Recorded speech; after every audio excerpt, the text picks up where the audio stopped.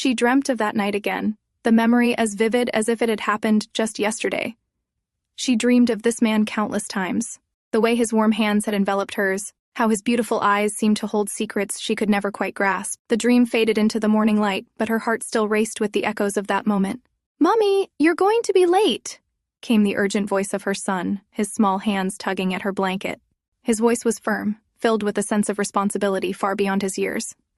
Sitting up, she rubbed her eyes, greeted by the sight of her son. Remembering her client meeting, she quickly ran toward the bathroom. Later, as they sat for breakfast, her son looked at her with a critical eye. Her tightly knotted bun, black-framed glasses, and loosely fitted clothes made her look like an old-fashioned woman. "Lousy," he muttered, summing up her appearance in a single word. "No mom is lousy in her son's eyes," she replied with a playful smile. "But why are you wearing glasses? You're not even short-sighted. And how are you going to find a boyfriend if you don't dress up?" he complained. "Well," she said with a laugh, "if I don't find anyone, you can take care of me, right?" His face turned pale at the thought. Though he was far too young for such responsibility, he nodded reluctantly. "Fine, I'll take care of you. But let me take tomorrow off. Just make an excuse, like Grandpa died." "Didn't we use that excuse last time?" she asked, raising an eyebrow. "Then tell them my grandpa on my father's side died," he replied seriously. "And why do you want to take off?" she questioned. "Nothing. That event is just so boring," he answered casually. She looked at him with concern.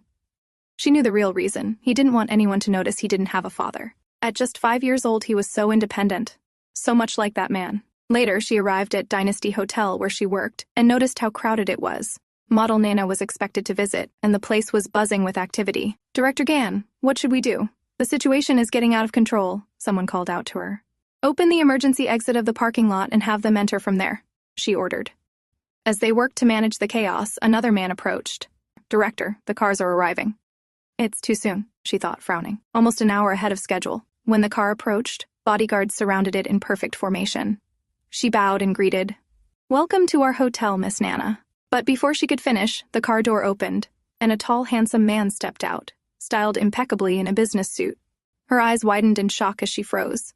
Even after 6 years, she could never forget that face. It was him, the father of her child. He stood in front of her and asked, "And you are?" She tried to calm herself, silently praying, "Please don't recognize me." The man stared at her for a moment and then asked, "Are you Manager Liu?" Feeling relieved, she quickly regained her composure and replied with a polite smile, "Welcome to Hotel Dynasty. I am Gan Yuan, the director of the housekeeping department. Please come this way." He glanced at her, then walked past. As he did, his familiar scent lingered, sending her heart into a frenzy. He still smells the same, she thought. He asked for Manager Liu, so he must be her client. But where is she? As she watched his figure disappear, 2 staff members arrived to welcome him. One of them introduced the woman next to him as Manager Liu, who was responsible for serving him during his stay. Manager Liu apologized for not being there when he arrived and began rambling about the hotel's various facilities, but the man walked past her, completely ignoring her chatter. "Let me know if you need anything," Manager Liu added, rushing after him. Meanwhile, Gan Yuan prepared to leave, ready to hand over this demanding client to Manager Liu. But just as she turned, the man glanced in her direction and ordered, "I need her to serve me." She froze, stunned, and glanced back at him. "What?" she murmured, unsure if she had heard him correctly. Miss Liu looked at her with a mix of confusion and disdain. The other manager stepped in and said, "No worries, every person here is capable of giving the best service," then called out to Gan Yuan. She replied with an awkward smile, "Yes? From now on, you are in charge of Mr. Huangfu's every affair at this hotel," he ordered. She awkwardly smiled and replied, "Sure," then stole a glance at the man. "Did he recognize me? Is that why he wants me to serve him?" she thought suspiciously.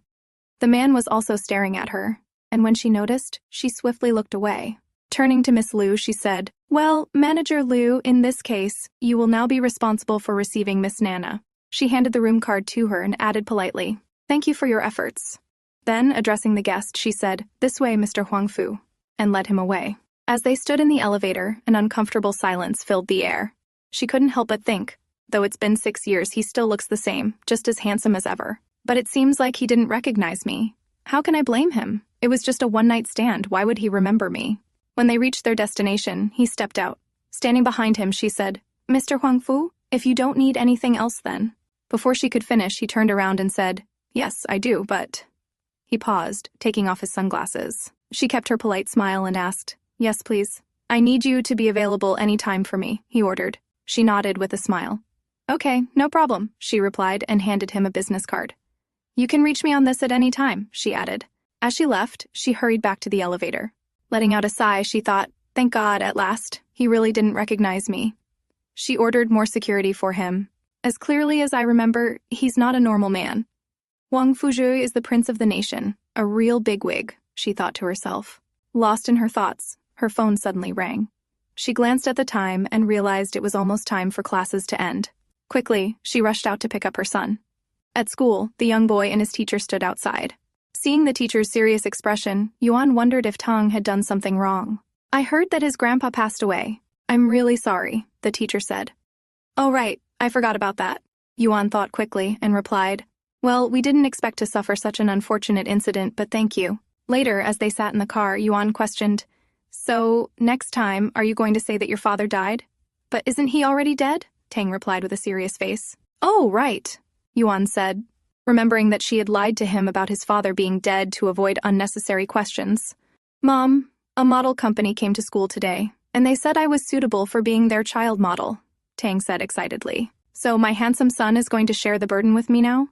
Yuan teased jokingly. Well, yeah, I said yes to them, he declared proudly. I was just joking. You don't need to do this, and you hate facing the camera, remember? She reminded him. But if I get chosen, they'll pay me a lot, and with that money, we can buy a home. Then we won't have to move houses again and again, Tang said, his innocence shining through. You don't need to worry about that. I'll find a way, Yuan assured him.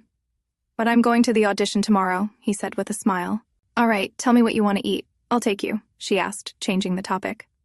I want steak at your hotel, Tang replied. We can't go there. That man is still there, Yuan thought. Why don't we go to an Italian restaurant nearby? She suggested, hoping to change his mind. Why don't you want to take me to your hotel? He asked with puppy eyes. No, let's go to the hotel, she said, giving in and thinking. This boy is sometimes too smart to be fooled. Anyway, the hotel is so big, we probably won't run into him. At the hotel, as Tang washed his hands, a drunk man stumbled into the restroom. Trying to avoid him, Tang moved aside, but accidentally stumbled, nearly falling. Before he hit the ground, someone caught him and pushed the drunk man aside. Are you okay? The man asked. Yes, thank you, uncle, Tang replied, glancing up at him. The man noticed the boy's beautiful eyes. Okay then, I'll leave now. Bye, uncle, Tang said, waving. The man watched him leave, thinking, the kid is good-looking and smart, perfect to be a model. His eyes. They're the same as mine. Something struck him, and he glanced back, but the boy had already left. Another man approached him. Mr. Huangfu, the guests are here. Okay, I'll be there, Huangfu Jue replied. On the other side, Yuan and Tang were sitting in the restaurant with Qiao, the hotel's head chef, and Yuan's good friend. Qiao offered a new dish for Yuan to taste. I'll taste it, but I'll pay for it. And if you keep treating us to free dishes, we won't come here next time, Yuan warned with a smile. Qiao agreed and went back to the kitchen. Tong, watching the entire scene, suddenly said, Mom, if you want to date Uncle Qiao, I won't stop you. What do you mean? Yuan asked awkwardly. Well, height, looks, and personality, he's perfect. And he cooks too, so we won't need takeout anymore if you date him, Tang said, his eyes shining with enthusiasm. Son, do you want to find a boyfriend for me or a cook for yourself? Yuan teased. Then, with a more serious tone, she asked, Do you want Uncle Qiao to be your father? Tang thought for a moment, as if the idea had never crossed his mind. Then, making a cross gesture with his fingers, he replied, No, definitely not. Then don't make random suggestions, Yuan said with a laugh. And let's go swimming after I finish my work, okay? She added. At the swimming pool, Yuan let Tang swim while she went to the gym, assuring him to a friendly man she knew. Tang, wearing his swimming goggles, jumped into the pool. 20 minutes later, as Yuan was working out, someone shouted, Director Yuan, please come. Manager Liu and Tang are having a quarrel. At the poolside, Manager Liu was yelling, You're the only one here, so how is it possible it's not you? You disturbed me for this? Tang said with his arms crossed. Anger flared within Manager Liu, and she raised her hand to slap him, but before she could, Yuan grabbed her hand. What are you doing to my son? Yuan asked coldly. Your son is a thief. I'm only asking him to return my stuff, Manager Liu accused. My son never steals. You need evidence before calling someone a thief. Do you have any? Yuan asked firmly. There was only me and him here. My phone is missing from my bag. Who else could take it? Manager Liu said, pointing at Tang. Yuan ordered the other staff member to check the camera footage, but he informed them that the cameras were off during that time. With an attitude, Manager Liu said, All right, give me my phone back and I'll pretend this never happened. Annoyed, Yuan snapped, Are you deaf? My son already said he didn't take it. Okay, then let's call the police, Manager Liu shouted. Just as she finished, someone called out, Manager Liu, I was looking for you. A staff member approached with a phone in her hand. This is your phone, right? She asked. Manager Liu, stunned, picked up the phone and asked, How did you know it was mine? I recognized the wallpaper, the staff member replied. How stupid, Tang muttered under his breath. Didn't your mom teach you some manners? Manager Liu yelled. Yuan kicked her, and with a splash, Manager Liu fell into the pool. So, Tang, here's your lesson. We don't attack others unless provoked, but when we are, tit for tat is fair play, Yuan advised her son. But Mom, what if she comes back because you upset her? Tang asked. Don't worry, son, your mom is strong, she replied confidently. The next morning, Yuan stood outside the office and heard Manager Liu crying loudly. Entering the room, she saw Manager Liu complaining to the manager, tears streaming down her face. Look at the bruises on my hand. It's all because she pushed me into the pool and bullied me, Manager Liu accused. The manager turned to Yuan. Did you do this? He asked. Yes, Yuan replied firmly. Manager Liu stood up angrily, but before anyone could say anything, Yuan's phone rang. Seeing it was a call from that demanding client, she picked up.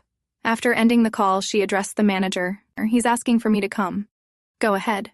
Our clients are our top priority, and he's a key client, the manager said.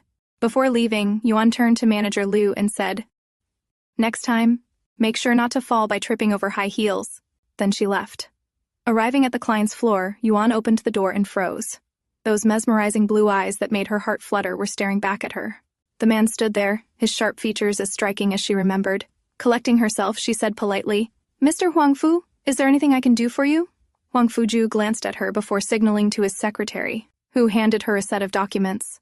We want to have a conference on the hotel's rooftop. Also, Mr. Huangfu will extend his stay for 10 more days. Could you arrange that? The secretary said. What, 10 more days? Are you kidding me? She thought. Forcing a smile, she replied, I'm sorry, but the rooftop is already booked. I'll pay for the damages. Please negotiate with the guest, Huangfu replied firmly. Okay, I'll try my best, she said, thinking, he never compromises and is just as stubborn as Tang. As she walked toward the elevator, she noticed Zhu approaching with his subordinates. They entered the elevator together. Which floor? She asked. First, he replied casually. Standing silently, Yuan thought, why is he staying longer? Is it for work or some other reason? Zhu also observed her quietly, thinking, this woman always seems to hide something, like a little fox. And her eyes. His eyes widened slightly with realization. She resembles someone I once knew. Have you been working here long? He asked. Nearly 2 years, she replied with an awkward smile. Where were you before this? He asked again. Why does it feel like he's checking on me? She thought. Just in some small hotels, she replied shortly. As the elevator stopped and more people entered with luggage, their fingers accidentally brushed. Startled, Yuan quickly pulled her hand back. Zhu noticed but said nothing, watching her reaction. Does she dislike me? He wondered. When the elevator opened again, Yuan stepped out quickly, pushing past the others. Watching her retreating figure, Zhu stood still, lost in thought. Meanwhile, Yuan's face flushed red. Annoyed with herself, she thought, it was just a slight touch. Why am I feeling shy about it? In the audition room, Tang sat confidently in his well-fitted suit, looking dashing as he tried different poses for the shoot. Zhu entered the room, and his eyes widened as he noticed the child. This is the boy I was talking about. Do you like him? The man beside him asked. Yes, Zhu replied, glancing at Tang. Filled with excitement, the man called out, Call the kid's parents here. They didn't come with me, Tang replied casually. The boy continued, I'm the one who will discuss the contract with you. If you agree to my conditions, I'll sign. His maturity and confidence left everyone surprised. Inside the office, Zhu and Tang sat across from each other, both striking similar poses, as if the child was a carbon copy of the man. What do you want? Zhu asked. I need an advance payment for 2 years, Tang replied firmly. The room fell silent in shock. How is this young kid so experienced in negotiating business? Someone mumbled. Are you desperately in need of money? Zhu asked with a faint smile. No, I need to buy a house. Moving again and again is troublesome, and I don't want my mom to worry about it anymore, Tang said with innocent eyes. Is he from a single-parent family? Zhu wondered. And why do you think I'll agree? He asked. Tang answered confidently. Because firstly, I find myself the most suitable for your shoots. Secondly, you require someone for shoots in different countries, and I'm fine with that. Thirdly, you're the boss, and since you're here personally discussing the contract with me, you must be interested in me. The corner of Zhu's lips lifted slightly, impressed by the boy's reasoning. After a moment, he said, Okay, I agree to your conditions. Let's sign the contract. Tang stood up and extended his hand. Nice working with you, he said. Ju shook his hand and asked, "What's your name?" "It's Gan Tang," the boy replied. The meaning of the boy's name reminded Ju of her. "What's your name?" Tang asked in return. Standing up, Ju ruffled the boy's hair and replied, "My name is Huangfu Jue." Tang tilted his head, thinking, "Except for one night when the moon is full, every other night it's Ju, right? It means incomplete moon, doesn't it?" The boy explained. Ju was shocked. How does such a young kid know the meaning of my name, he wondered. The man beside them smiled and said, "You two are so much alike. If I hadn't known earlier, I might have thought you were father and son." Both Ju and Tang glanced at each other, noticing their similarities. Soon, Tang's watch beeped, and he answered a call. "Hello, Mom," he said. "How's your audition going?" "Can we now get a house?" Yuan asked jokingly on the other end. Is that Director Gan's voice? Is he her son? Ju thought. "Yes, Mom. Can you come here to sign the contract?" Tang asked. "I have some work assigned by a nuisance. Could you come to the hotel instead?" she replied. Hearing her words, anger flared in Ju. Is she referring to me as a nuisance? He thought. "Okay, see you there," Tang said, ending the call. Turning to the man, he asked, "Mr. Chairman, can we go to the hotel where my mom works to sign the contract?" Ju agreed and gestured to his assistant to take Tang away. Once they left, Ju called Yuan. Yuan picked up the call, sounding annoyed. "Mr. Huangfu, how can I help you?" "Director Gan, you have a son, right?" Ju asked directly. The sudden question shocked her. Trembling, she asked, "Why are you asking that?" "We'll talk in person," Ju replied, and ended the call. Her heart raced. What does he want to talk about? Did he figure it out? Does he know Tang is his son? Overwhelmed by questions, she was lost in thought when Tang approached her. "Mom, what are you doing here?" he asked. "Nothing, just some work," she replied, hiding her worry. She looked at her son, fearing that Ju might have come for Tang. Watching him leave, she thought firmly, even if he came for him, I don't care. I gave birth to him, and no one, not even Huangfu Jue, can take him away from me. Inside the room, Ju showed Yuan all the pictures taken during the photo shoot. Why is he showing me Tang's pictures? Is he really thinking of taking him away? She thought anxiously. "Please sit down," Ju said, gesturing to the chair. "I am here to inform you that I'm taking Tang to Europe for 3 days, as the requirement is to shoot photos in an ancient European setup," he added. "No, I don't agree," she shouted, her fear spiking at the thought of him taking her son away. "Why?" he asked calmly. "Tang will be where I am," she replied firmly. He nodded slightly, acknowledging her point. Tang was indeed too young to travel alone. "Well, you can come along," he added casually. Huh. This guy has the audacity to take both me and my son together? She thought angrily. "No. My son is not going anywhere, and neither am I," she yelled. Frowning, he asked, "Director Gan, do you have a problem with the contract?" Her heart sank as realization hit her. He was the boss of the company her son had signed the contract with. How is that possible? "I checked the company before signing, and it wasn't linked to HK Group," she thought in disbelief. As they were talking, a loud bang came from the bathroom. They both turned toward the sound, and water started flowing out. Yuan ran to the bathroom to shut off the main valve. As she reached the valve, the strong flow of water pushed her backward, causing her to stumble against Ju. Fearing he would recognize her if her glasses fell, she quickly pushed him away. But Ju had already noticed her eyes. Grabbing her wrist, he pushed her against the wall. "What are you doing, Mr. Huangfu?" she shouted. He stared into her eyes, his expression serious. Who are you?" he asked. Leaning closer, he removed her glasses. She turned her head to avoid eye contact. "Who are you?" he repeated, gripping her chin and turning her face toward him. "Why are you avoiding looking at me?" he asked again. She struggled to free herself. "Mr. Huangfu, please behave yourself. If you don't, I'll have to call someone," she said. "Was it you who spent the night with me 6 years ago?" he asked bluntly. Realizing he wasn't completely sure of her identity, she shouted, "Mr. Huangfu, what are you talking about? You've got the wrong person." "Then why are you so nervous?" he asked, still holding her hands. "Because I'm a person who gets nervous when pushed against the wall by someone I hate," she yelled in frustration. His eyes darkened. "She hates me? Am I that bad?" he thought. He studied her carefully. She denied being the one, but her personality and indifferent attitude said otherwise. He cupped her face and leaned closer, trying to confirm for himself. "Don't run away anymore," he murmured. Her eyes widened as she realized what was about to happen. She pushed him back and covered his lips with her hand. "What are you doing?" she yelled, then ran toward the door. Before she could get far, he grabbed her shoulder, accidentally pulling off her coat sleeve. Embarrassment and anger filled her face. "Move your hands!" she shouted. Realizing what happened, Ju quickly removed his hand, but in his haste he slipped, and in the next second he fell over her. They both hit the floor, and their lips met in an accidental kiss. Yuan screamed for help, and 2 men rushed into the room. Seeing the scene, they froze in place. "Get out of here, now!" Jue shouted, covering her. The 2 men exchanged glances but left immediately. Yuan tried to push him off. "If you try to touch me, I'll bite you," she said angrily.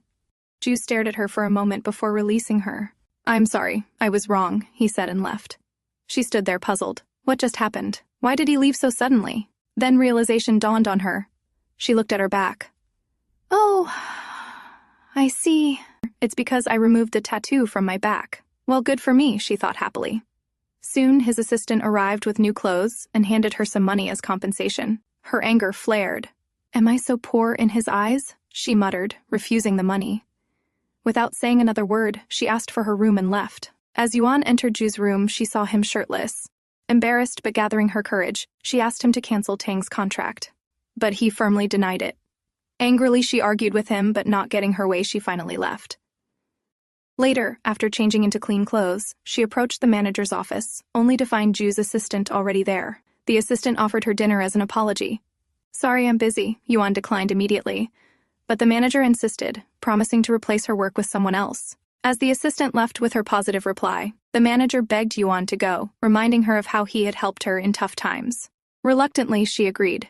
At home, as Yuan freshened up, she remembered Jue's disappointed face when he didn't find the tattoo on her back. Did he really remember me? She wondered. But she was determined. No matter how sad he looked, she wouldn't let him take her son. Meanwhile, Jue met with a tattoo artist, inquiring if a removed tattoo could look the same as before. There won't be a big difference, but subtle changes are visible. It's impossible for it to look exactly the same, the artist explained. Jue nodded, understanding. His assistant approached and handed over documents about Gan Ting, along with Yuan's glasses found in the bathroom. Examining the glasses, Jue noted they were plain frames without a prescription. Looking at Tang's birthdate in the documents, Jue calculated the timing and realized it aligned perfectly with their encounter 6 years ago. His eyes widened at the possibility. So I wasn't mistaken. If she's the one, then Gan Tang. Jue stood abruptly. "Prepare the car. I'm going to pick them up," he ordered. At home, Tang stood ready for their outing, calling out for his mom. Yuan entered in her comfy loungewear, still wearing her glasses and with her hair tied in a bun. When the doorbell rang, Tang ran to open it. Jue stood at the door, dressed dashingly. Tang led him inside, announcing, "I'll introduce you to my mom." Jue placed a hand on his head and said, "We already know each other, right, Gan Yuan?" He glanced at her with sharp eyes. Yuan introduced him stiffly. "He's a client at our hotel. You can call him Mr. Huangfu." "I prefer uncle, though," Jue replied. Soon, Jue's assistant entered, carrying several gifts. "We can't accept these," Yuan said firmly. "It's impolite to visit empty-handed. If you don't like them, you can throw them away," Jue replied. "Then help me throw them out," Yuan retorted with the same attitude.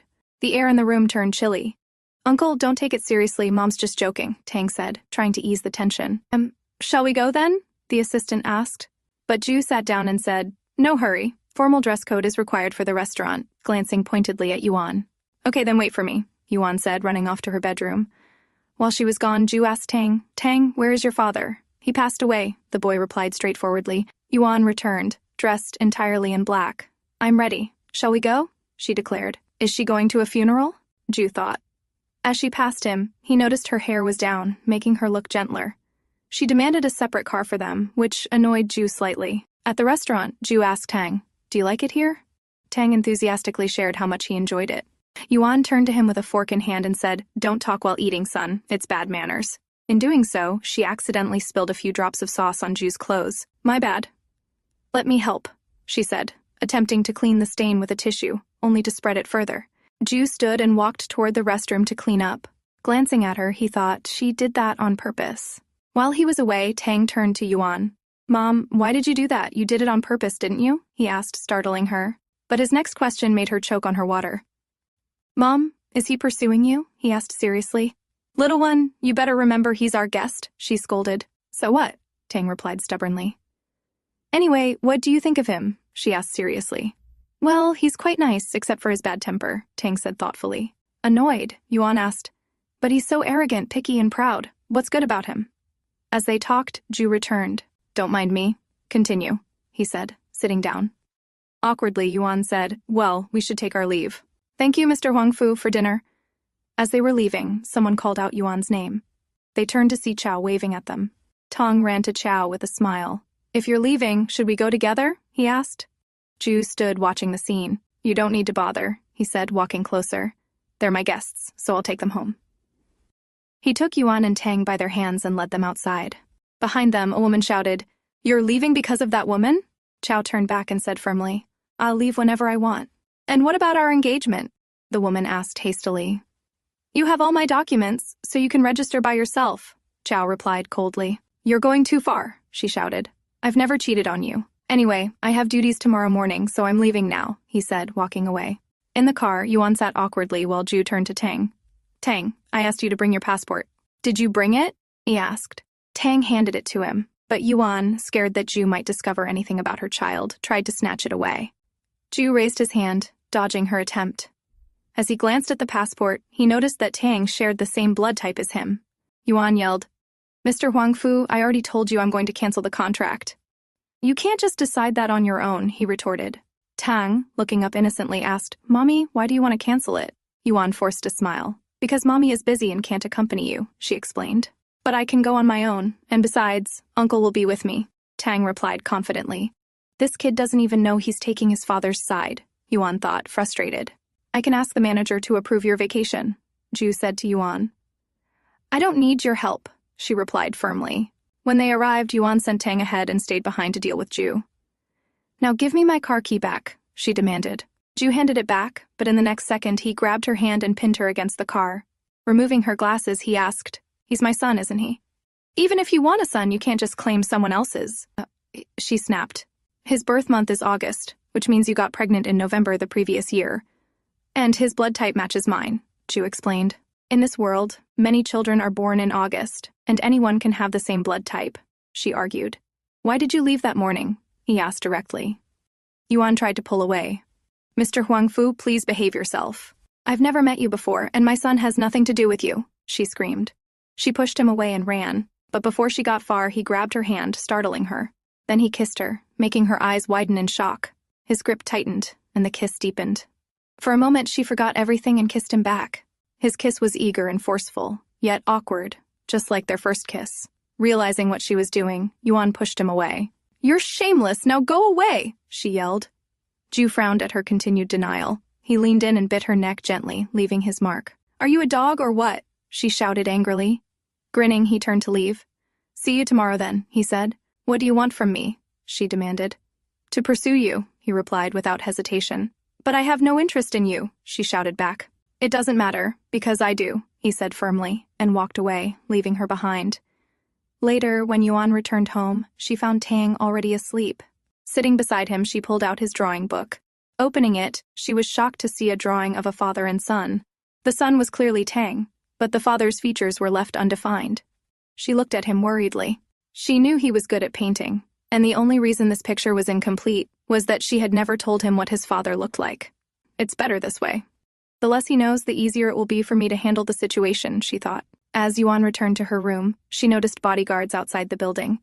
"Did he send them to make sure I don't run away?" she wondered. The next morning, at work, Ju's assistant informed her that Mr. Huangfu was calling for her and handed her a courier. Opening it, her eyes widened. It was her portrait, a back profile from 6 years ago. The assistant kept watching her discreetly to gauge her reaction. Noticing this, Yuan calmly threw the picture into the trash. The assistant later informed Ju of everything. Inside Ju's room, Chow brought breakfast. Ju glanced at him. "Where's the other chef?" he asked. "He's not feeling well, so I came on his behalf," Chow replied with a polite smile. "I brought everything you like, as Yuan told me," he added. Ju's eyes sharpened at the mention of Yuan's name. He ordered other items, and when Yuan entered, he ordered the same for her. Yuan noticed the tension and how difficult Ju seemed to be. She decided to leave. "Then I won't disturb Mr. Huangfu's breakfast," she said, turning to leave. But Ju grabbed her wrist. "Be a good girl. Sit down and dine with me," he said calmly. Her face flushed red, but she accepted the invitation. Chow presented the ordered items and said, "I can redo them if you're not satisfied." "If Yuan likes it, then I don't mind it," Ju said affectionately. His assistant's face paled. His boss had never spoken like this about any woman. Yuan, too, was stunned, thinking, what the hell is he talking about? As their argument escalated, Yuan began coughing hard, startled by Ju's outrageous remarks. Ju leaned closer to her and whispered teasingly, "What happened?"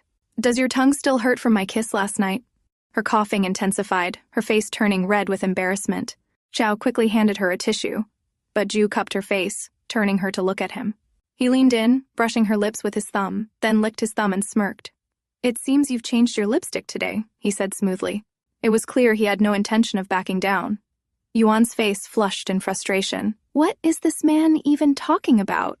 Zhao stood nearby, glaring at Ju. The tension between them was palpable, as if an invisible battle was raging. Yuan stood up abruptly, but Ju pulled her back to his side. Turning to Zhao, he ordered, "You may leave now." Zhao clenched his fists, barely restraining himself, but he left reluctantly. He had hidden his feelings for Yuan for so long, hoping to show her his love gradually. But because of Ju's presence, desperation now clawed at him. Inside, Yuan glared at Ju. "I'm warning you one last time, don't you dare touch me with your hands," she yelled. "What about with my mouth?" Ju replied teasingly. Anger flared within her. Determined to teach him a lesson, she grabbed a teacup and hurled it at him. Ju quickly covered himself with a towel, peeking out with a playful grin. "If you don't want to eat, then we can talk about you, me, and Tang," he said. "I've already told you I've never met you, and Tang is not your son," she shouted. "Okay, then what about a paternity test?" he suggested. "As long as the results confirm it, I'll believe you," he added calmly. Her face darkened. "If you want to play this cat-and-mouse game, fine. I'll play along." "Okay, be ready tomorrow morning, and don't forget to pay for it," she replied sharply. Ju frowned at her reaction. Is she really not the one? But everything points to her, he thought, growing frustrated. Suddenly he rose from his chair and leaned toward her. "There's something in your hair," he said, tucking a loose strand behind her ear. The next moment, he loosened her bun, letting her hair cascade down. "What are you doing?" she shouted, startled. "Don't tie your hair the next time you see me," he ordered, his tone commanding. "Who are you to order me?" she asked, her annoyance evident. "Who am I?" he repeated confidently. "I'm the one you'll fall in love with." Annoyance filled her, and with a thud she left, closing the door. She walked into the room, her heels clicking against the marble floor. "Yuan, you're back," Zhao said, eyeing her closely. "Did the guy give you trouble?" "No," she replied quickly. Then after a pause he said, "Yuan, how about we make this real? What do you think?" "For the hotel's sake, we should forget about it," she replied firmly. "I don't want to be targeted by your admirers. I will quit," he declared, her voice unwavering. She exhaled. "Let's have dinner before you leave. A farewell dinner." "I'm leaving with Gan Tang after his shoot. Maybe we'll never meet again," she thought. "It's my way of thanking you." "I'm available any time," he said without hesitation. "But we're still friends, even after I don't work here, right?" he asked with a smile. "Of course," she replied. As they walked towards the elevator, Yuan's thoughts lingered. "He's the only one I've been close to all these years." The elevator dinged, snapping her back to reality. They were caught off guard by the sudden appearance of Xingqing, who ran up to him with excitement. "Did you come to pick me up? Is this a surprise for me?" she beamed, clinging to him. Zhao frowned at the sight. "Xingqing, why is she here?"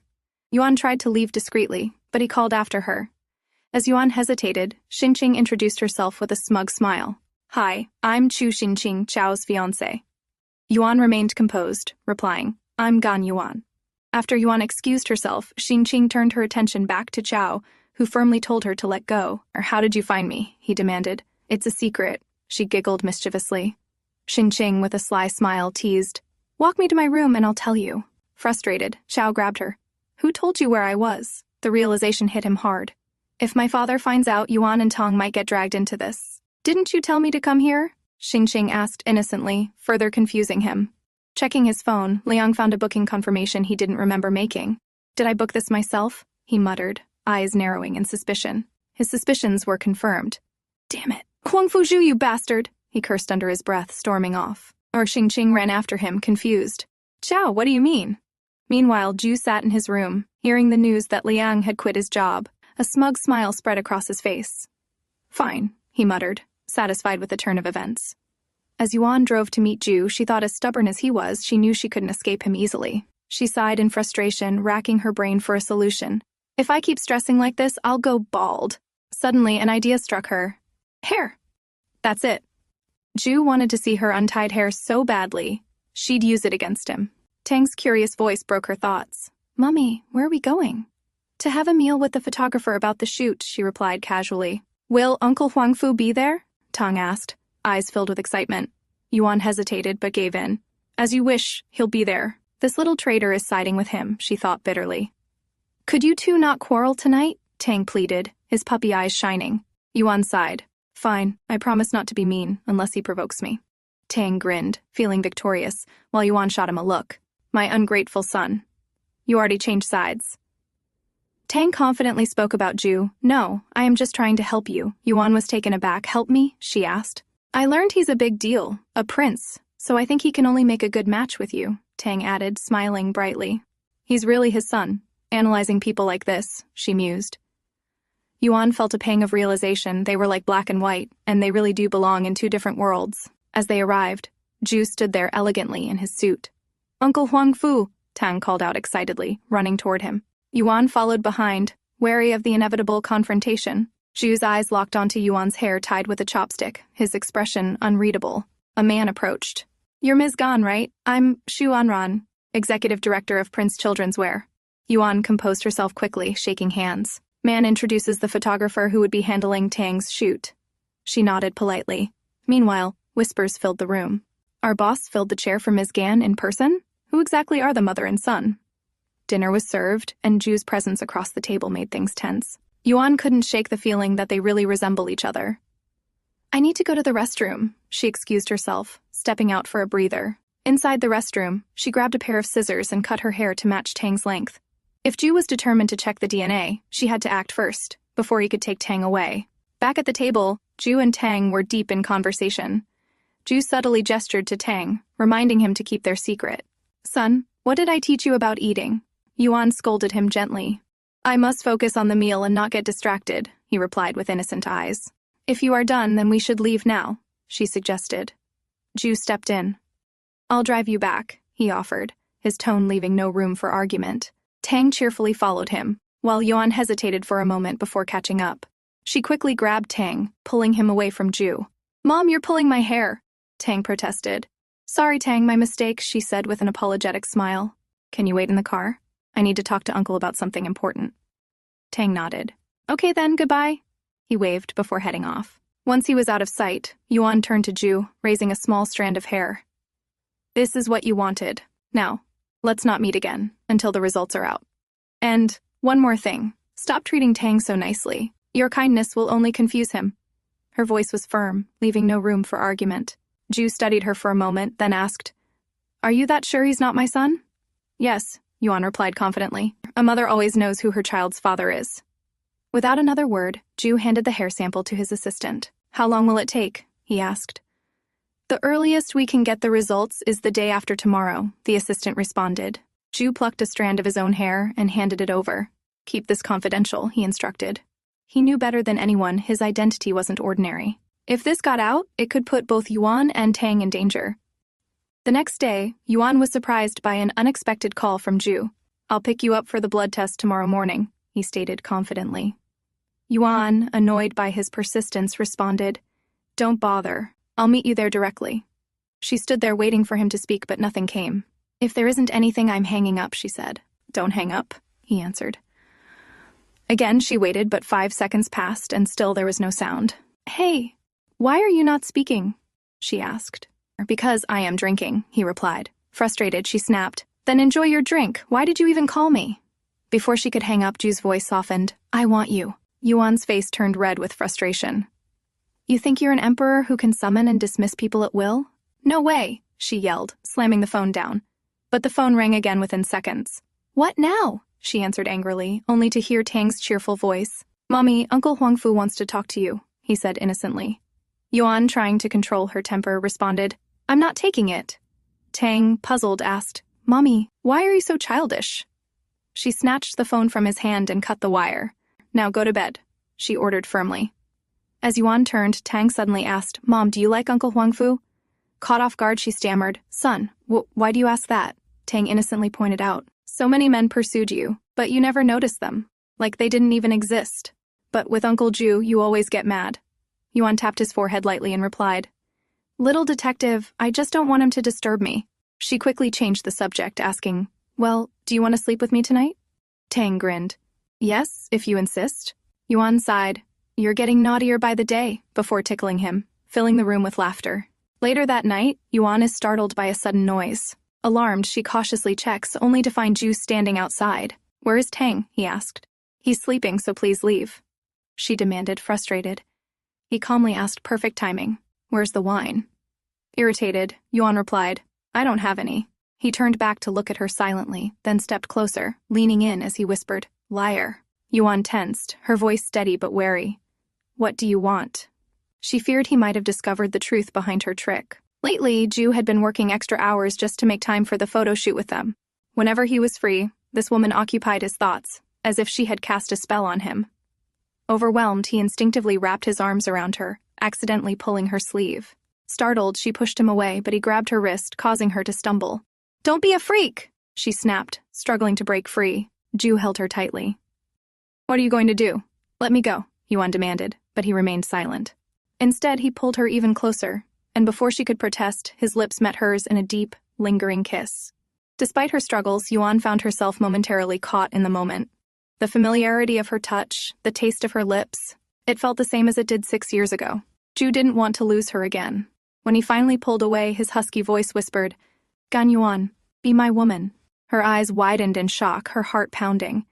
But she quickly regained composure and replied firmly, No, I'm serious, he said. But I refuse, she shot back. You can have any woman you want. Why are you messing with me? She asked angrily. Frowning, he replied, I have no interest in others. I only want you. But I have no feelings for you, she yelled. Then start from today, he said, unfazed. Their argument was interrupted when Tang sleepily called out, Mom, I want to go to the restroom. Rubbing his eyes, he glanced at them and muttered, I can go by myself, before walking away. Yuan sighed, gathering herself. If you want to see me at the airport tomorrow, then please leave now, she requested. Jue's eyes darkened. Yuan, I've been looking for you all these years. Did you never think of me? He asked desperately.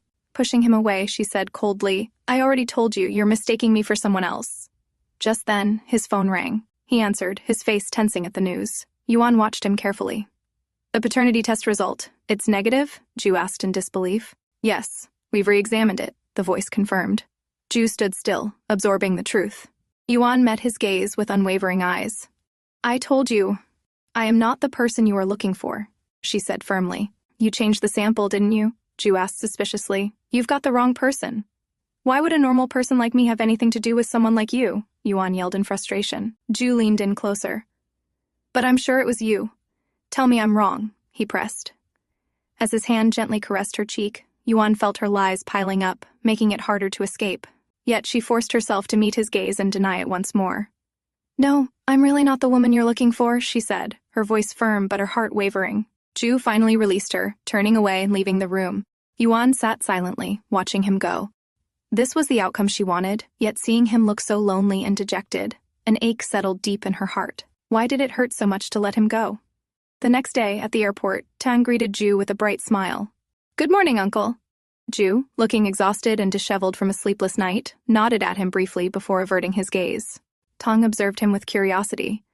Uncle seems tired, let's not bother him, Yuan said, trying to steer Tang away. But Tang slipped free from her grasp and held out a piece of cake to Jue. Uncle, Mom made this. Eat it and you'll feel better, he said with innocent eyes. Jue stared at the cake, a mix of emotions in his eyes.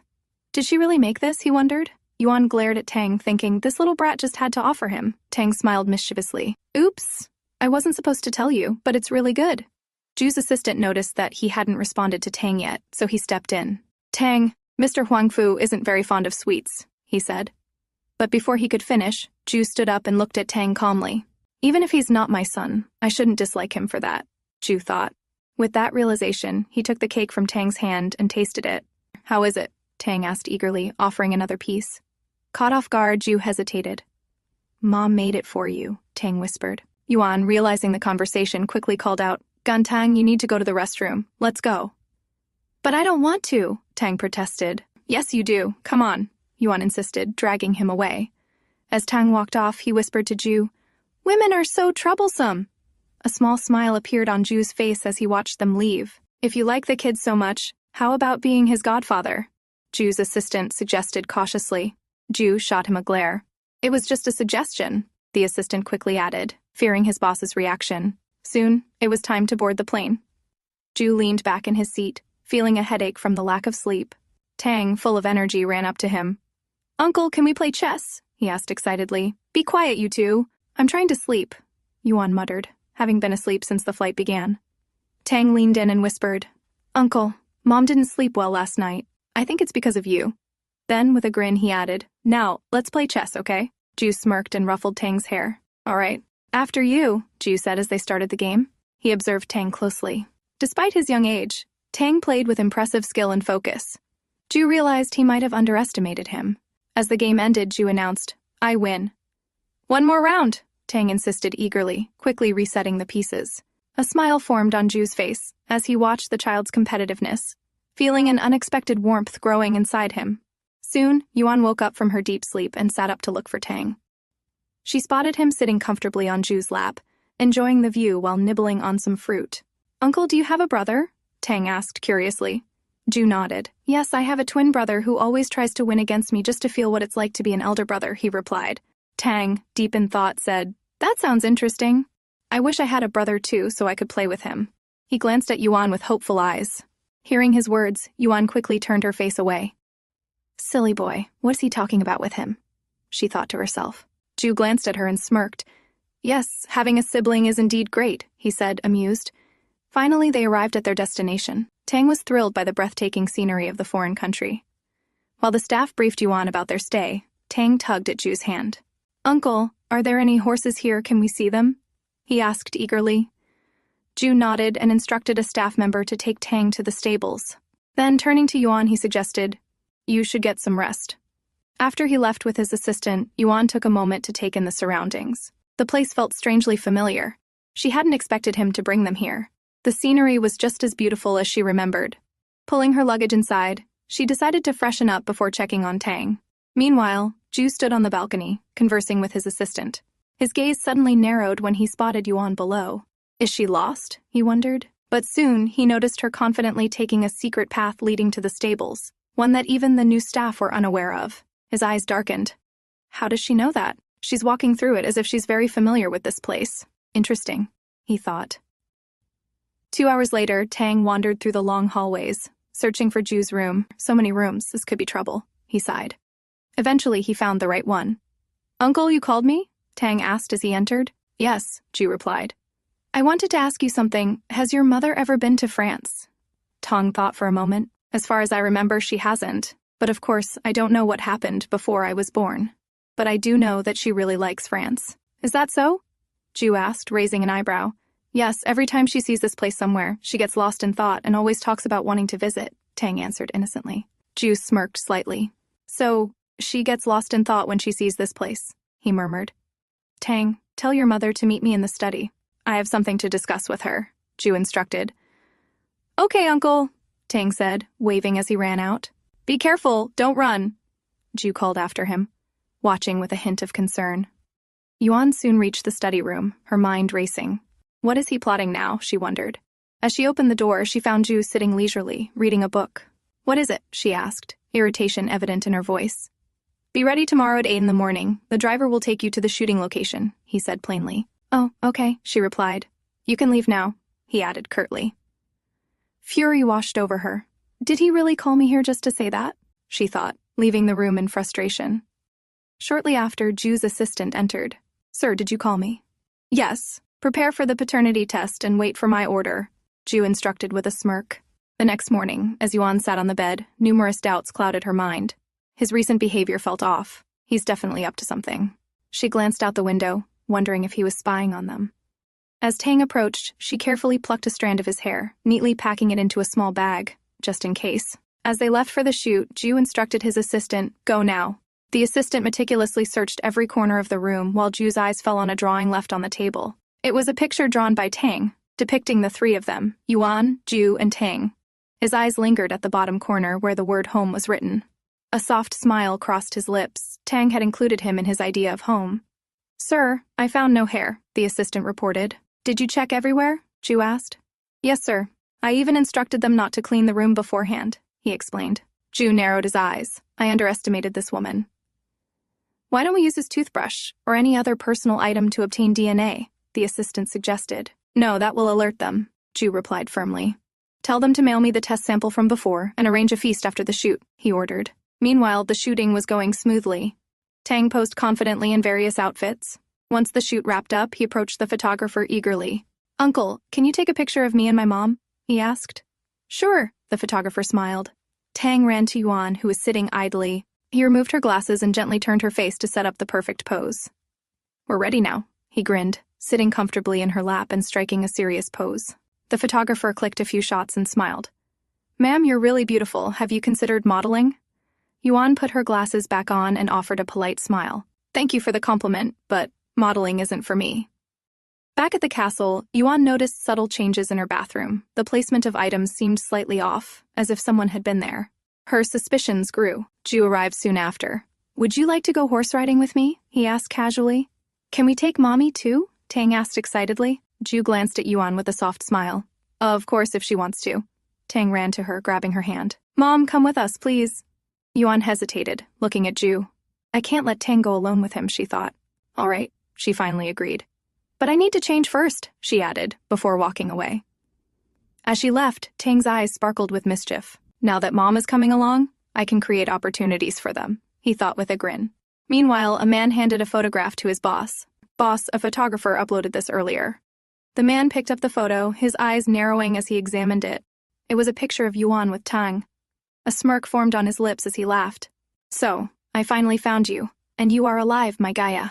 On the other side, Ju rode a horse with Tang seated in front of him. He glanced back and saw Yuan preparing to mount her horse. To his surprise, she looked calm and composed, like someone experienced with riding. As they rode along the path, Tang asked curiously, "Does he have a name?" "Yes," Ju replied, patting the horse's neck. "His name is Bray, and he's the fastest one here." Tang's eyes sparkled. "When I grow up, I'm going to raise a horse faster than Bray," he declared proudly. They eventually reached a resting point. Spotting a locust nearby, Tang grew excited and ran after it. "Don't go too far," Yuan called out, concern in her voice. Turning to Ju, she stated, "We'll leave after 3 days once the shoot is done." "No," Ju responded firmly. "I'm not free, and besides, I'm worried about you." As they argued, Tang hid behind a tree, secretly watching them with a mischievous grin, hoping to give them an opportunity to get closer. During their conversation, Yuan suddenly noticed a strand of Tang's hair on Ju's collar. Her expression shifted. "I can't let it stay there." Changing her approach, she smiled sweetly. "Mr. Huangfu, you really don't need to worry about us." She walked toward him casually, but in her haste, she stumbled and fell directly onto Ju. They rolled down a small slope, finally stopping as Ju cushioned their fall. When Yuan opened her eyes, she realized with horror that her hand was placed in an awkward position. Her face flushed red as their gazes locked in a moment of confusion. She quickly retreated but then remembered her goal, noticing an itch on his collar. Ju instinctively reached to check, but before he could, Yuan pounced. "Let me help you with that," she said hurriedly, grabbing his collar. "Get down," Ju ordered, his voice low and controlled. But Yuan, determined, leaned closer and tugged at his collar. In the process, the strand of hair slipped further inside. She smiled awkwardly. "I didn't hurt you earlier, did I?" "No, but can you get down now?" Ju asked again. Ignoring him, she leaned in even further, pretending to inspect the collar but instead blowing gently on his neck to ensure no trace was left behind. Satisfied, she finally moved back, her mission accomplished. Ju, however, remained frozen in place. "Gan Yuan," he called out in a dangerously low tone. Yuan stiffened. "What?" she stuttered. "Do you have any idea what you're doing?" he asked, his gaze darkening as he pulled her closer, his hands wrapping around her waist. "Hey, what are you doing? Let me go," Yuan protested, her cheeks burning. Ju smirked. "You're the one messing with my clothes. Shouldn't you be the one to fix them now?" he asked seriously, his hold tightening slightly. She struggled to break free from his grip, but he held her tightly. "What do you want?" she asked, frustration evident in her voice. "Weren't you volunteering?" he shot back. "It was just an accident," she explained hurriedly. But Ju tightened his hold, turning her slightly. "I think you did it on purpose," he said with a smirk. "Let me go," she protested, struggling against him. He pressed her against the tree, his gaze unwavering. Suddenly, her eyes caught sight of something, another strand of Tang's hair on his coat. Thinking quickly, she placed a hand on his chest, stroking it lightly with a charming smile.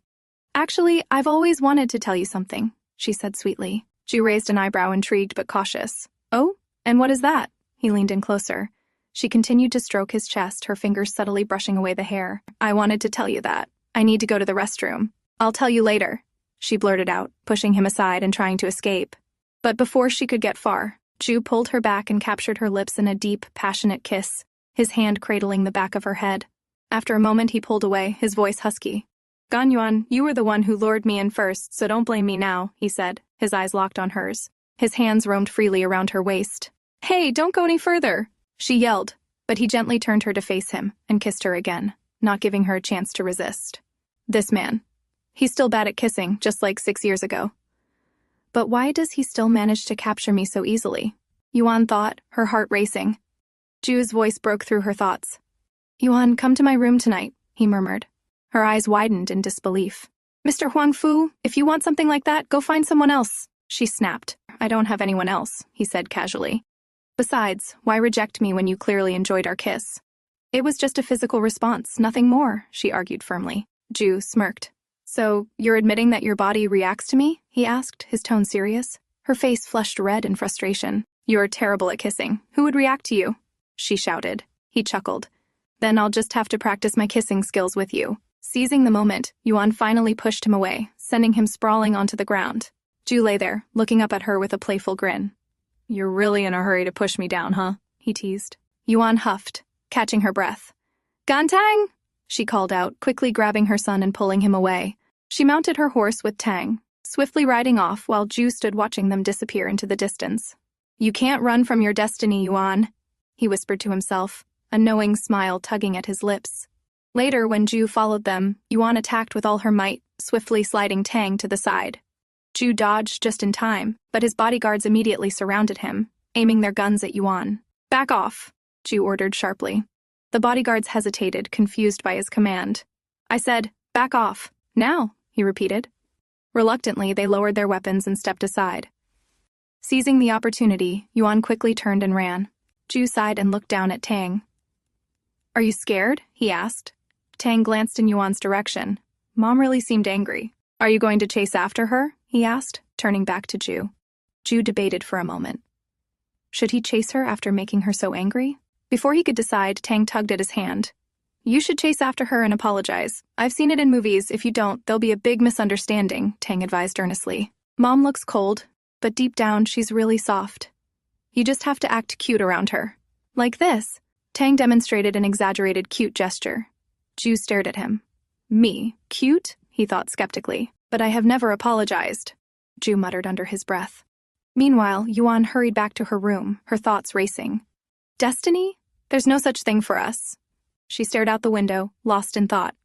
Mommy, are you there? Tang's voice brought her back. She turned and smiled gently. I'm sorry, did I scare you?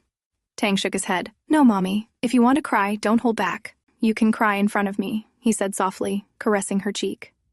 She hugged him tightly. Don't worry, Mommy is okay, she assured him. As long as Tang was with her, no challenge felt too big to face. On the last day, after the shoot was over and everyone gathered for dinner, Jue's assistant approached Yuan and Tang. Miss Yuan, the president would like to discuss some arrangements with you, he informed her. What arrangements? Yuan asked, narrowing her eyes. I have no idea, the assistant replied politely. Tang tugged at the assistant's hand. Uncle, can you take me to my room then? He asked. Sure, the assistant nodded, albeit hesitantly. Jue never appeared in front of Yuan after the incident, leaving her wondering, what is he thinking now? Meanwhile, Jue's assistant sat with Tang, offering him some fruit. As Tang enjoyed his snack, the assistant nervously tried to start a conversation. Tang, your nails seem a little long. Should I trim them for you? He asked casually. No, my mom will do that, Tang replied firmly. Then, would you like to play with a whistle? The assistant tried again. That's childish, Tang dismissed. What about blowing balloons? He suggested hopefully. Boring, Tang replied without looking up. The assistant turned away, almost on the verge of tears. This child is as stubborn as his boss, he thought in frustration. Suddenly, an idea struck him. How about a fun game, he suggested with a sly smile. I've heard that if you take 2 hair strands, you can find out how long you'll live. Tang looked at him unimpressed. Uncle, how can you believe such nonsense? The assistant's face fell at yet another failed attempt to trick him. How can I fail to deceive a 5-year-old? He thought in despair. Tang narrowed his eyes suspiciously. Uncle, what are you up to? Nothing. I'm just playing with you, the assistant stammered. Tang pulled out a strand of his hair and held it out. I'll give you this, but only if you tell me the truth. Otherwise, I'll tell my mom everything, he said confidently, leaving the assistant sweating nervously. On the other side, Yuan approached Jue, who stood there in his gray-black turtleneck, looking like a figure from a painting. The shooting is finished, so we will return with the team, she said. Jue nodded in agreement. Why did he agree so easily? Yuan thought, feeling suspicious. He offered her a drink, but she refused and asked, "Do you have anything to say to me?" Jue calmly put down his glass and looked at her. "Why did you leave me that morning?" "Mr. Huangfu, how many times do I have to?" she began, but Jue cut her off. "You've been here before, haven't you?" he asked, his voice steady. "Otherwise, how would you know the shortcuts to the stables and every corner of this place so well?" he added, pulling her closer. Yuan's heart pounded. She had been so careful, yet he still managed to catch on. "Why aren't you answering?" he pressed. Quickly regaining her composure, she smirked. "So what do you want me to say? That I should take responsibility just because I spent one night with you? But I've had many nights like that." "Should I take responsibility for all?" she said provocatively. Jue's face darkened. "What are you talking about?" he asked, anger lacing his voice. Playing her part, Yuan continued teasingly. "A man who usually rejects women gave in with just a few tricks. And even now you're taking it so seriously. Now, if you're done, return our passports so we can leave." Fury flashed in his eyes. He pushed her away in frustration. Taking advantage of the moment, Yuan quickly ran off. Behind her, she heard the sound of glass shattering as Jue threw it in anger. Looking back briefly, she thought, "I'm sorry, Jue, but we live in two different worlds. I owe you in this life. If there's a next one," she thought, running away.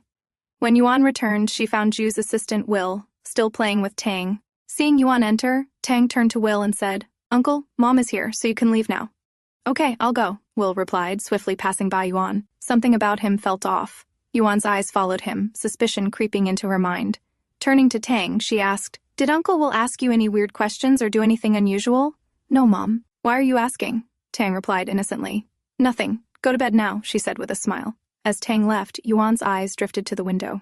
She saw Jue and Will heading out late at night. Realization struck her like lightning. Jue must have distracted her while Will collected Tang's DNA sample.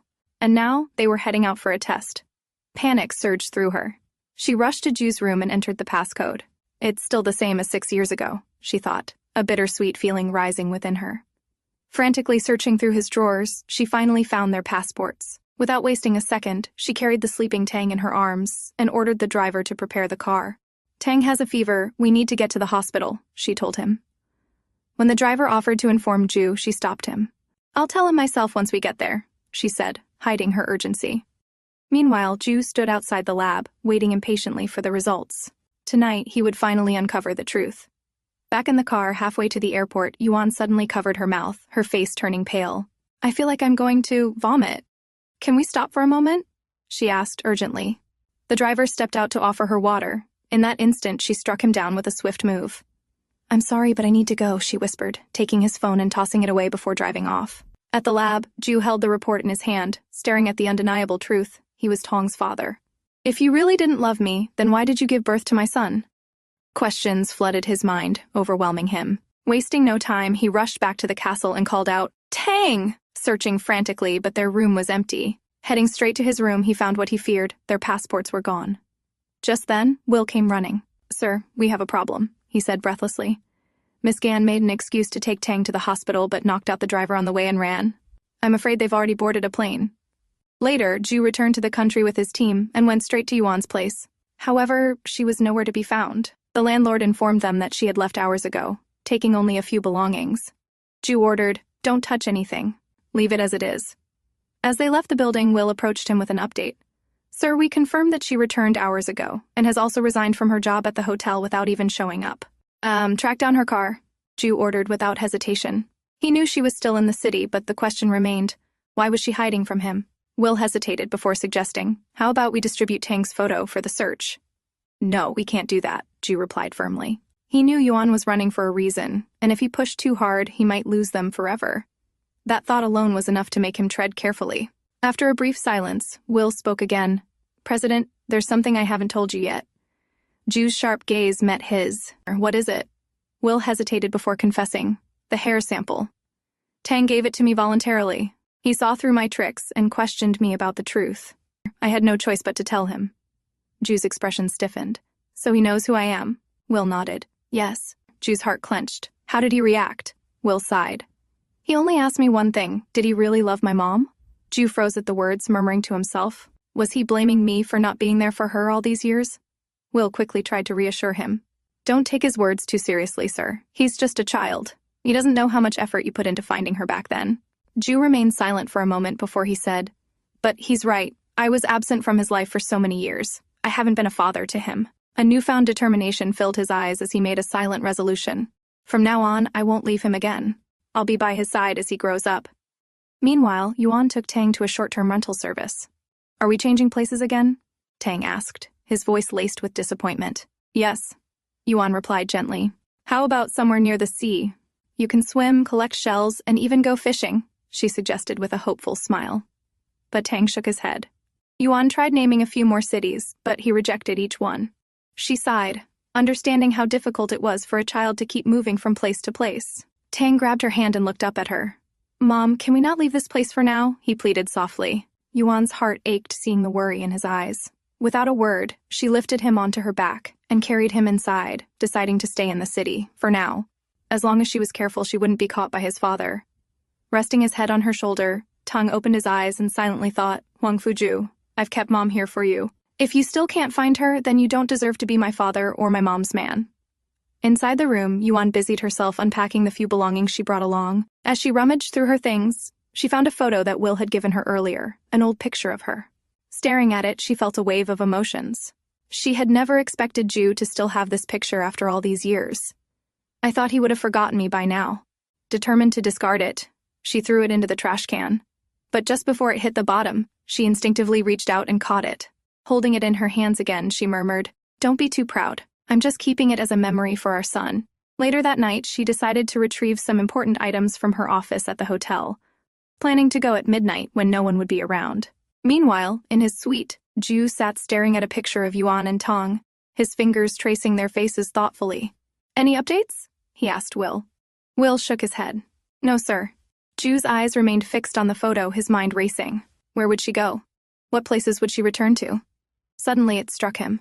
She had already cleared out her home, which left only one place she hadn't been to yet, her office. Without a second thought, he stood up abruptly, startling Will. At midnight, Yuan arrived at the hotel, quietly unlocking her office door. She quickly opened her locker and retrieved what she had come for. Just as she was about to leave, she heard a noise outside. Her heart pounded as she pressed her ear to the door, listening carefully. After a moment of silence, she shook her head. It must be my imagination, she thought. But as soon as she opened the door, she froze. Ju stood there, waiting. I knew you'd come here, he said, his eyes fixed on her. Yuan's instinct kicked in, and she tried to run past him, but he caught her in no time, pulling her back inside and shutting the door behind them. Are you still trying to run away? He asked, holding her firmly from behind. Fury boiled inside her. Huangfu Jue, what do you want? You were the one who told me to leave back then, she snapped. Where is Tang? He asked, his voice low but determined. You don't deserve to know that, she retorted angrily. He's my son, Ju stated firmly. Just because you gave me your seed. You think you can take him away from me now? She shot back, her eyes burning with anger. Ju's grip tightened. I never wanted to take him away from you. I just want to take responsibility as his father. Yuan struggled in his hold. Let me go. I need to get back to Tang. I can't leave him alone. I'll send Will to pick him up, Ju suggested, refusing to let her go. Without hesitation, Yuan banged her head against his chin, forcing him to loosen his grip. She dashed toward the door, but Ju grabbed her wrist before she could escape. Leave me alone, she yelled, throwing a punch at his abdomen. This time, he didn't dodge, and the impact sent him staggering backward. Why didn't you dodge? She asked, momentarily stunned. Ju steadied himself, his eyes searching hers. Are you planning to hide from me for the rest of your life? Won't you give me any explanation? Yuan's eyes darkened with determination. In a swift motion, she pulled out a knife and pointed it at his throat. No, because not everything can be explained, she said coldly. Ju's expression didn't falter. Then stay, he urged. I don't care about the past, but now that you and Tang are here, I can't leave you both alone. Tang needs a father. For a brief moment, her resolve wavered, but she clenched her teeth, pushing the knife closer. You think I won't hurt you? She asked, her voice shaking slightly. She couldn't let herself dwell on emotions now, otherwise there would be consequences. Ju, unwavering, reached out and pressed the blade further against his skin. If that's what it takes, do it, he said firmly. Seeing his determination, Yuan's hand trembled. With a frustrated growl, she pushed him away. Then, in an act of desperation, she turned the knife on herself, pressing it against her throat. Are you letting me go or not? She demanded, her voice unwavering. Put that down, Ju shouted in alarm, taking a step forward. Then, let me go, she countered, tightening her grip on the knife. Ju's jaw clenched, and after a tense pause, he stepped back and opened the door. Fine, you can go. Yuan backed away slowly, Don't follow me, Ju. If you do, you'll never see Tang again, she warned before turning and running off into the night. Ju stood there, helpless and frustrated, his fists clenched. As he looked down, he noticed something on the floor, an item she had come to collect but had left behind in her haste. Picking it up, he stared at it, curiosity filling his mind. What was so important that she risked coming back for it? Yuan sat at the dining table, frustration written all over her face. She had done everything to escape, even hurting both herself and Ju, yet she had forgotten the very thing she risked everything for. It must have fallen out when I was trying to break free from his grip, she thought bitterly. Mommy, who made you angry? Tang asked, though he already knew the answer. Only one person had the ability to make his mother this upset. Yuan stood up abruptly. I need to go out and find a job. You stay here, she instructed. But I want to go out too. There's nothing here to do, not even any paintbrushes or books, Tang protested. Yuan shot him a glare. Are you trying to annoy me just like him? She snapped. Tang grinned mischievously. Who's him, Mom? He teased. Speechless, Yuan hurried to the room and returned with some paper and colored pencils. Here, you can play with these, she said, trying to distract him. Tang took the items but looked up at her suddenly. Mom, you love me, right? Of course I do. Why would you even ask that? Yuan asked. Tang cuddled into her. But what if I did something you don't like? He mumbled. Yuan knelt down, caressing his cheek. No matter what, Mommy will always love you. But if you do something wrong, Mommy will have to punish you. Understand? Tang nodded, satisfied, and Yuan ruffled his hair before leaving, closing the door behind her. As she walked down the street, she reassured herself. Even if I left that hard disk behind, it's password protected. He won't be able to decode it easily. I'll get it back when the time is right. Once Yuan was gone, Tang stood by the window, holding a phone. He quickly dialed the hotel's number. Hello, can you transfer the call to Huangfu Jue? Meanwhile, back at the hotel, Will handed the encrypted hard drive to Ju. Sir, it's protected with encryption. If we try to decrypt it, the files might get damaged. Ju examined the drive, deep in thought. It must be something important if she risks so much to retrieve it. He planned to use it to his advantage. Just then, Will's phone rang. Will picked it up and his eyes widened in surprise. Tang? He called out in shock. Hearing Tang's name, Ju rushed over and grabbed the phone from Will's hand. Tang, where are you? He asked urgently. Tang's voice came through, calm and composed. I have a few questions to ask you. Go ahead, Ju replied, his heart pounding. Do you really love my mom? Tang asked seriously. Yes, I do, Ju replied without hesitation. Tang continued, even though she has a bad temper, can't cook, and acts a little childish sometimes. Do you still love her? Ju chuckled softly. Yes, even with all that, I still love her. When you truly love someone, you love everything about them. Tang nodded as if processing his words. Tang, I know I owe both you and your mom so much. Please, can you give your father a chance to make it up? Just tell me where you are, Ju asked earnestly. I can't tell you that, Tang replied firmly, but I convinced Mom to stay in this city. So now, it all depends on whether you can find us or not. And, by the way, I haven't recognized you as my father yet. Ju smiled. Then I'll make sure you call me Dad soon. Tang smirked. Let's see if you can find us in 3 days. If you do, I'll reward you. Ju's lips curled into a confident smile. It's a deal then. As the call ended, Ju turned to Will. Find them, he ordered, relieved that at least Yuan wouldn't be leaving the city for now. On the 3rd day, Yuan found a new job and a nearby school for Tang. Before heading to work, she advised Tang to wait for her while she withdrew some money. Meanwhile, Tang noticed something and turned around. Ju's car was parked not far away. His eyes lit up, and he ran toward it excitedly. I made it. Where's my reward? Ju asked. Tang grinned mischievously. It will be my mom's birthday in 3 days, so wait till then. He then turned and ran off, waving. See you then, Uncle Ju. Yuan had taken a job as a fitness instructor at a club. This is Miss Yuan. Your friend recommended you. So, which plan would you like to buy? The receptionist asked the client. I want her to be my private coach. A deep voice responded, Ju standing there, his gaze locked onto her. Later, Yuan stood outside the training room, feeling uneasy. It was strange that she had a private client on her first day, but the pay was good, so she didn't question it much. However, the moment she entered, her body tensed. Her client was none other than Ju. Without hesitation, she turned to leave, but his bodyguards blocked her path. I have something to return to you, Ju said from behind. She stopped, and he held up the hard drive. Did you forget about this? He asked, watching her reaction. Yuan spun around, her voice sharp. Give it back to me. Let's talk first, Ju countered calmly. If this is about being Tang's father, then forget it. There's no way, she said, making her stance clear. Ju, unfazed, looked back. Since you don't want to talk, let's make a deal. Not interested, she replied coldly. Stay for 1 month, Finish the shoot and I'll return it. That already belongs to me, Yuan said confidently. Ju smirked. Then by that logic, Tong is my son, and I have the right to see him. Yuan's expression faltered. After a moment of thought, she finally nodded. Okay, I agree, but promise me, after this 1 month you'll never disturb us again, she said, stepping closer. A knowing look crossed Ju's face. Deal, he said. 6 years ago, they had made a promise like this too.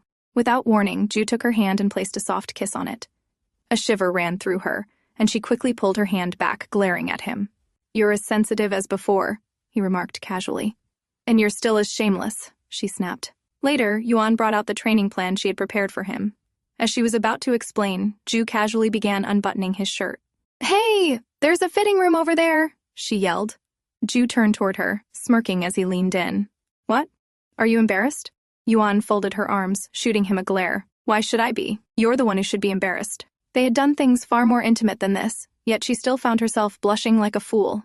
Determined not to let him get to her, she pushed him through an intense workout, refusing to give him a break. Tired yet? She teased as he struggled through another set. Ju smirked, pulling himself up with ease. In one swift motion, he grabbed her wrist and pulled her closer. Do you want to test it? He murmured. Yuan's breath hitched, her face flushing. Test what? She stammered.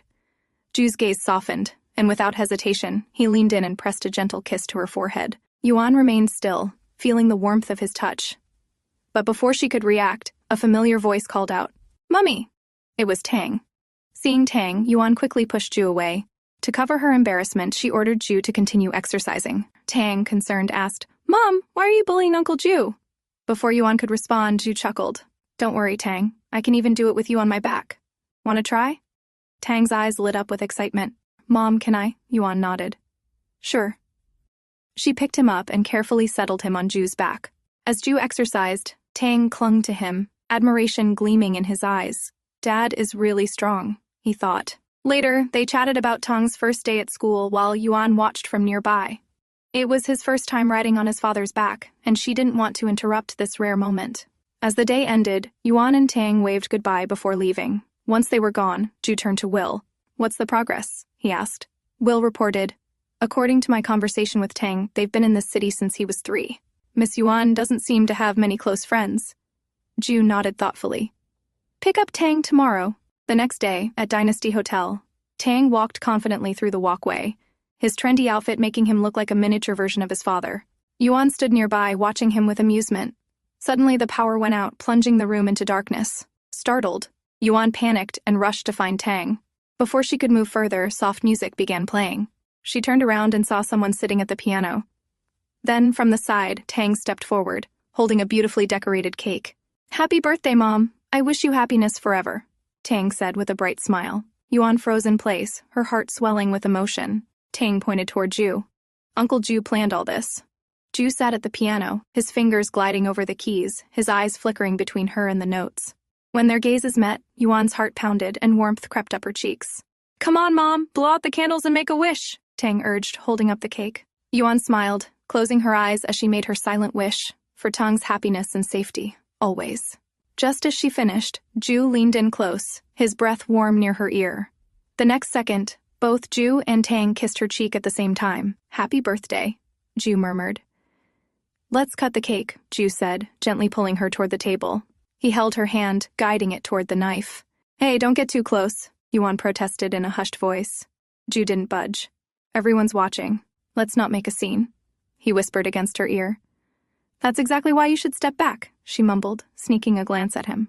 Unmoved, Ju tightened his hold, rendering her unable to escape. Focus, he murmured, making her shiver. Tang beamed. Mom, Uncle Ju even prepared the cake himself. Oh, really? Yuan smirked. Then I must give him the first piece. Sarcasm laced her voice as she cut the cake, placing the first slice on a plate. Ju reached out to take it, but before he could, Yuan grabbed the cake and smeared it directly onto his face. The entire room fell silent. Everyone held their breath, waiting for Ju's reaction. Yuan knew his obsession with cleanliness. This was sure to provoke him. She expected him to snap and leave her alone. Will quickly stepped forward. Mr. Huangfu, let me get you a towel. But Ju ignored him. Instead, he calmly wiped some frosting from his cheek with his finger and tasted it. It's good, he remarked, completely unfazed. Yuan stared at him, stunned. Ju turned to her. his eyes dark with intent. In the next moment, he grabbed her wrist, pulling her closer. Before she could react, he wiped the remaining frosting from the corner of her lips with his thumb. "Let me help you clean it," he murmured. Before she could protest, he leaned in and kissed her, deeply, passionately. Yuan's eyes widened in shock. By the time he pulled away, the room was still silent, all eyes on them. Jue calmly wiped his hands with a clean towel. "I'm only letting this slide because I love you," he said, his tone serious. "But only this once." As Yuan chatted with others, Jue stood at a distance, watching her intently. Tang approached him, eyes gleaming with excitement. "Did you get a gift for her?" Jue nodded. "Yes, I prepared a dress for her." He went on to explain how he had personally designed it, staying up all night to perfect every detail. Tang grinned. "Okay, I'll help you give it to her." Soon, Yuan came over to take Tang away, but he clung to Jue, insisting they go out for dinner together. Yuan immediately refused, but Jue glanced at her and said casually, "If you're busy, you don't have to come." She frowned. She couldn't let Tang be alone with him, so she had no choice but to follow. Just as they were about to leave, Qiao suddenly appeared, catching them off guard. Tang greeted him innocently, while Qiao walked straight to Yuan. "I heard you changed jobs. Why? Do you need any help?" he asked, concern evident in his voice. Before Yuan could respond, Jue stepped forward, his hand resting firmly on her shoulder. His expression was cold as he said, "You don't have to worry about that, Mr. Qiao." Qiao smiled awkwardly and turned to Yuan. "Have you had dinner? Let me treat you." Yuan, sensing an opportunity to irritate Jue, immediately agreed. "We're heading out for dinner. Would you like to join us?" Before Qiao could answer, Jue pulled her aside. "No, it's a family dinner," he stated firmly, then led her and Tang toward the parking lot. Undeterred, Qiao followed them. Ignoring Jue's silent warnings, he casually slid into Will's seat in the car. Jue smirked. "I heard you're getting married soon?" he asked casually. Qiao remained composed. "It's just an engagement arranged by my father," he replied before quickly adding, "By the way, I also heard you're engaged to a noble lady." Jue leaned back, his smirk unwavering. "Just a rumor," he said smoothly. "But you, on the other hand, are really getting married." He paused, then added, "By the way, should I call you Mr. Qiao or Mr. Liu?" Qiao flinched slightly, but quickly regained his calm. "One is my father's surname, the other my mother's. You can call me whichever you prefer," he said evenly. Despite his composed front, he was tense. He knew Jue was testing him, probing into his past, and sooner or later, he would have to reveal his true identity to Yuan himself. Later, as they settled into their seats at the restaurant, an unexpected presence arrived, Xinqing. Her sudden appearance startled everyone. Jue smirked, his tone light yet calculated. "What a coincidence. Would you like to join us?" Xinqing accepted the invitation, eager to spend time with Qiao. Meanwhile, Jue subtly served food to Yuan, his actions full of unspoken affection. Xinqing's gaze soon shifted to Tang. "Is he your son, Miss Gan?" she asked curiously. Yuan nodded. "Tang, greet Miss Xinqing." Tang politely greeted her, his refined manners catching Xinqing's attention. She smiled in admiration. "Miss Gan, I had no idea you had a son. I always assumed you were single. But he's truly remarkable, just as perfect as Mr. Huangfu," she added warmly. Jue's smirk deepened. "You two also look good together," he remarked in response. Before the atmosphere could grow more complicated, Qiao abruptly grabbed Xinqing's wrist and pulled her outside. Once outside, he harshly released her hand. "Xinqing, what were you trying to do?" he demanded. "I should be asking you the same thing," she snapped back. Frustration flickered in his eyes. "Xinqing, why are you insisting on a loveless marriage? Think whatever you want, but I'm going to marry you," she said firmly. Qiao exhaled sharply and gripped her shoulders. "Xinqing, marriage should be built on love, and I don't love you. I can't marry you," he stated hesitantly. Despite her persistence, he knew she had no ill intentions, but this marriage was something his father wanted, not him. "Xinqing, I should have explained it earlier, and that was my fault. But to be honest, I've only ever thought of you as a friend." His voice softened slightly. "I can give you anything within my ability as long as you don't force me into marriage." Xinqing's eyes darkened. "Then I want you to love me." Qiao sighed. "I already told you, it's impossible." "How can you say that without even trying?" she argued. "You have two choices, marry me or marry no one else." "You're being irrational," he said coldly before walking away. Xinqing stood frozen, tears slipping down her cheeks. She had loved him since they were children. How could he just walk away so easily? Inside the restaurant, as dinner ended, Yuan urged Tang to hurry home. Before they could leave, Jue stepped close and placed a soft kiss on her cheek. "Hey, just leave already," she exclaimed, blushing as she pushed him away. Jue only chuckled before turning to leave. As Yuan turned to go, a strange feeling washed over her. She glanced back instinctively, sensing something. But there was nothing. "What is it, Mom?" Tang asked.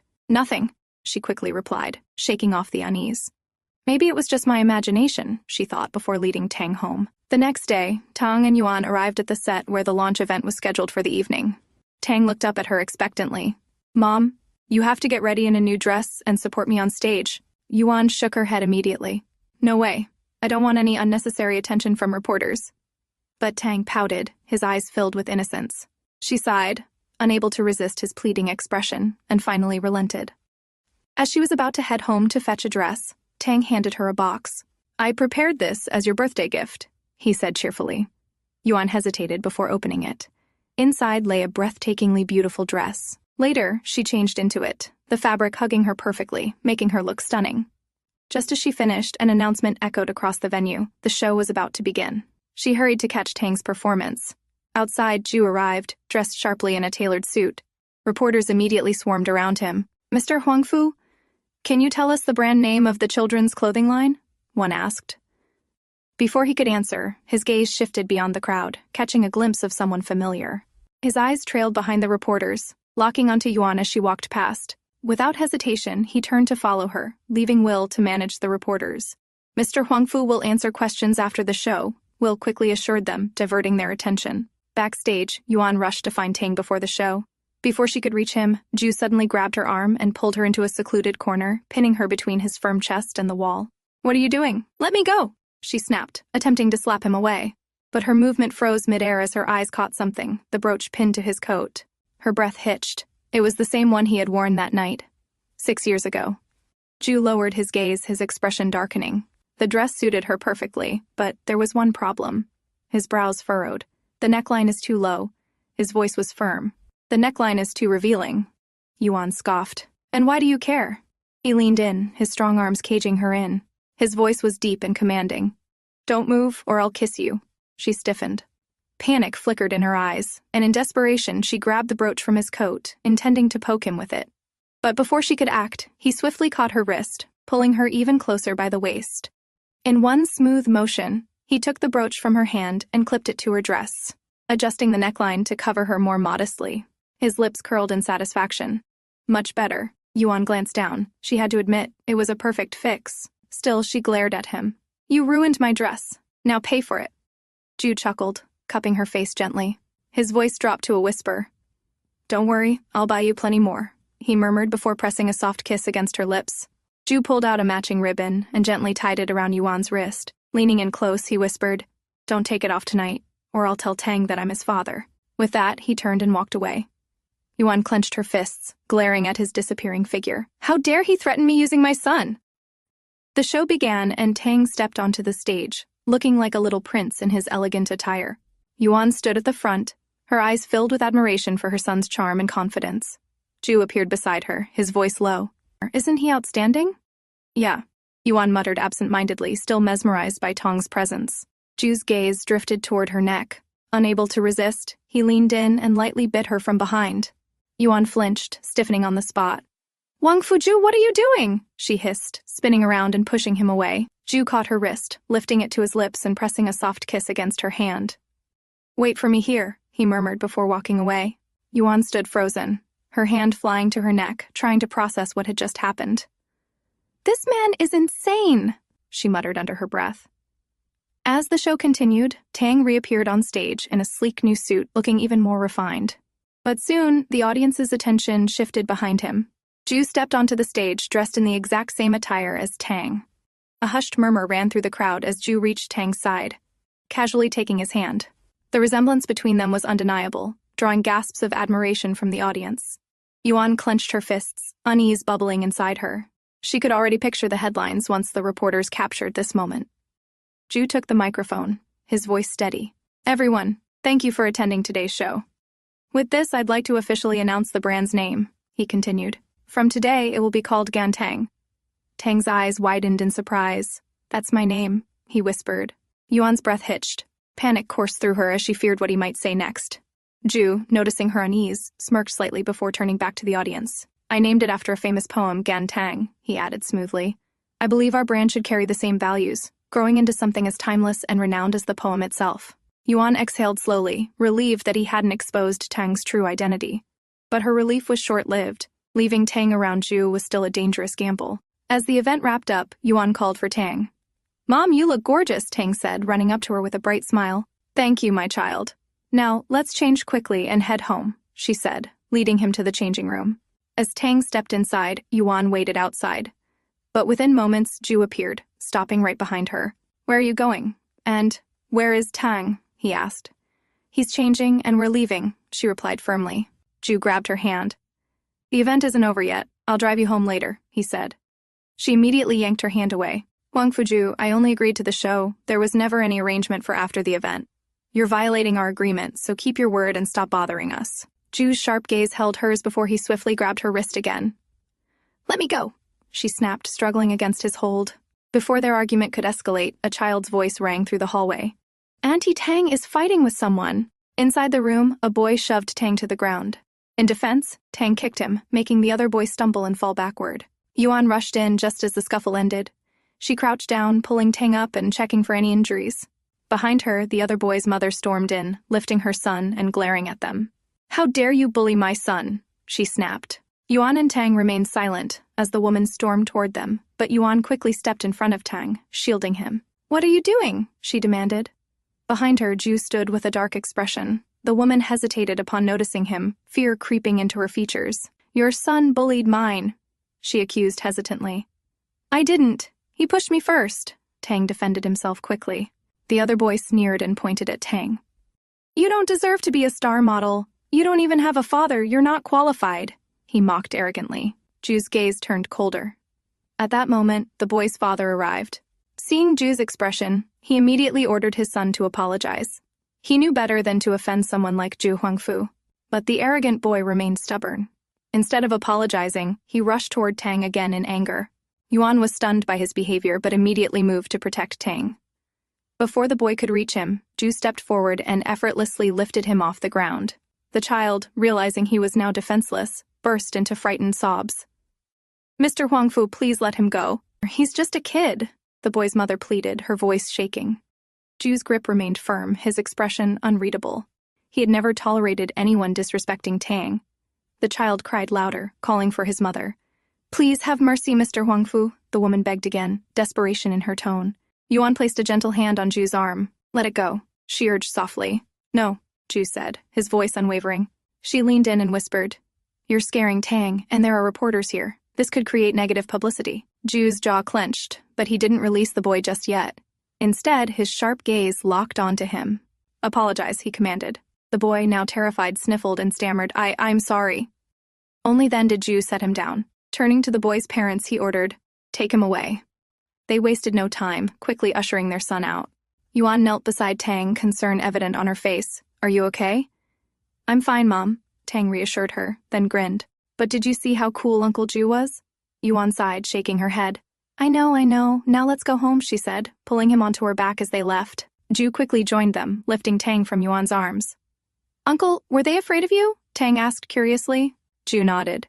"Because of my status, no one dares to offend me. Always remember, if you don't want to be bullied, you must be stronger than others. That's how the world works." Tang listened intently. "I see. Mom told me about the law of the jungle, so it applies to humans too?" Zhu smirked. "That's right." Yuan stepped in, interrupting their conversation. "Tang, let's go home now." But Zhu firmly held her back. "Not yet. You owe me a dance." "I can't dance," she protested, blushing. "We'll see about that," Zhu replied with a knowing smile. He handed Tang to Will, instructing him to take him to dinner, and held Yuan tightly, ensuring she wouldn't escape. Just then, Chao appeared unexpectedly. "May I have this dance with you?" he asked. Before Yuan could respond, another young lady approached Zhu. "Mr. Huangfu, may I have this dance with you?" she asked, politely.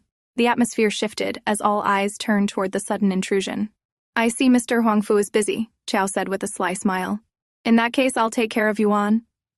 Zhu's grip on Yuan tightened. "No need for that, Mr. Chao," he said firmly. Frustrated by their tug-of-war, Yuan seized the opportunity to break free and ran off. Without hesitation, Zhu followed, ignoring the others entirely. The young lady, left standing awkwardly, clenched her fists in humiliation. Yuan hurried toward the elevator, but the chilly night air made her shiver in her thin dress. Suddenly, a warm coat draped over her shoulders. She turned to see Ju standing behind her. Without resistance, she accepted his coat. She was freezing. As she adjusted it for warmth, Ju pulled her close, wrapping his arms tightly around her. Yuan's eyes widened at the familiar warmth. She wanted to resist, but for some reason, she couldn't. After a moment, she murmured, "I'm not cold anymore." "But I am," Ju replied, making it clear he had no intention of letting go. As they stood in silence, wrapped in each other's warmth, countless thoughts filled Yuan's mind. "I shouldn't have agreed to this deal. I should have left him behind. So why am I hesitating now?" Breaking the silence, Ju asked softly, "Will you and Tang come back with me?" Snapped out of her daze. Yuan pushed him away and ran. She couldn't give in. She had left him 6 years ago, and if she wavered now, all her efforts would be for nothing. Reaching Tang's room, she sat beside him and gently shook him awake. "Tang, wake up, let's go home." Ju's voice came from behind. "It's cold outside. Let him sleep here." Tang stirred from their conversation, rubbing his sleepy eyes. "Mom, Uncle Will said we can go to the beach," he mumbled drowsily. Yuan sighed. "We'll talk about it later. Let's go home first." "But he said we're going this weekend. I really want to go. All my friends have been there," Tang pleaded.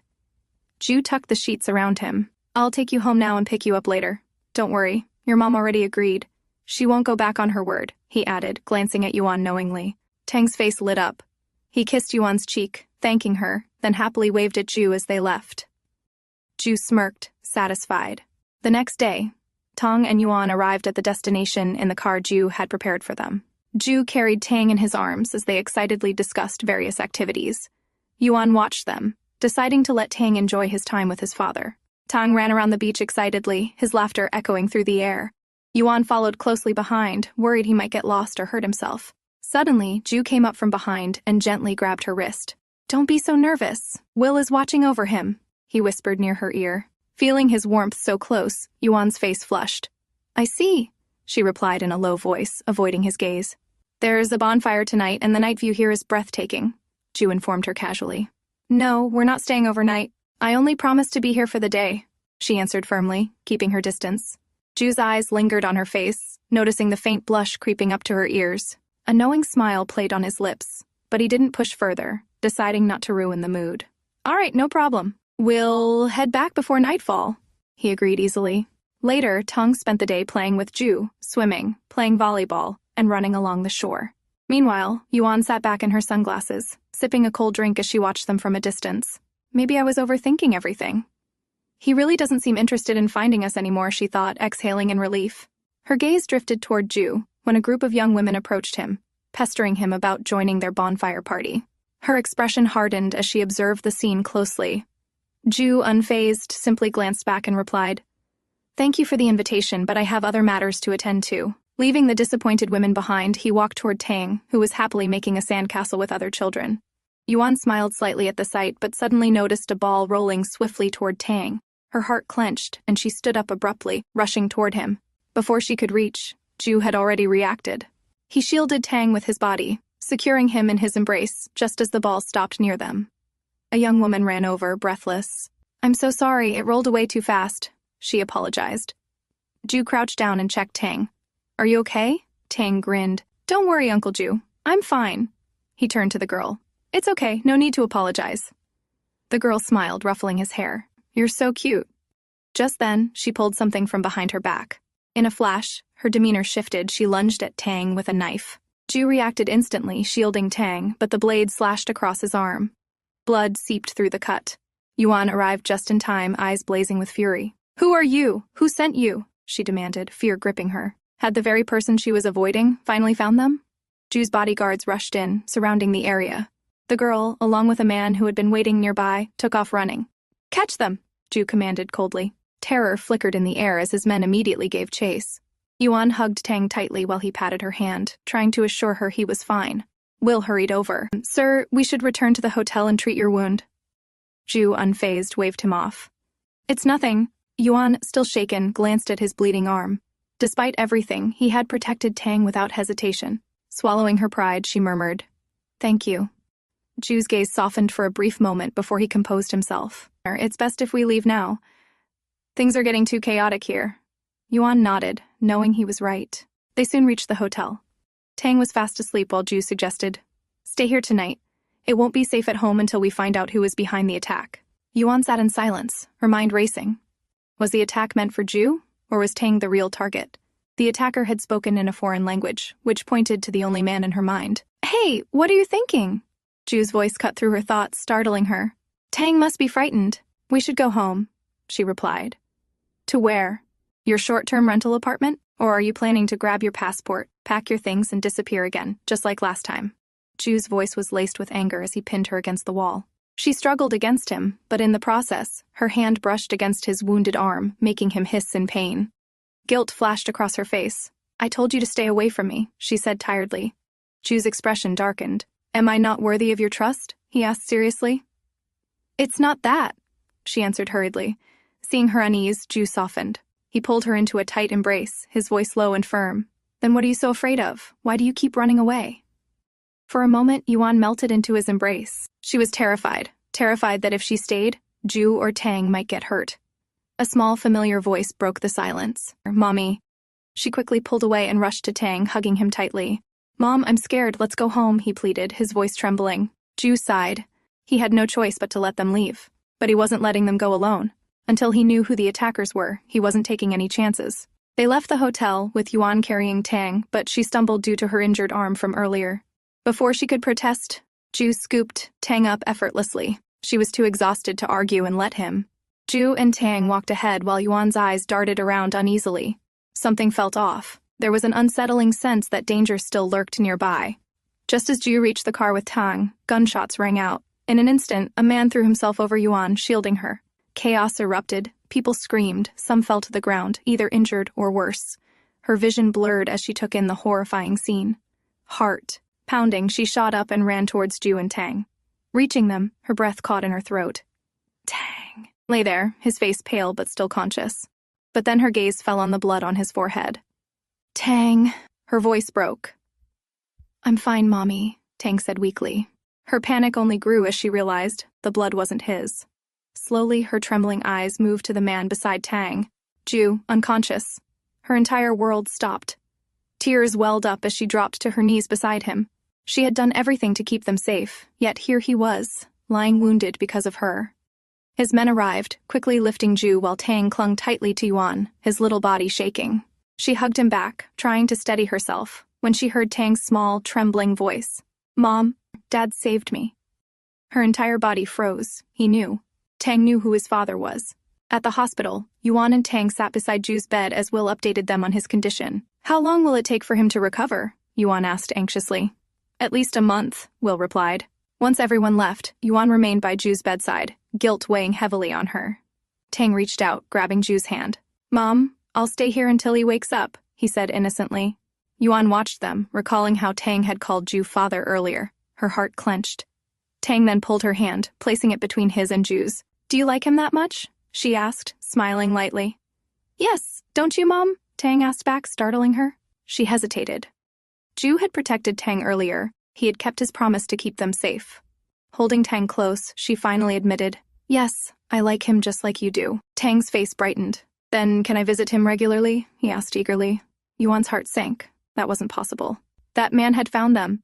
And now that he knew about Tang and Jue's relationship, both of them were in danger. "Tang, let's go home first and pack our things. Then we can come back," she suggested. Just as they were about to leave, a weak but firm grip caught her wrist. "Are you trying to run away again?" Jue's hoarse voice stopped her in her tracks. She didn't answer, quickly calling for the doctor instead. The doctor arrived and confirmed that Jue was in stable condition due to his good health. He suggested arranging a nurse for his care, but Jue immediately refused. Turning to Yuan, he pouted, "Won't you take care of me?" Before she could refuse, Tang beamed. "I will, Uncle Jue." Later, Yuan sat beside Jue, gently wiping his face and arms. "Who is he?" Jue asked suddenly, his tone serious. She froze, avoiding his gaze. "I don't understand what you're talking about." She turned to leave, but he caught her wrist, pulling her back. "Why did you leave 6 years ago?" he demanded. "Why have you been hiding? Why won't you admit I'm Tang's father? Or who is he?" Yuan stood with her back to him, unwilling to answer. "Do you think I can't figure it out if you stay silent?" Jue pressed. "Tell me, has someone hurt Tang?" His voice grew impatient, and unable to hold back, Yuan turned around, her voice trembling. "He's going to hurt you too. He's a lunatic. He can do anything," she blurted out. Jue's gaze softened. "Do you care about me?" he asked quietly. Realizing she had revealed too much, she turned her face away. "You don't need to know everything," she muttered. Ju's sharp gaze locked onto hers. In the next second, he pulled her down and she landed beside him on the bed. Leaning in, their breaths mingled as he whispered, "You should remember, I am Tang's father. You can rely on me anytime." His intense eyes held hers, drawing her in. Seeing her moment of weakness, he hovered above her, pinning her beneath him. Lowering himself, he pressed a soft kiss to her chin. "Just trust me. You don't have to handle everything alone. I will protect you both," he murmured. Yuan's heart pounded. She quickly covered his lips with her hand. "Huangfu Jue, you don't know what you're saying," she said firmly. She had trusted others before, and it had only led to failure. She couldn't make the same mistake again. Jue gently grasped her wrist, moving her hand aside.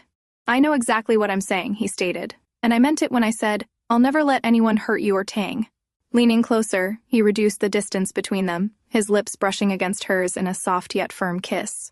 "Huangfu Jue, don't think you can do whatever you want just because you're injured," she yelled, flustered. A mischievous smirk appeared on his lips. "Really?" he teased. In one swift motion, he pulled the covers over them, his shirt undone, exposing his firm chest. "But since I'm injured, I'll allow you to do whatever you want to me for now," he added playfully. Yuan struggled beneath him, but resistance was futile. She knew, sooner or later, she would be swept away by her feelings. Just like before. 6 days later, Huangfu Jue stepped out of the shower and was greeted by his brother. It was Huangfu Jue's twin brother, Huangfu Qi. Jue was, of course, immediately irritated to see Qi. The man had arrived before the assistant even had the chance to warn the handsome dark-haired twin about it. The other twin, completely opposite Jue, talked non-stop about how happy he was to see his brother. Jue tried to ignore his brother. Unfortunately for him, his twin knew the secret about his baby. However, the dark-haired twin did not care if his mother found out that he had a child out of wedlock. It turned out that Gan Yuan was the mysterious girl who had bewitched the handsome male lead, and the twin worried that his brother had been hurt by the beautiful mistress. The man was determined to write a story about an unmarried mother, and he begged his twin for some inspiration. Obviously, Jue had no time for his brother. The twin would not be pushed down so easily, though, and threatened to inform their parents about the new successor to their line.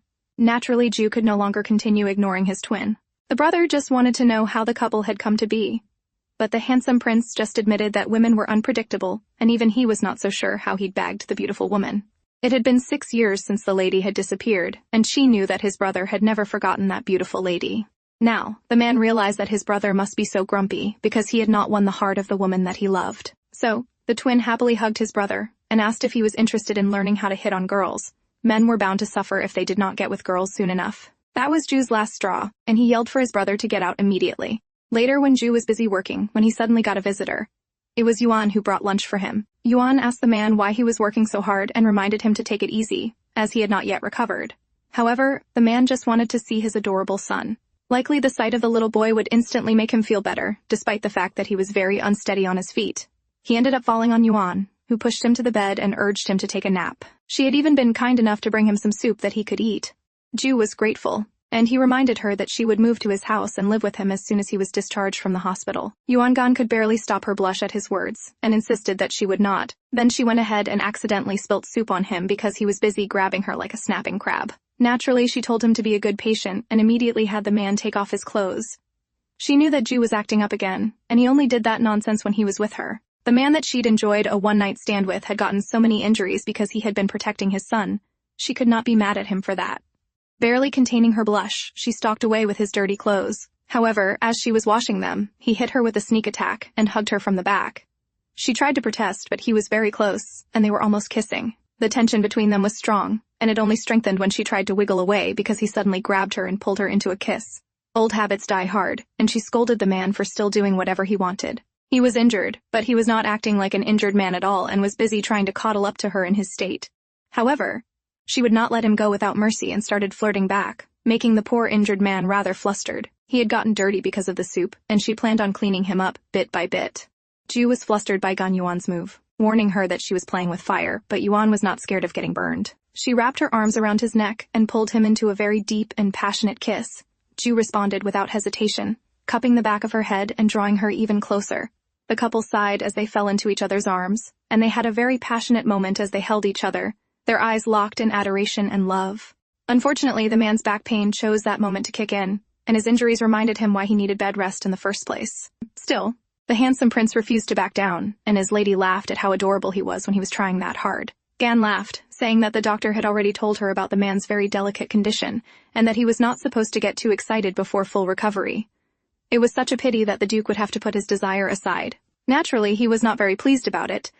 But just then their son appeared.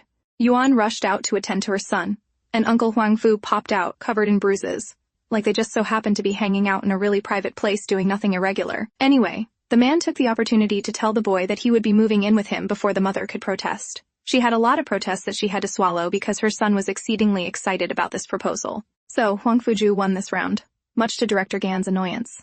Well, she decided that she could live with it as long as it remained temporary and wanted to get away from him. But the man hugged her with a smile of amusement, holding her in place, telling her that she had no reason to worry so much about him. After all, he was a strong, big boy. Soon he would recover, and they would do the bedsheet dance all night long. He turned her towards him, brushing her lips against his, but Yuan could not say that she was looking forward to that kind of thing. Next day, the family headed out in a car, as Ju had hired a teacher for Tang so that the little boy could keep up with his studies. As for now, it was safe to live with him, so Yuan did not have any reason to worry.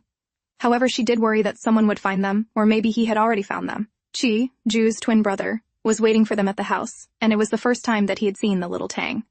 Immediately, the twin was captivated by how adorable the little boy looked. Qi had also finally met the woman that his brother longed for and missed all day and night. Of course, Ju was not crazy about having his twin in his house, and he wondered why he was still here. Qi was there for inspiration, and he so desperately wanted to know the love story between the two.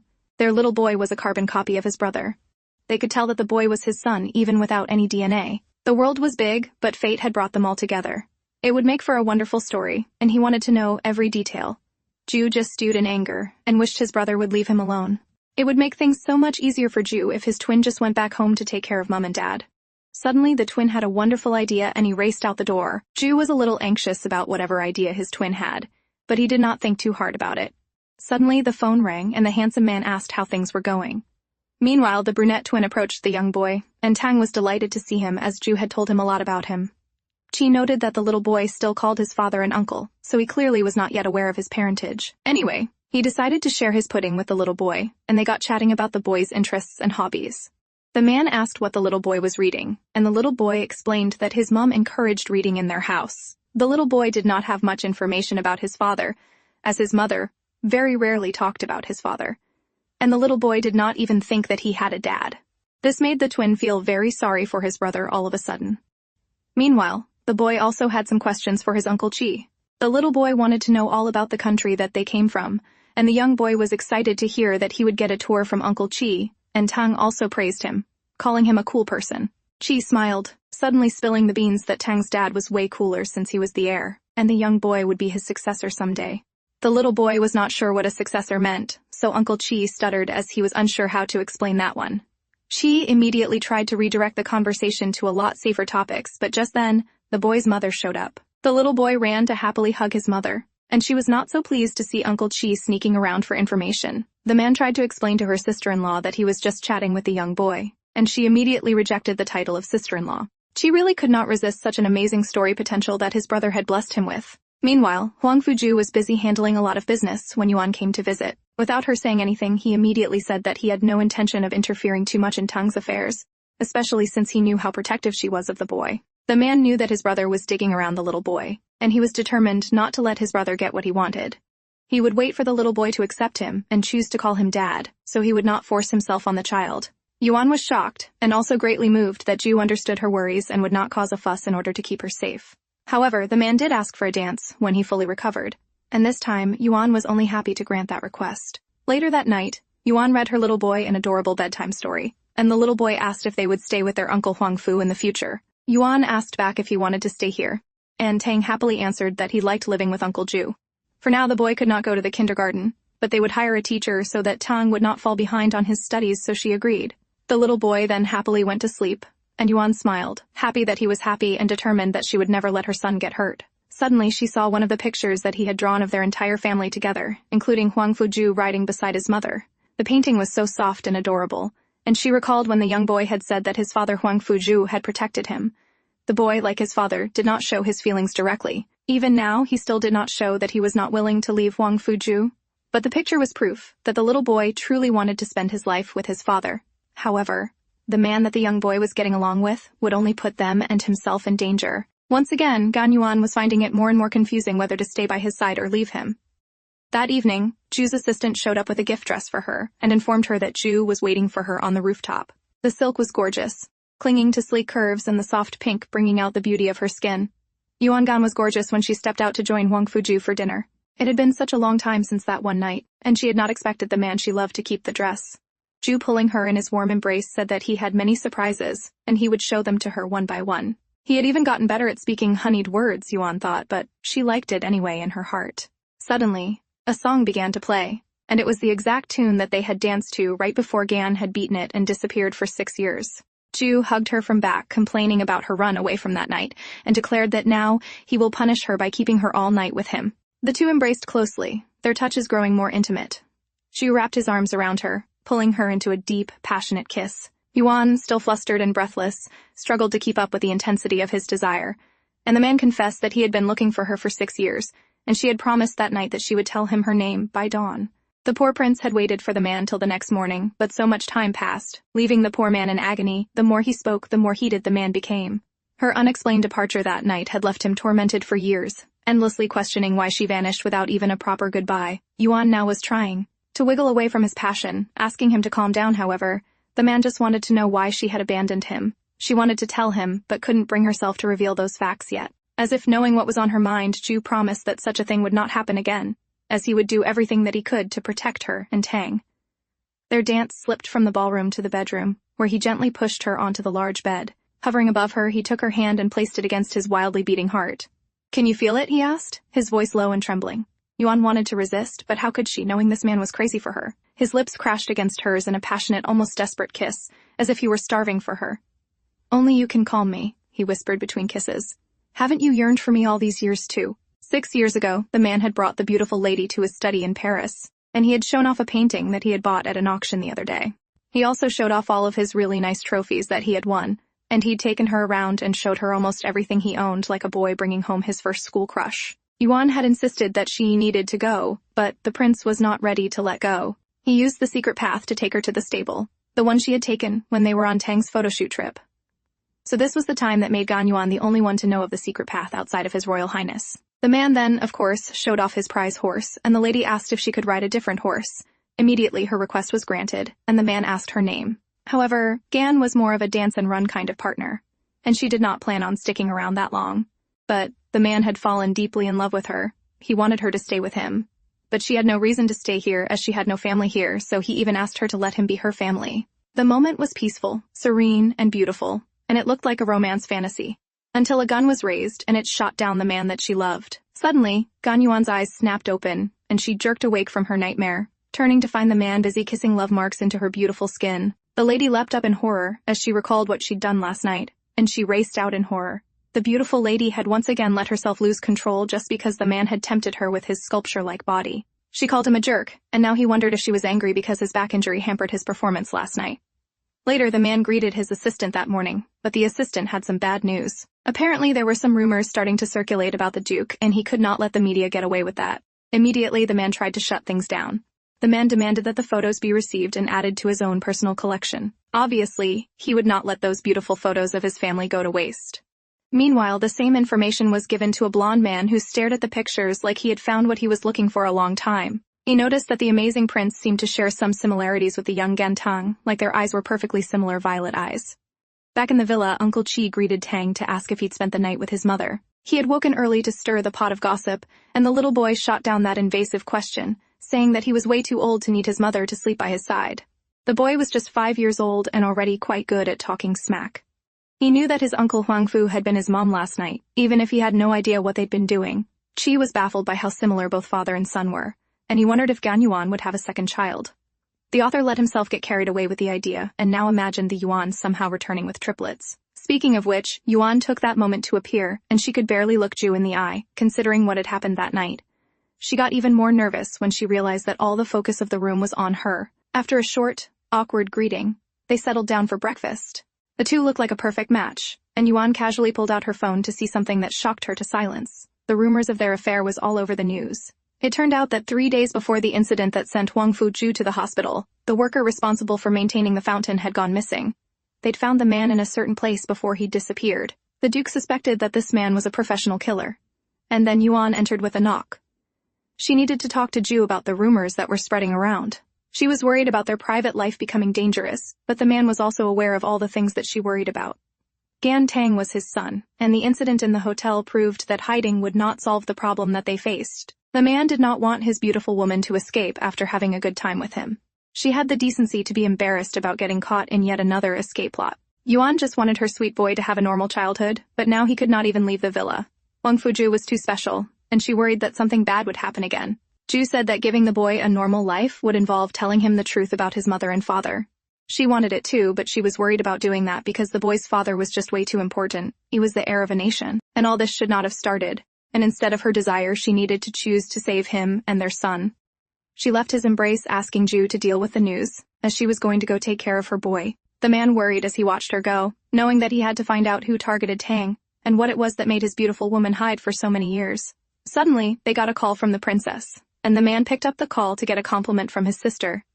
The princess was quite happy to find that her sister-in-law was hot as heck. The entire world had seen the published article, and it was becoming quick gossip. This was rather frustrating. Of course, the Duke's mother and father knew because even the princess had gotten the news. In the villa garden, Gan Yuan stared blankly as she considered her future and her choices. Her little boy called her attention, worried about why his mother looked so unhappy.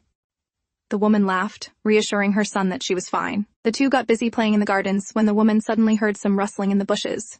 The silver-haired beauty froze when a dog suddenly appeared. The beautiful, adorable creature barked happily, and they noticed that it was just an adorable puppy. The little boy happily chased after the little snowball with his mother close at his heels. Suddenly, Yuan noticed some footprints in the grass, which were odd for a remote area far away from the villa. Fortunately, before the boy could stray into danger, his uncle Huangfu showed up. The man had caught the puppy with a head just as giant as the little boy's, and he handed the puppy dog to his little boy and declared that he can keep it if he likes it. The boy was excited and begged his mother to keep it, saying that he would take good care of it. Meanwhile, the Duke had found out who was behind the explosion. John Wilson, wanted by his nation for smuggling arms, had fled to Italy. His men had followed the Duke, and it had not been a spontaneous explosion.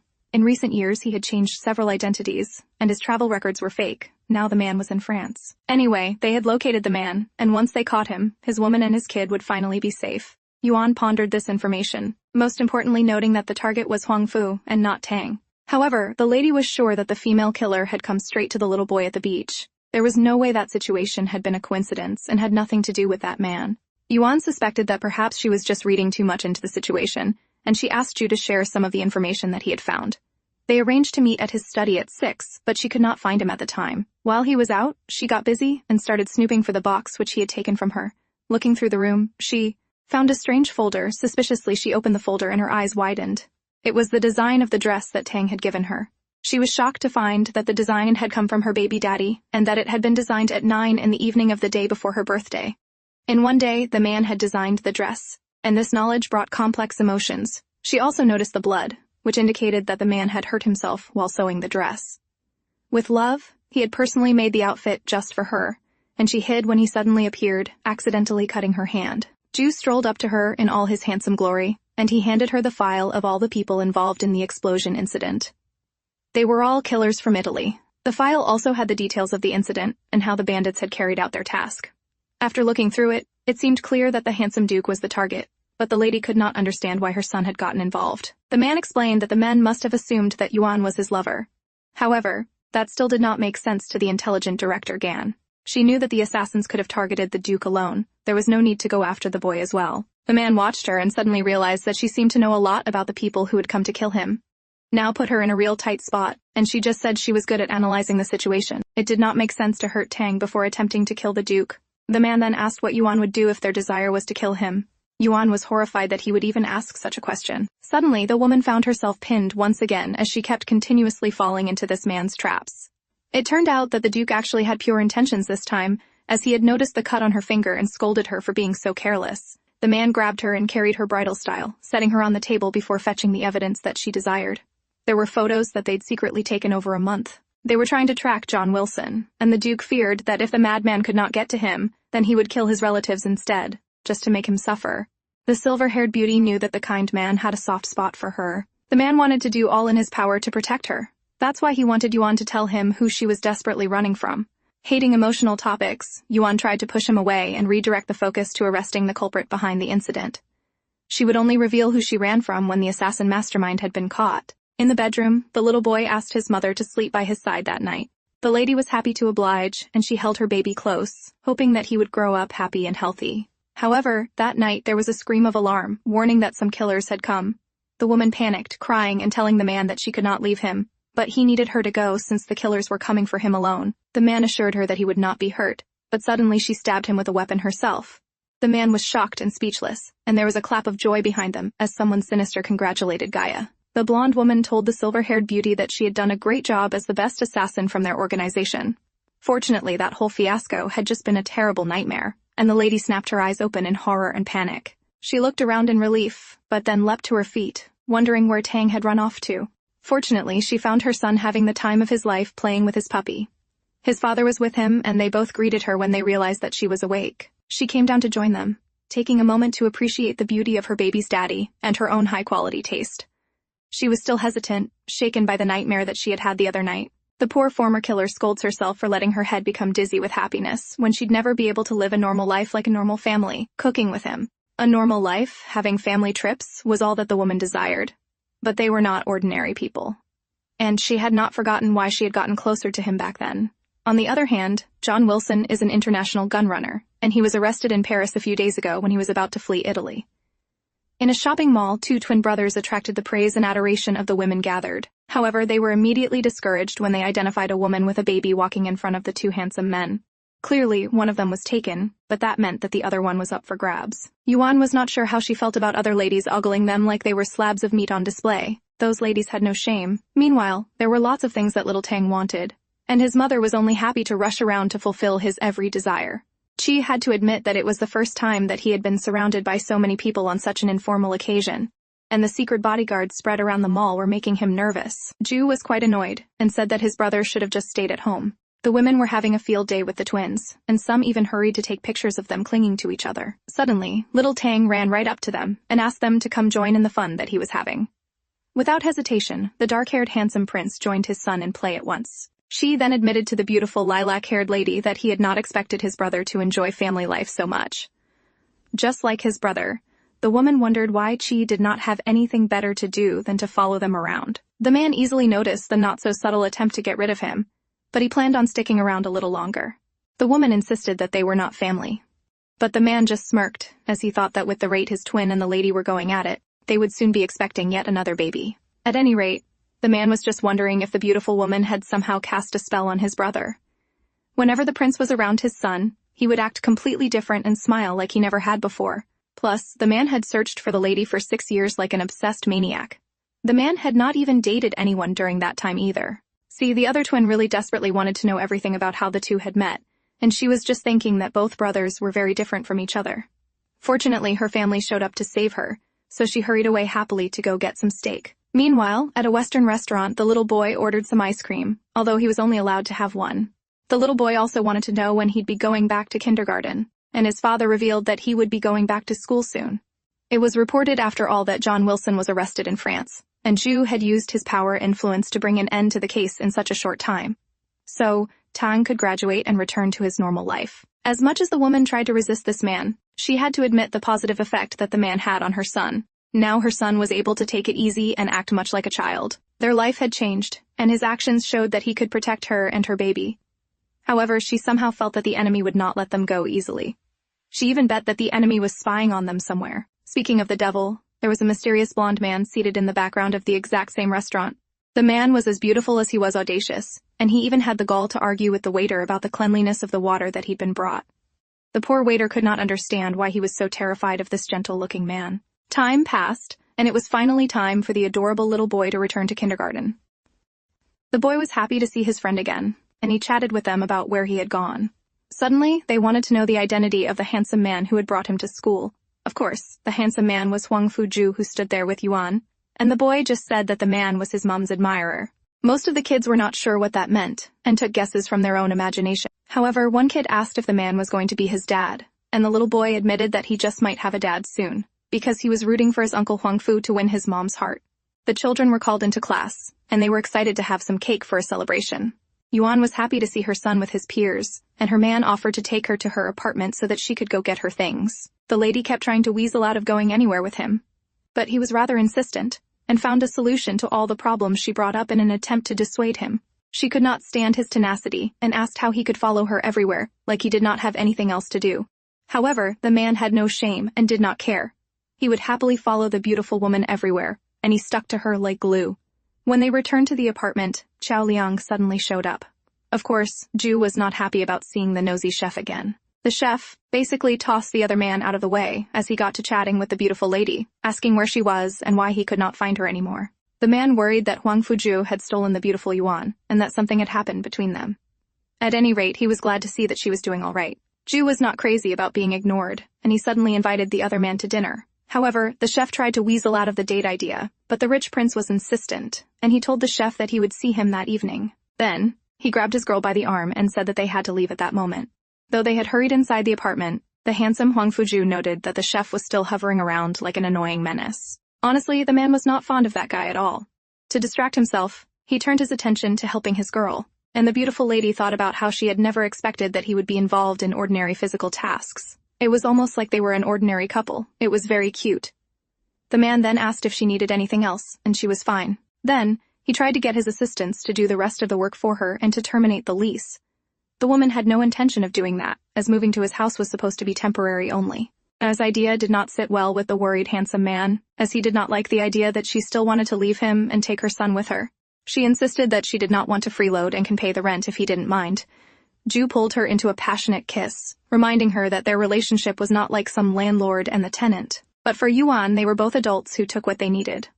Man's eyes darkened hearing her words, and he clearly wanted more from their relationship, and the two quickly got entangled in seductive touches and holds. They had spent so much time packing and messing around that it was already noon, and she had to go pick up her son from school, she reminded him. But the man was not fond of letting her go yet, and he told her that he was not short of money, and he had no desire for rent. He only wanted her and her alone. Little Tang had a wonderful day at school, and he rushed to his mother to tell her all about it.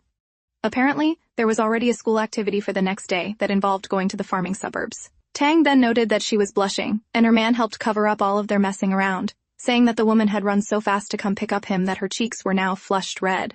The boy easily believed that, and he told his mother not to worry and that he would always be here waiting for her.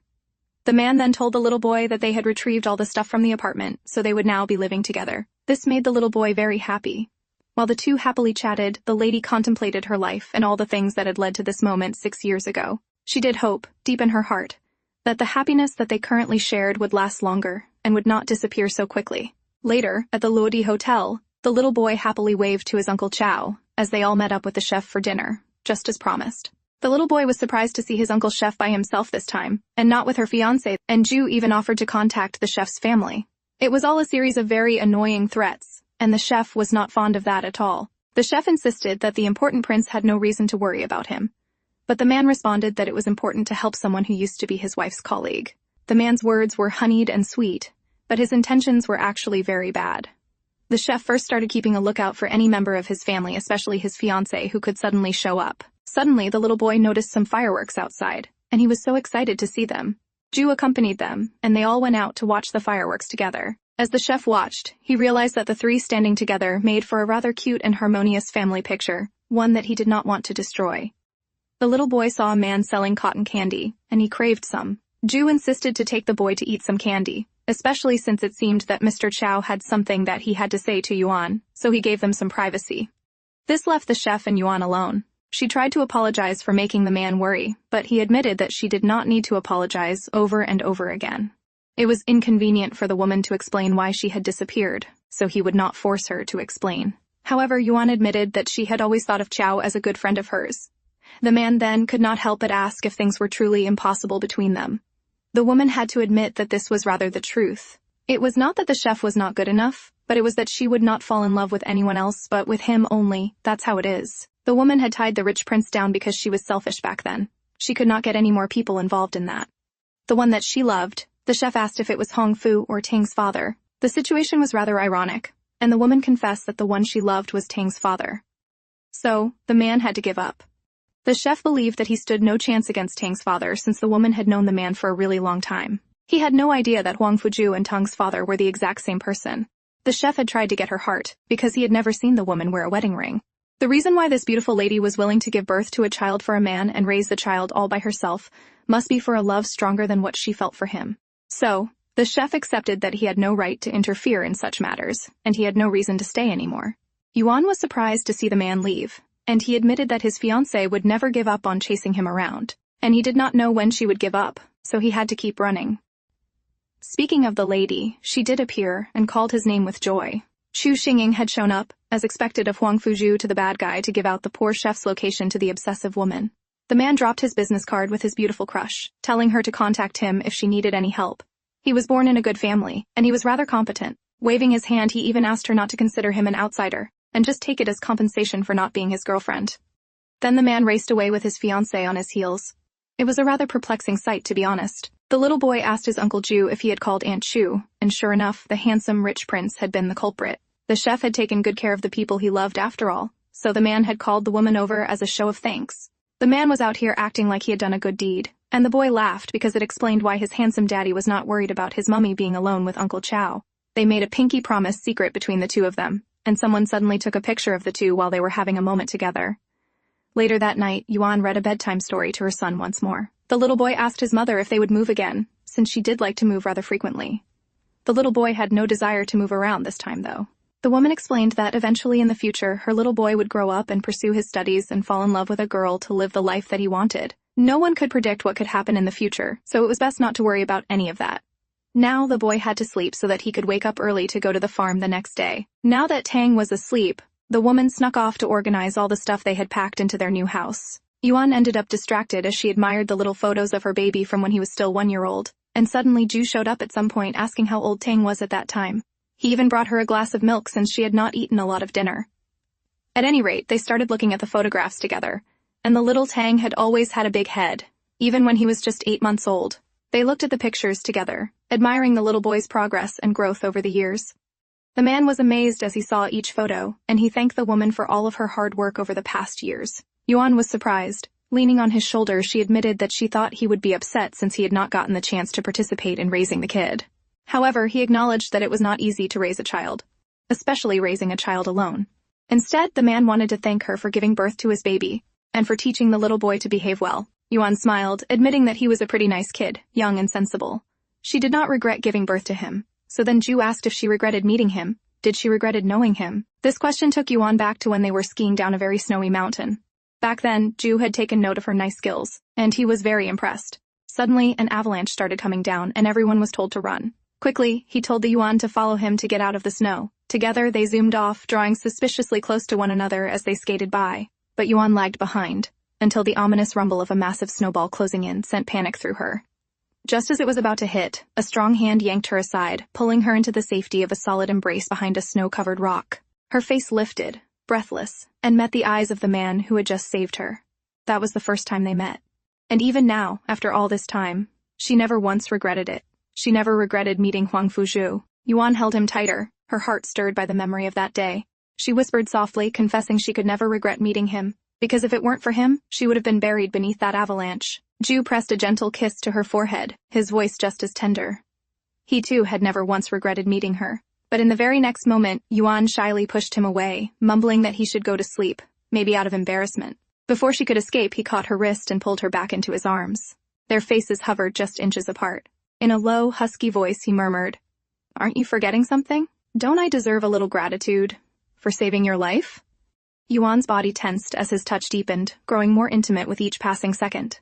A soft moan escaped her lips, betraying her restraint. She scolded him in a breathless whisper, "Well, you're never satisfied, are you?" Later, Yuan placed a safe watch on her son's wrist before sending him to school. The boy smiled, saying that he missed her Omuris, and she smiled, saying that she would make it for him that evening. Gan Tang then waved goodbye and hurried to join his friends on the bus. Fortunately, the tracker that his mother had put on his hand was working really well, so she'd pick him up in the afternoon as soon as she was done with work. As the lady was on her way home, she thought she noticed something, but there was a photographer in the back taking pictures of a lady and her son. Maybe she thought too much and started to walk on her way again, leaving the crowd behind. But as she had noticed, another photographer man was just looking for a place to hide when a hand landed on his shoulder. Yuan threw him in retaliation for taking her pictures in secret. She wondered why an entertainment officer was bothering with a person like her, But he was obviously stalking her because of her close relationship with the rich Prince Huangfu Jue. The whole thing was bothersome, so she broke the stalker's stuff and threatened to beat him up. That sent the man running. The effect brought by Huangfu Jue's identity was great, but if things went on like this, people would find out about her little boy, and she did not want that at any cost. Later that day, her alarm went off, and it was time for her to go pick up her son. Suddenly, the teacher called to ask if Tang was with his mum because they had somehow lost the boy on the farm. Apparently, the little boy had been picked up by someone who they thought was a family or friend. The woman kept her cool, asking for details about the incident so she could prepare. The boy had been missing for 30 minutes, so Yuan asked the school to call the police. The tracker that she put on the boy placed his location at the farm and then lost connection after that. Yuan could not wait around, and she rushed to call Ju to tell him the horrible news. Meanwhile, Tang was found with a suspicious-looking man who told the little boy that he was being taken to a fun place called Heaven. The little boy was in a truck that was zooming away, and the beautiful boy admitted that he did not think that heaven was fun.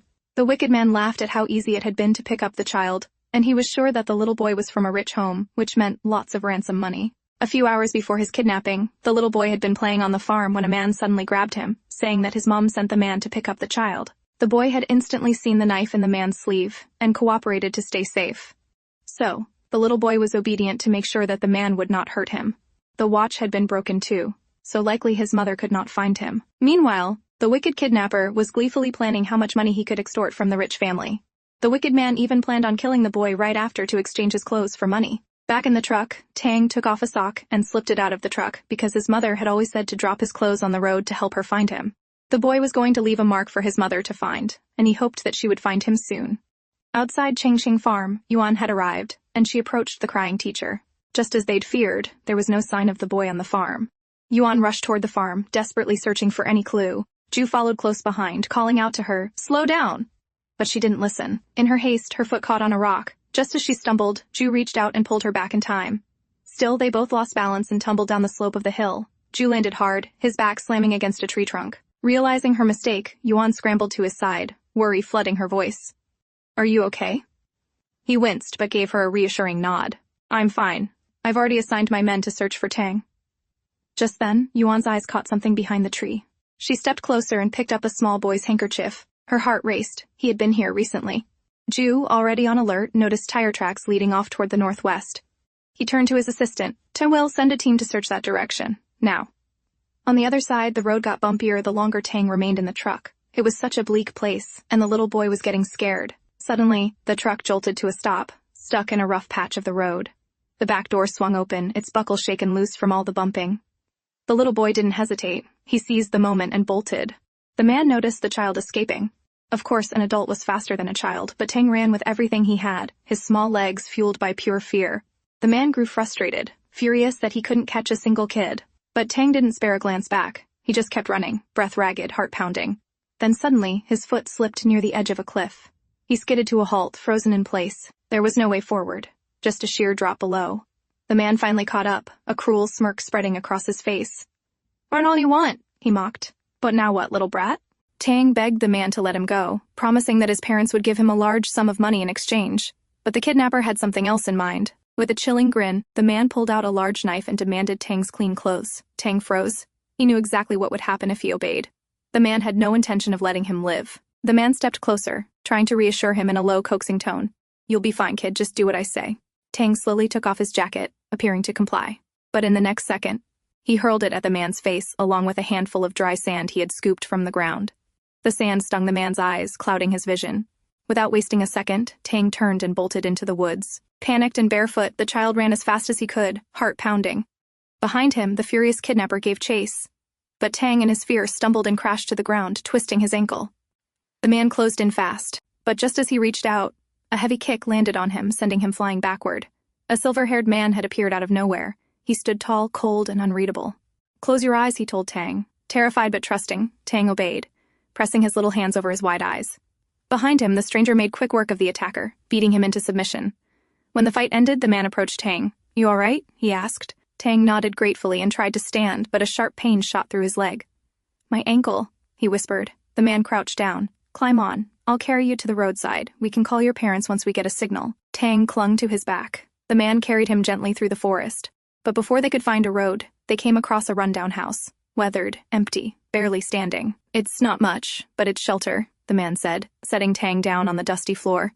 Stay here. I'll go to the hillside and check the way forward. Don't leave. Meanwhile, elsewhere, Jue and his men had found an empty truck by the roadside. Suspicious, Yuan checked the area and discovered some of Tang's belongings, the very items Tang had dropped earlier on purpose. Sir, one of Jue's men called. We found someone. It was the kidnapper, bruised, beaten, barely conscious.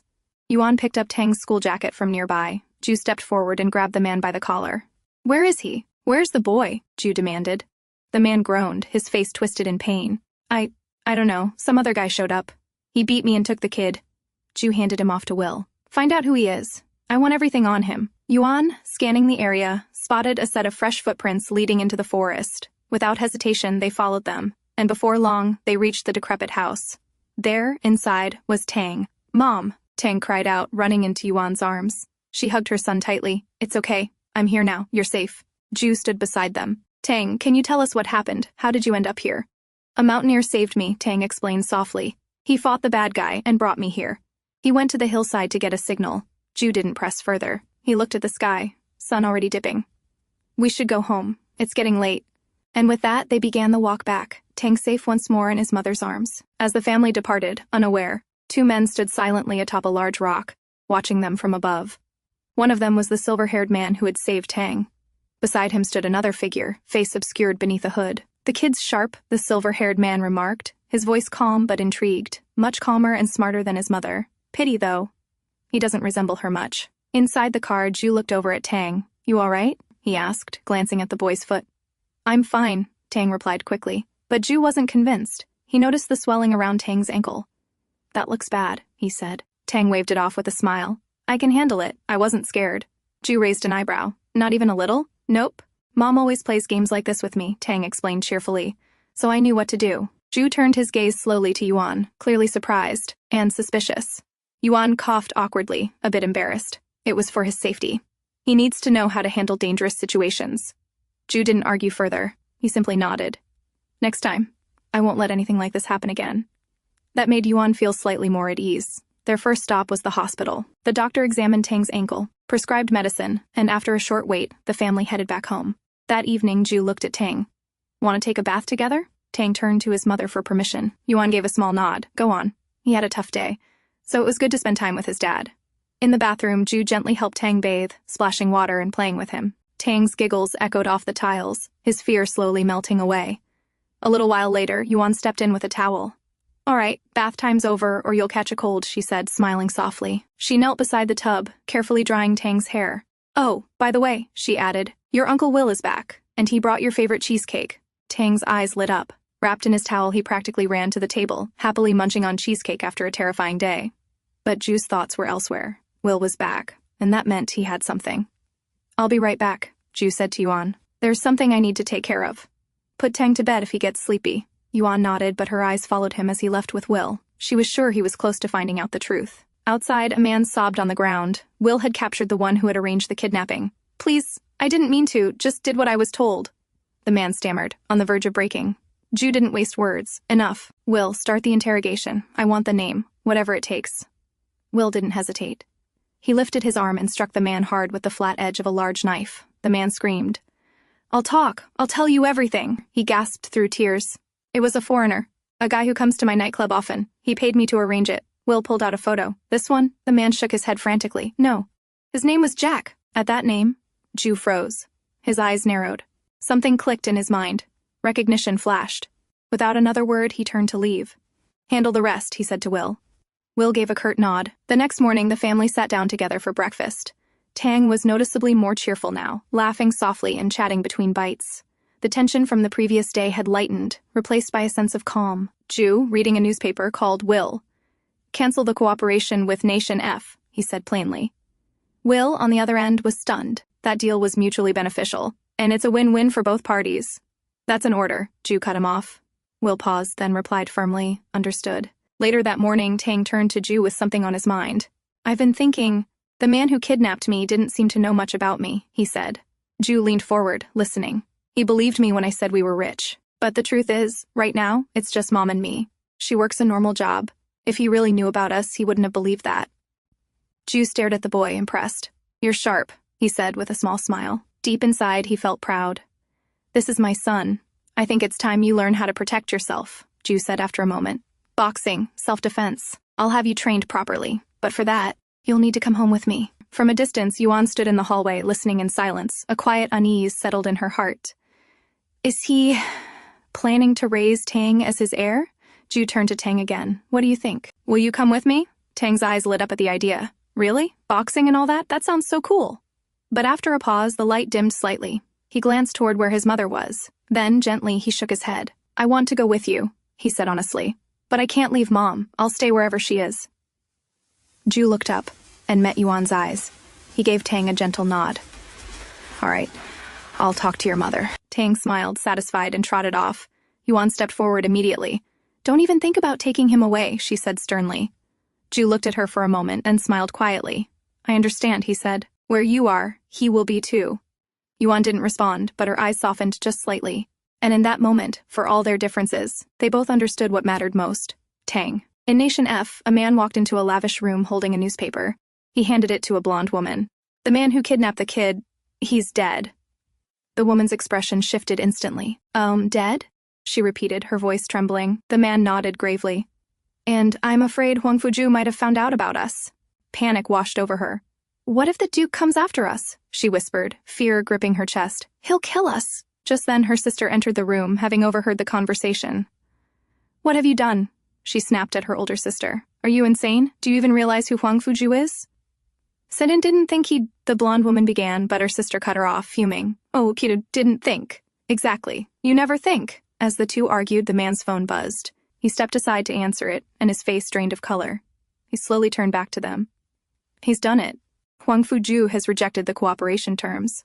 The blonde woman's eyes widened. He can't do that! The kid had nothing to do with him. Her sister folded her arms. Maybe he did. The boy was a model for his brand. What if that's the connection? We need to inform your husband, she said firmly, already turning to leave. No, wait. The woman tried to stop her, but it was too late. Her husband had already arrived. He had heard everything. You, he growled. She immediately apologized. I'm sorry. I didn't mean for it to go this far.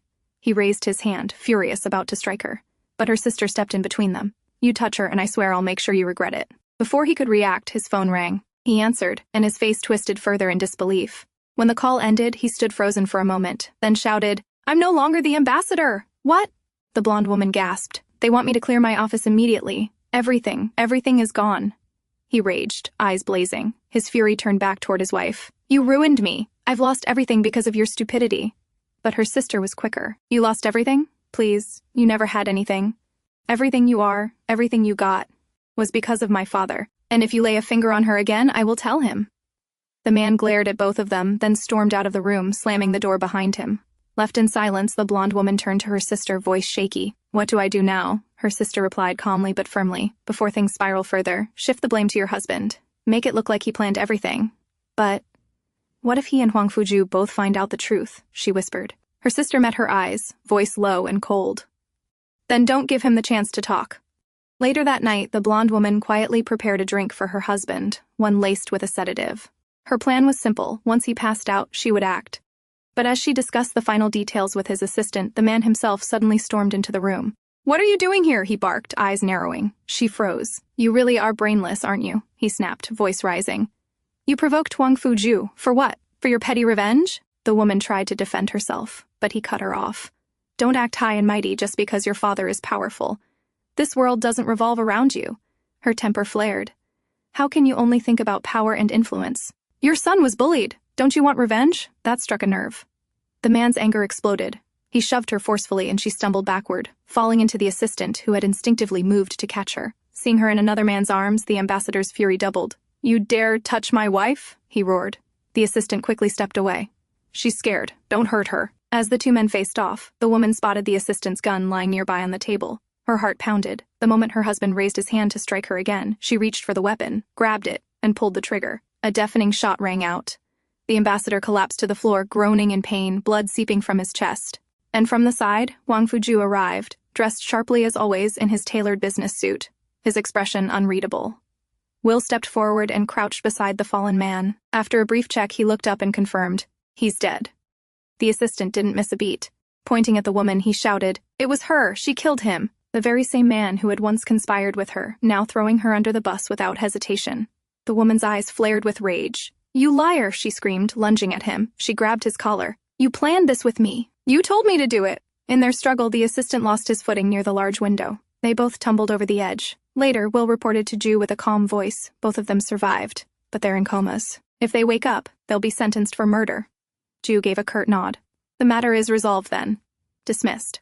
Will left quietly. Jue stepped out onto the balcony where he found Yuan standing silently, the wind tugging at her hair. He gently wrapped a shawl around her shoulders. "It's cold." "Stay inside," he said softly.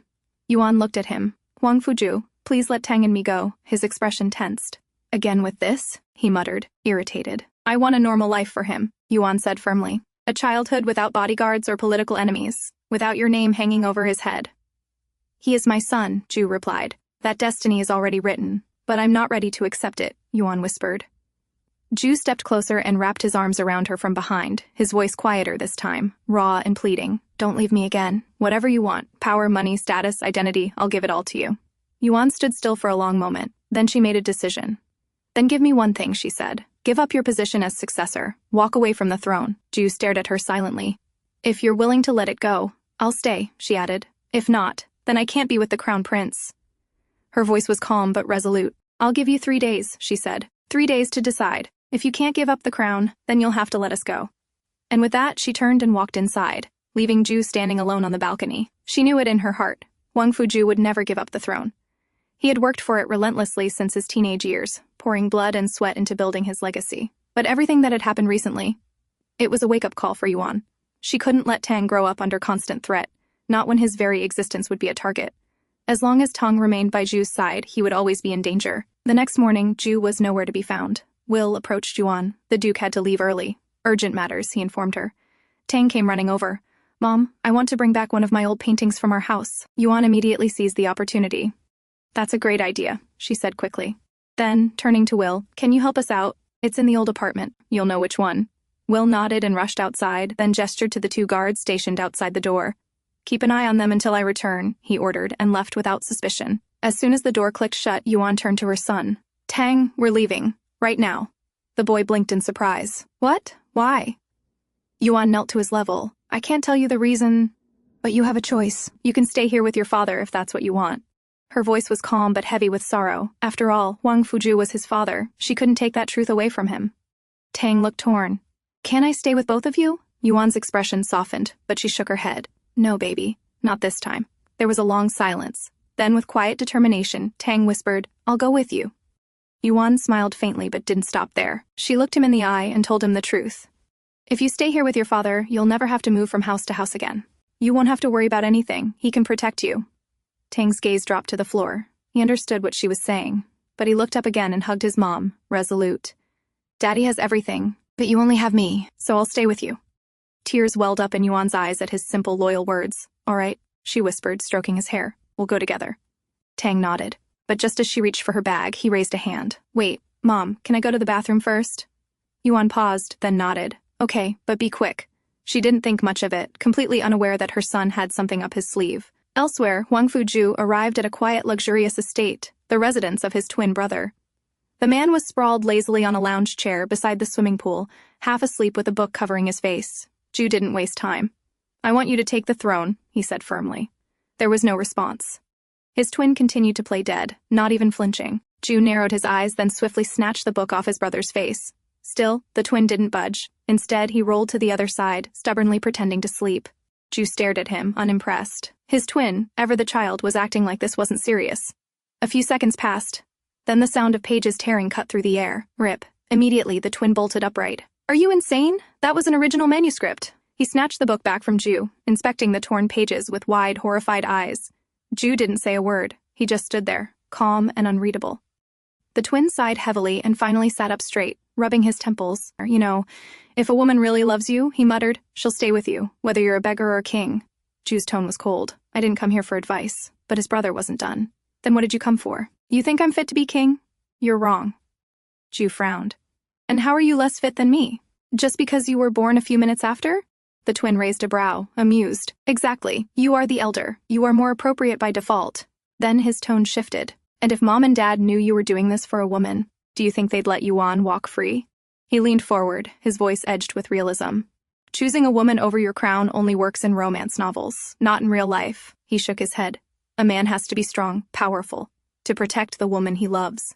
Before Ju could answer, his phone rang. He picked it up and his expression darkened almost instantly. "What?" he said sharply. On the other end, the voice was urgent. "Sir, Madame Yuan is missing." Ju didn't respond. He turned on his heel and strode out without another word. Behind him, his twin let out a long sigh. "Love really does make people crazy," he muttered, watching his brother disappear into the distance. At the airport, Tang stood near the departure gate, eyes scanning anxiously. "Why isn't Daddy here yet?" he mumbled, glancing back one more time.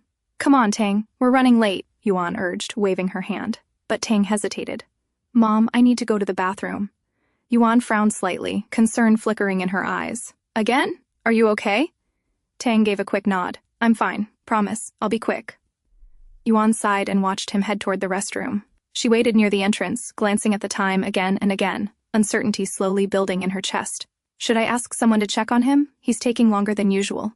Just then, a man brushed past her, bumping into her shoulder. She staggered slightly, startled, and was about to turn when she heard a familiar voice. The tone, the cadence, it made her heart skip. "Moxie?" The name echoed in her mind. Carefully, she raised her small makeup mirror and tilted it to catch a glimpse of the man walking away.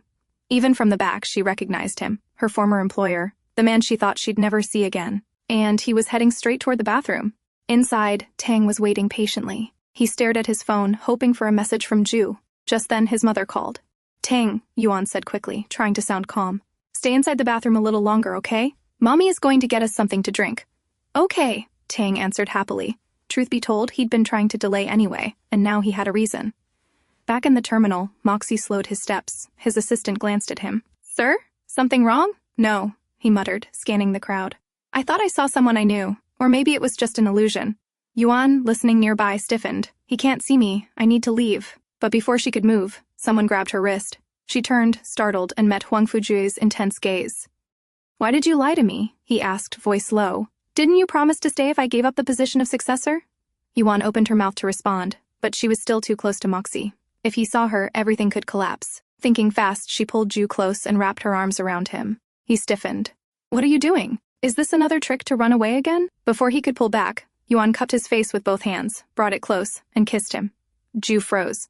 For a second, his eyes widened in shock, but then, as if enchanted, he responded to the kiss, pulling her closer, deepening it without even realizing. From a distance, Moxie turned away, never noticing her. Inside the bathroom, Tang's phone buzzed. It was a message from Uncle Will. He stepped out, stretching his arms and looked around. The first thing he saw? His parents. Kissing. His mouth dropped open. "They're kissing," he whispered, then grinned. "Does that mean they're back together?" That's what always happens in movies when the hero and heroine kiss. But his happiness was short-lived. In the next instant, Ju pulled Yuan by the hand and quickly exited the terminal, taking her with him, leaving Tang behind. Tang stood frozen for a second, confused. "Wait, what just happened?" Will came up behind him. "Let's go." Tang looked up sharply. "Is he going to hurt my mommy?" Will hesitated. "No, he won't." But Tang wasn't convinced. "I want to go with her. I need to see if she's okay." Will sighed and gently held the boy's shoulder. "Not now." He turned Tang around, leading him away. That evening, Yuan slowly opened her eyes. The memories from the past few hours of their passionate lovemaking. And above all, Huangfu Jue's firm words echoing in her ears. "I won't let you leave me again." As she lay there, still processing it all, the door opened and Ju stepped in, carrying a tray of food. She sat up quickly. "Where's Tang?" she asked, her voice coming out hoarse and dry. Ju smiled gently. "He's fine. I already tucked him in. He's asleep." Yuan flushed at the sound of her own voice, suddenly self-conscious about how hoarse it was. Seeing her red face, Ju chuckled softly. He came closer and leaned in, placing a light kiss on her shoulder from behind. "Are you all right? Maybe I was a bit too excited earlier." She immediately pushed him away, her cheeks burning. "Don't say things like that." Ju blinked, a little amused. "Why are you still so shy? We're not some newlywed couple." Still flustered, Yuan tried to change the subject. "I'm hungry. Is that for me?" Ju set the tray down and handed it to her. "Of course. Eat." As she ate in silence, her mind was far from calm. What if Moxie saw me at the airport? What if he found out the truth? That I betrayed him, for Huangfu Jue, that I gave birth to his child? The thought chilled her to the bone. He'd kill me. And Tang. Maybe even Ju, too. One thing was certain. She couldn't stay here any longer. Even if Ju came with her, she had to run. She had to protect Tang, no matter what. She set the tray aside and turned to look at the man next to her. So calm, so loving, so warm. How could she not fall for him? Without a word, she wrapped her arms around him and buried her face in his chest. "Ju," she murmured, "take me and Tang away from here, please." He froze slightly, surprised. Why? Did something happen? Yuan hesitated, then finally opened up. "I fell for you, Ju, 6 years ago, but I was scared, because of who you were." His brows furrowed. "You left me because of that, without even saying goodbye?" She nodded slowly. "We were from 2 different worlds. You were the future king, and I was just an ordinary girl. That's why I left that night." Ju stared at her for a long moment, then gently touched her cheek. "You don't need to worry about that anymore," he said softly. "I've already spoken to my brother. He'll take my place. I've even convinced our parents." Yuan looked up, her eyes wide in disbelief. Ju's gaze was steady. "I meant what I said. I'll give up everything if that's what it takes to be with you." But Yuan immediately shook her head. "No, don't do that." Ju frowned. "Why not?" "You have dreams," she said softly. "You want to make this country better? A place with no war, no poverty, no suffering. How could I ask you to give that up, just to be with me?" Ju stood frozen. How do you know about that?" She turned her face away, cheeks flushed. "I saw the Crown Prince's speech 3 years ago. Every word. I still remember." Then, almost whispering, she confessed. "Over the last 6 years, I saw every live telecast, read every article, every magazine that mentioned you. I didn't collect them, because I didn't want Tang to find out. But when you visited that disaster zone, I stayed up all night watching the news. I just wanted to make sure you were safe. I'm not religious," she added, voice trembling, "but I prayed that night. With everything I had." Ju's heart tightened at her words. He reached out and grabbed her shoulder, overwhelmed. "Yuan." Right there, he made his decision. "I'll take you and Tang to meet my parents," he said. "We'll make it official. You'll be mine, completely." But Yuan placed her hand gently on his. "I'll go with you," she said. "But keep a low profile. Don't announce anything yet. I don't want Tang to become the center of public attention. Not now." Ju paused. "So you'll stay, but quietly?" She nodded. Still, a flicker of doubt crossed his face. "Will you really stay this time?" Yuan looked away. "If you don't believe me, I'll leave tomorrow." Ju's eyes darkened, his hand tightening slightly around hers, reminding her that he will not let her go. She continued, "But I believe the man I love would never give up on his dreams either." Ju's mind latched onto those words. The man I love. Was she really talking about him? He stepped forward and pulled her into a gentle hug from behind, his voice low and urgent. "Say it again." She stiffened slightly. No, he didn't budge. He gently pushed her down, leaning over her, his expression earnest and vulnerable. "Just once. Say it again. I need to hear it." He cupped her chin, tilting it up toward him. "Yuan, say it." She hesitated, torn. Because once she said it, truly admitted it, there would be no turning back. No more pretending. If she left again after this, he would never forgive her. But looking into his eyes, she realized there was no use denying it anymore. She wrapped her arms around him and finally whispered, "I love you." Ju's heart soared, and then he kissed her, again and again. Each kiss a vow, a promise, a response to the love she'd finally allowed herself to say out loud. "If I'm the king," he murmured between kisses, "then you're the only one who can be my queen." Elsewhere, Moxie arrived at Yuan's old house. His assistant, efficient as always, had already arranged for a group of men to break the lock. With a dull crack, the door creaked open. They stepped inside. The air inside the house was thick with dust and stillness, untouched by time. Moxie paused at the entrance, his eyes scanning the space. "This is it," he said quietly. "This is her home. I can feel it." His assistant nodded. "We also found out where Yuan used to work. One of her close friends, Chow, used to work with her there as a chef. Recently, we saw him wandering near this house. As if on cue, Chow really was just outside, walking down the street when he noticed unfamiliar men breaking into Yuan's old house." His eyes narrowed. Without hesitation, he stepped back and pulled out his phone. Inside the house, Moxie made his way slowly through each room. When he reached what used to be Yuan's bedroom, he paused. There, on the dresser, lay a photo album. He picked it up and opened it. Inside were pictures of Yuan and a 5-year-old Gan Tang. His fingers froze on the page. His mind suddenly drifted back, years ago, when he himself had been just 11. Even then, Moxie had been a striking boy, handsome with sharp features and piercing eyes. But those very eyes often kept people at a distance. No one dared to approach him, let alone get close. Until one day, his father had brought a little girl home. Her name was Gaia. "Call him brother," his father had told her. She was Yuan and was 5 at the time, tiny, bold, and full of curiosity. Without hesitation, the girl had reached out and grabbed his hand. He remembered how stunned he was. She wasn't afraid of him. She had smiled up at him, calling him brother so naturally. For the first time, a faint smile had appeared on his own face. It was barely noticeable, but it had been real. Only Yuan had never feared him. Meanwhile, Yuan's phone rang. She picked it up and heard Chow's voice. "Yuan, some men just broke into your old house." Yuan blinked. "What? Wait, what are you doing there?" I was nearby and saw them enter. I'm going to follow them and take pictures. Chow, no, Yuan said urgently. Don't do anything wreck. But before she could finish, the call abruptly ended. Chow was already on the move, trailing the sleek white car carrying Moxie and his men. From the back seat, Moxie's assistant glanced at the rearview mirror. Sir, the man, Yuan's friend, is following us. Moxie didn't look up from the album in his hands. This Chow. Who is he exactly? The assistant replied. He's the son of a well-known tycoon in the catering industry. Moxie's eyes narrowed. If he's close to her, then he must know a lot. About my Gaia. He closed the album with a snap. Change the route. Get off the highway. The car suddenly veered off, taking a sharp exit and heading deeper into the suburban area, startling Chow, who was following behind. He slowed his car. The road ahead was unfamiliar and quiet. Should I call Yuan again? He wondered. He picked up his phone and began dialing. But before he could speak, headlights blazed in his direction. A white car came out of nowhere, crashing into his vehicle with terrifying force. Chow screamed in pain. On the other end of the call, Yuan, who had just picked up, heard it all. Chow? Chow? Yuan stood frozen, phone trembling in her hand, a wave of dread crashing over her. The man stepped out of the car and walked over to Chow, who lay on the ground, blood streaming from a gash on his forehead. Next to him, a phone buzzed. Yuan's voice was screaming from the other side. Chow, what happened? The man calmly picked up the phone. Gaia, he said softly, his voice smooth and unmistakable. Yuan's breath caught. That voice, it was him, Moxie. He didn't wait for her to respond. Your friend? The one following me? He met with an accident. He's seriously hurt. His calm tone contrasted sharply with the cruel intent in his words. A chill ran through Yuan's spine. Her mind reeled, flashing back to her childhood. She remembered the day he'd taken her to see the animals in the wild. What are they? He had asked her. The animals, the little girl replied innocently. He had shaken his head. No, they're not animals. They're prey. He raised his rifle and fired, striking a deer without hesitation. She remembered his younger sister, hiding behind him, eyes wide in fear. He looked back and explained gently, as if teaching a lesson. We're hunters, and you must never forget that.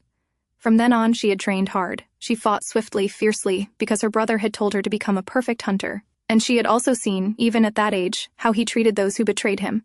He'd burned them, and their families, alive. Because that was who Moxie was. Now, back in the present, his voice came through the phone again. So tell me, how should I deal with a man who follows me? The threat was clear. He had no intention of letting this slide. Later, Chow was dragged to an abandoned building, his head still bleeding, his body weak. Moxie sat beside him coldly. Tell me everything you know about Gaia, he ordered. Tell me everything. If you want to live. Chow groaned, barely able to sit up. Who the hell is Gaia? He muttered. Moxie's eyes narrowed. He studied Chow's confused expression. He was telling the truth. He didn't even know Yuan by that name. At that moment, his assistant stepped in, holding a device. Sir, Yuan's location seems to be close. She's somewhere nearby. Moxie tilted his head, intrigued. She's come here? Yuan had arrived. But before stepping into danger, she tied her phone to a small pig she'd picked up earlier, letting it run ahead through the alley. Moments later, Moxie's assistant updated again. Her location's moving now. She's heading away from here. Moxie smirked. So, this is her way of playing games with me, he muttered. Fine. I'll let her have her fun. Inside the building, Chow's lips were cracked. Water, please, he begged the guard nearby, barely conscious. But before the man could reply, a sound came from the window. The guard turned, alert. Crash! In the next second, Yuan leapt in, silent and swift, and struck the guard with a sharp blow to the neck. He collapsed immediately, unconscious. She rushed to Chow's side. Cow! Are you okay? He could barely speak, but his eyes flickered with recognition. She knelt, wrapping his arm over her shoulder, supporting his weight. Don't talk. I'm getting you out of here. We're going to the hospital, she assured him firmly. Meanwhile, on the other side of the compound, one of Moxie's men found the small pig, still trotting along with the phone tied to it. He picked it up and called in, chuckling. Sir, it was a pig. She tried to throw us off. Moxie, now sitting back in the shadows, smiled silently. She knows how to distract me, he said under his breath. My clever little sister. And though he was being deceived, he didn't stop it, because deep down, he was enjoying the chase. As Yuan helped Chow outside, his arm slung over her shoulder for support, he turned to her weakly. Yuan, do you know that man? He asked, his voice strained. The you I just saw back there. It's like I've never met this version of you before. Yuan didn't answer directly. Instead, she lowered her gaze. I'm sorry, she said softly. I dragged you into my mess. You shouldn't have had to go through this, but I promise, I'll get you out of here. Chow managed a faint smile. Don't worry, I didn't tell him a thing, not even your name. You're safe. Yuan paused and looked at him, her expression full of quiet gratitude. Thank you, she said, her voice trembling. You've always been a good friend. I never wanted to bring you trouble. But before they could move any farther, bright beams of torchlight swept over them. Moxie's men had found them. "Orders are clear," one of the men called out. "Don't harm her, just bring them in." Yuan stood her ground, expression unreadable. Somehow she had expected this. She knew it wouldn't be so easy to escape. A car's engine suddenly roared in the distance, and moments later it skidded to a stop in front of them. Behind the wheel was a woman, Qiao's fiancée, her eyes wide with panic and worry. Yuan gave a small smile. "Go, Qiao. She'll take you to safety." "You called her?" Qiao asked, surprised. Yuan nodded. "She'll take care of you. Just go." The woman rushed out and helped Qiao into the car. She turned to Yuan. "Aren't you coming too?" But Yuan gently shook her head. "If I get in, none of you will make it out. Please, just go." With visible reluctance, the woman returned to the car and started the engine. The vehicle sped off into the distance, leaving Yuan standing there alone as the torches closed in. And then, from the shadows, he appeared. Moxie. They stood face to face after all these years. He stepped forward slowly, his expression unreadable. 2,461 days, he said softly. "That's how long you've been gone. This time, Gaia, you went too far." Yuan's lips tightened. "You shouldn't have hurt my friend." He reached out, raising his hand to caress her cheek. But she turned her face away in disgust, as if repulsed by even his touch. "You never change," he muttered. "That man wasn't worthy of your friendship." Those words, those same words she had heard for years. In Moxie's eyes, no one had ever been worthy of her, and because of that, she had never been allowed to make a single friend. "Then tell me," she said coldly, looking away from his eyes. "Are you the only one worthy of being close to me?" He stepped closer, lifted her chin, and said it clearly. "No one is worthy of my Gaia." Yuan's eyes narrowed. In a blink, she seized the moment, pulling out a knife and making a quick, clean cut across his neck. A thin line of blood appeared.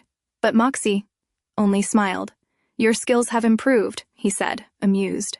More of his men stepped forward, surrounding her dot, but Yuan didn't back down. One after another, she struck them, swift and precise, taking down each man who came near her.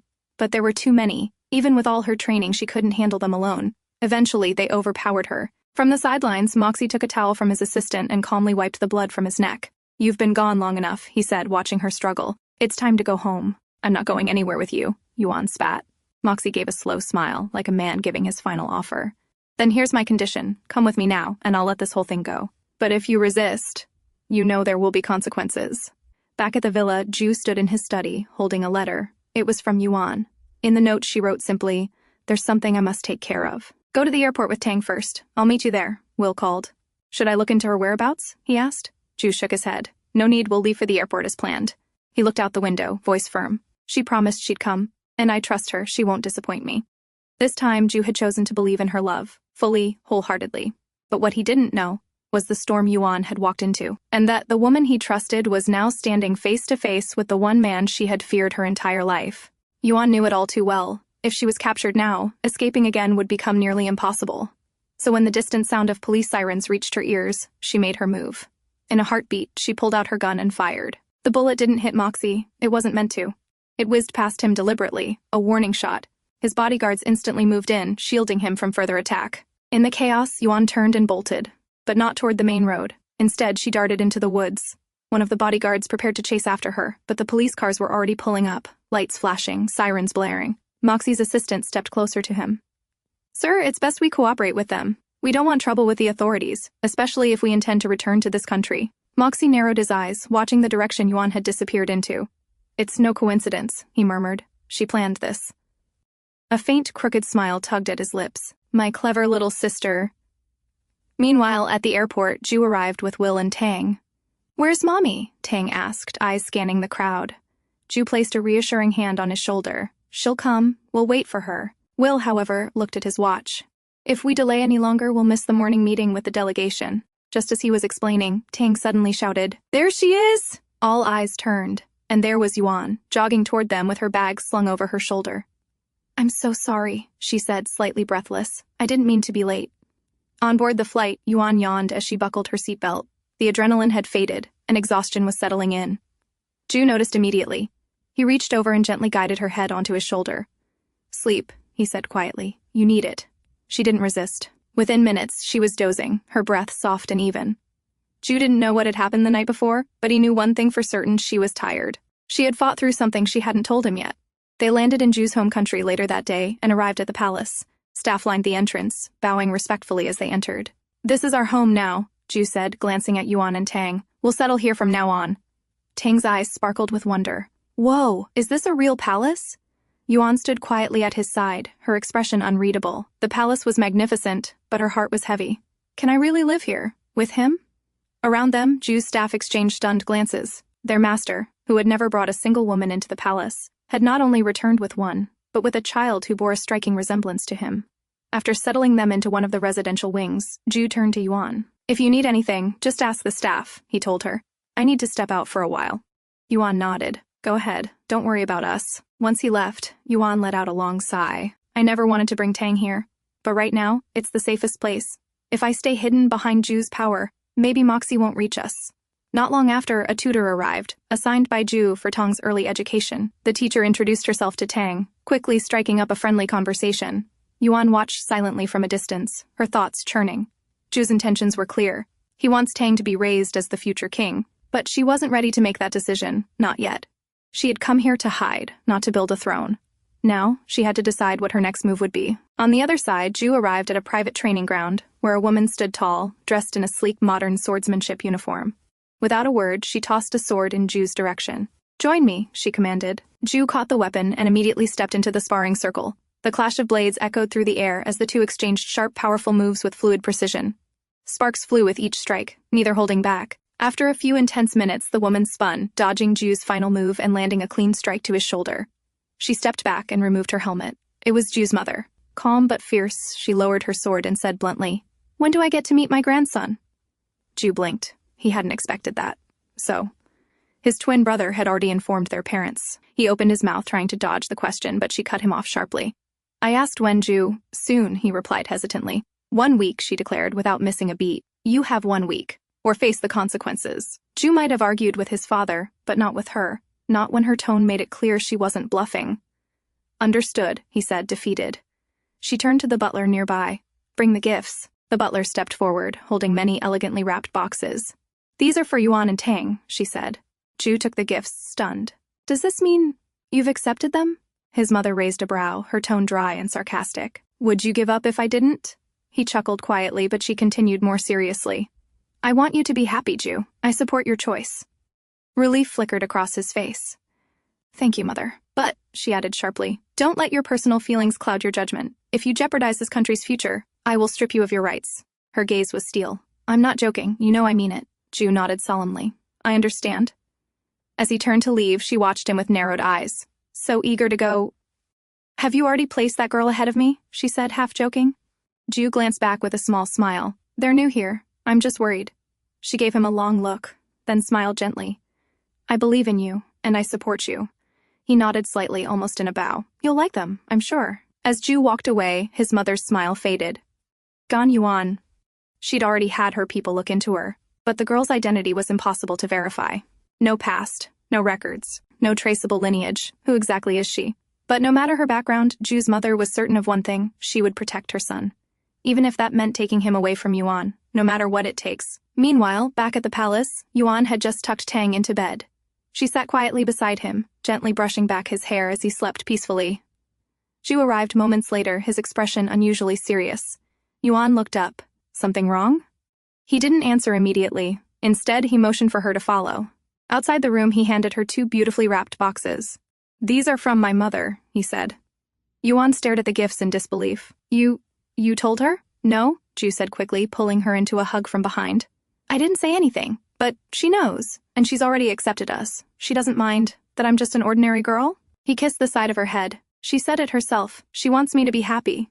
Yuan let out a slow breath. She glanced down at the gifts, her heart tangled with gratitude and unease. But am I really just an ordinary girl?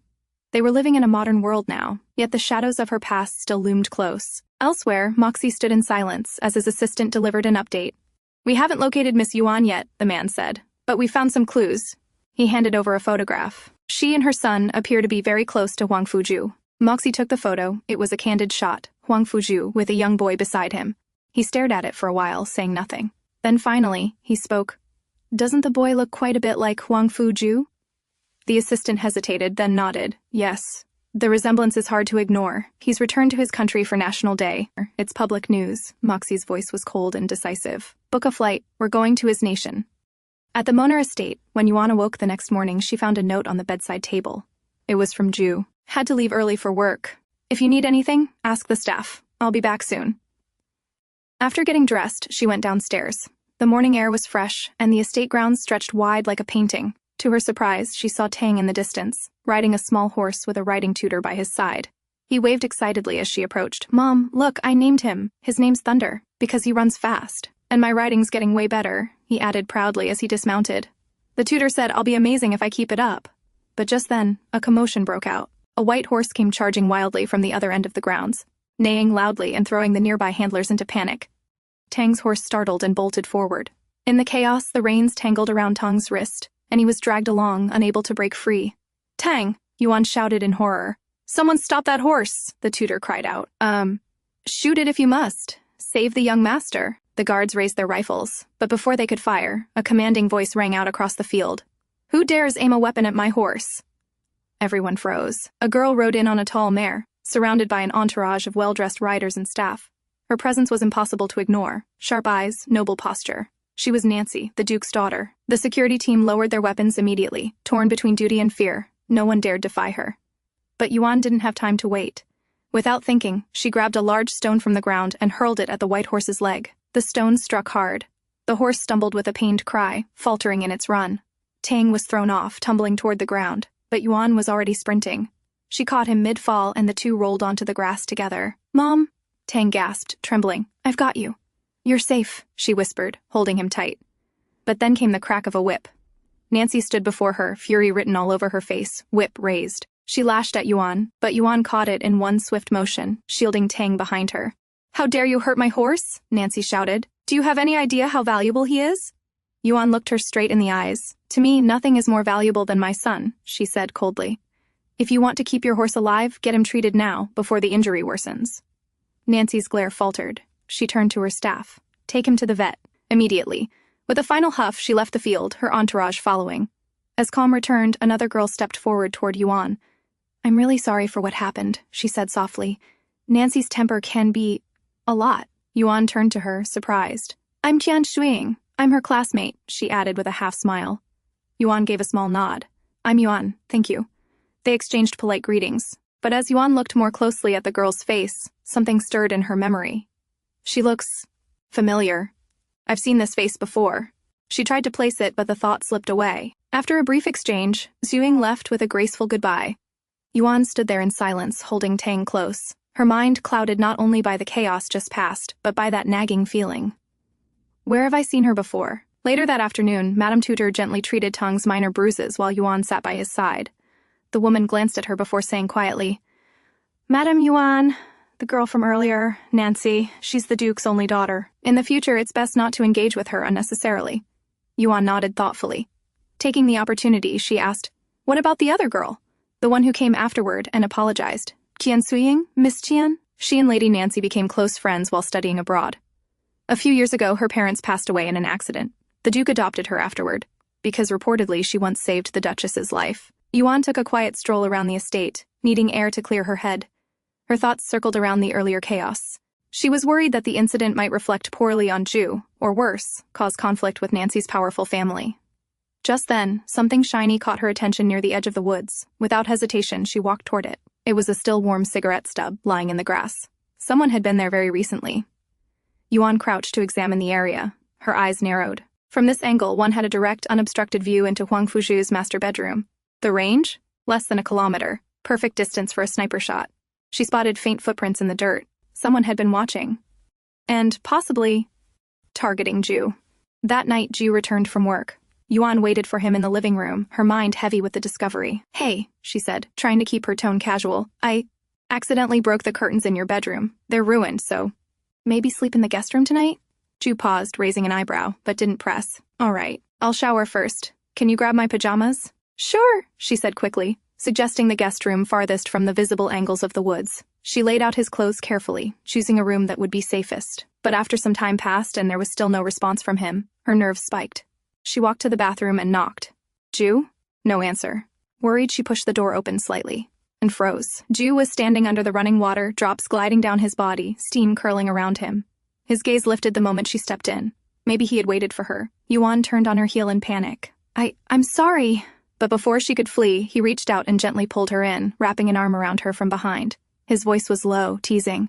"Why did you break the curtains?" Her breath caught. "I told you, it was an accident." He leaned closer. They're made of reinforced silk blends, nearly impossible to tear unless someone used scissors. So? Caught in her lie, Yuan stammered. I was scared. This manor is so big. I just wanted you to stay closer. Ju chuckled, not buying it. Yuan, if you wanted to sleep next to me, there are easier ways. Her cheeks flushed bright red, but then his eyes shifted and locked onto a wound on her arm. What happened? He asked, voice changing instantly. It's nothing, she said quickly. Just from today's horse incident, I've already handled it. He let out a deep sigh and pulled her into a full embrace. Why do you always take everything on yourself? She didn't reply. I'll announce our relationship soon, he said. Once it's official, you won't have to hide anything. You can stay by my side freely for the rest of your life. His warmth seeped into her bones. And then, she asked something she'd been holding in for years. Ju, were you mad at me when I left you 6 years ago? He looked into her eyes, then leaned forward and kissed her forehead. Yes, he said honestly. I was furious. She blinked, startled by his bluntness. But not anymore, he whispered, because now, you're here, and from now on, you'll be with me for the rest of my life. And with that, he held her tighter, like he would never let her go again. The next morning, when Ju opened his eyes, the clock already read past 8 a.m., later than usual. He glanced at the empty side of the bed. Yuan was gone. After freshening up, he stepped outside and asked one of the servants, Where is Madame Yuan? The servant replied quickly, She's in the kitchen, sir. Ju froze, genuinely shocked. He turned and saw 3 people already gathered by the kitchen door, all wearing confused expressions, Will, Tang, and the butler. Ju walked over and greeted his son. Good morning, Tang. Where's your mom? Tang greeted him back, cheerful. She's in the kitchen, and she's not letting anyone inside. Just then, a loud clatter came from within.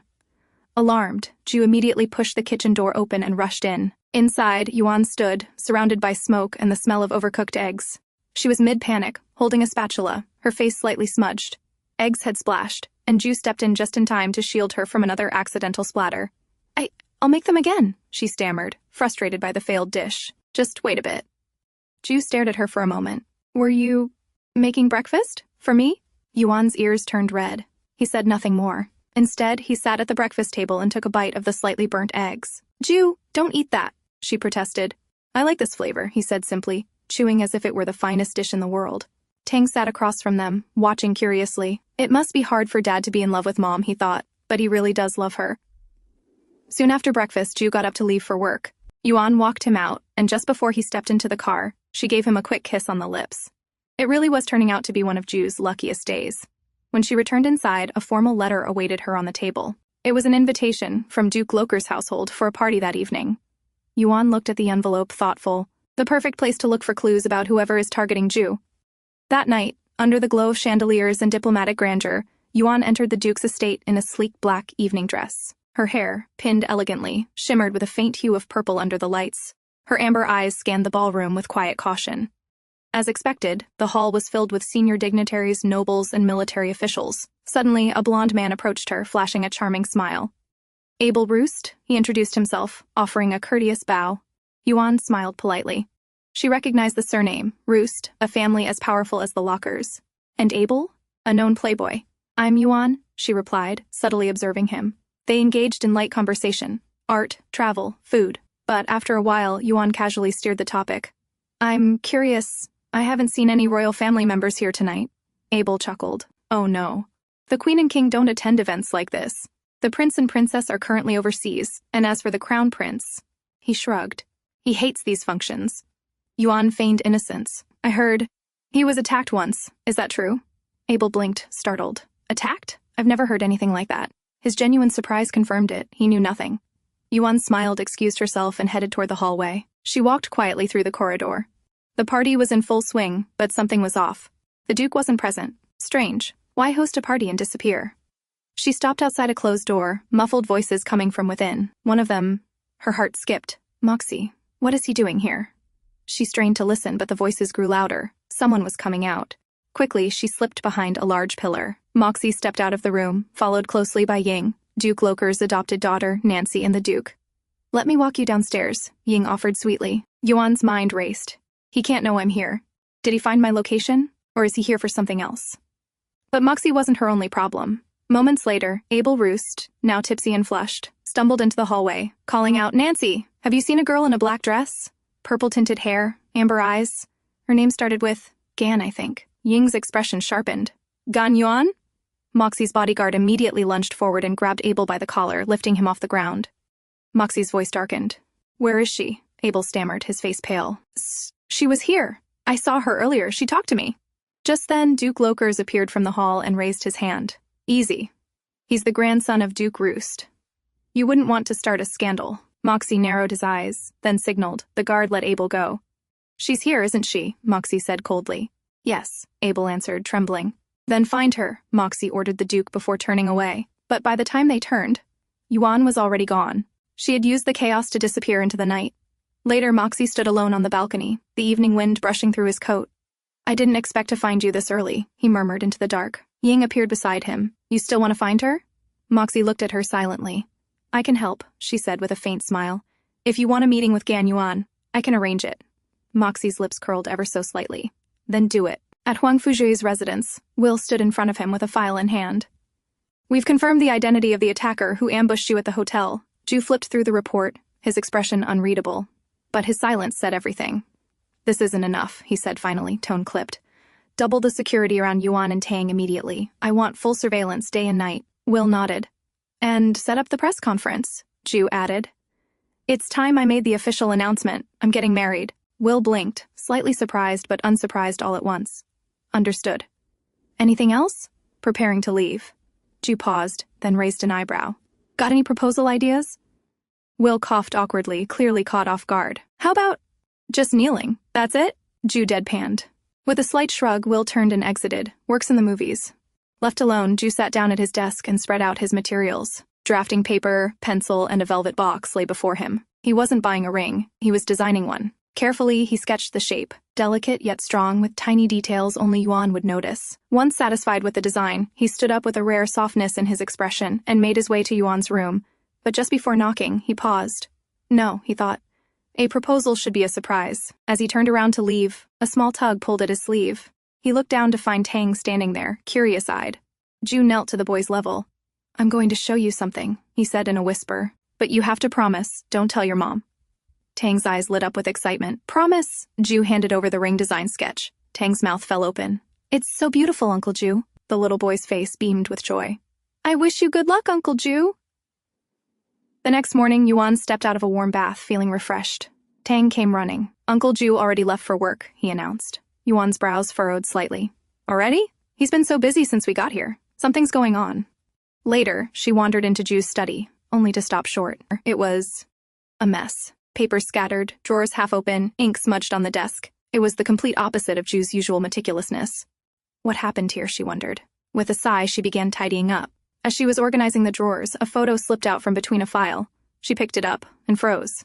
The man in the picture was unmistakable. Red Flame, a notorious assassin, infamous for never missing a target. Yuan's heart pounded. Was Ju being targeted by someone even more dangerous than we thought? Or was this connected to Moxie?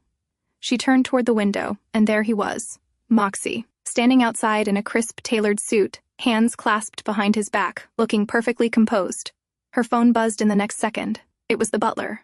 "Madam Yuan, Miss Ying is here. She's invited you to dinner." Yuan stared at the man outside the window for a moment longer. Of course, she thought.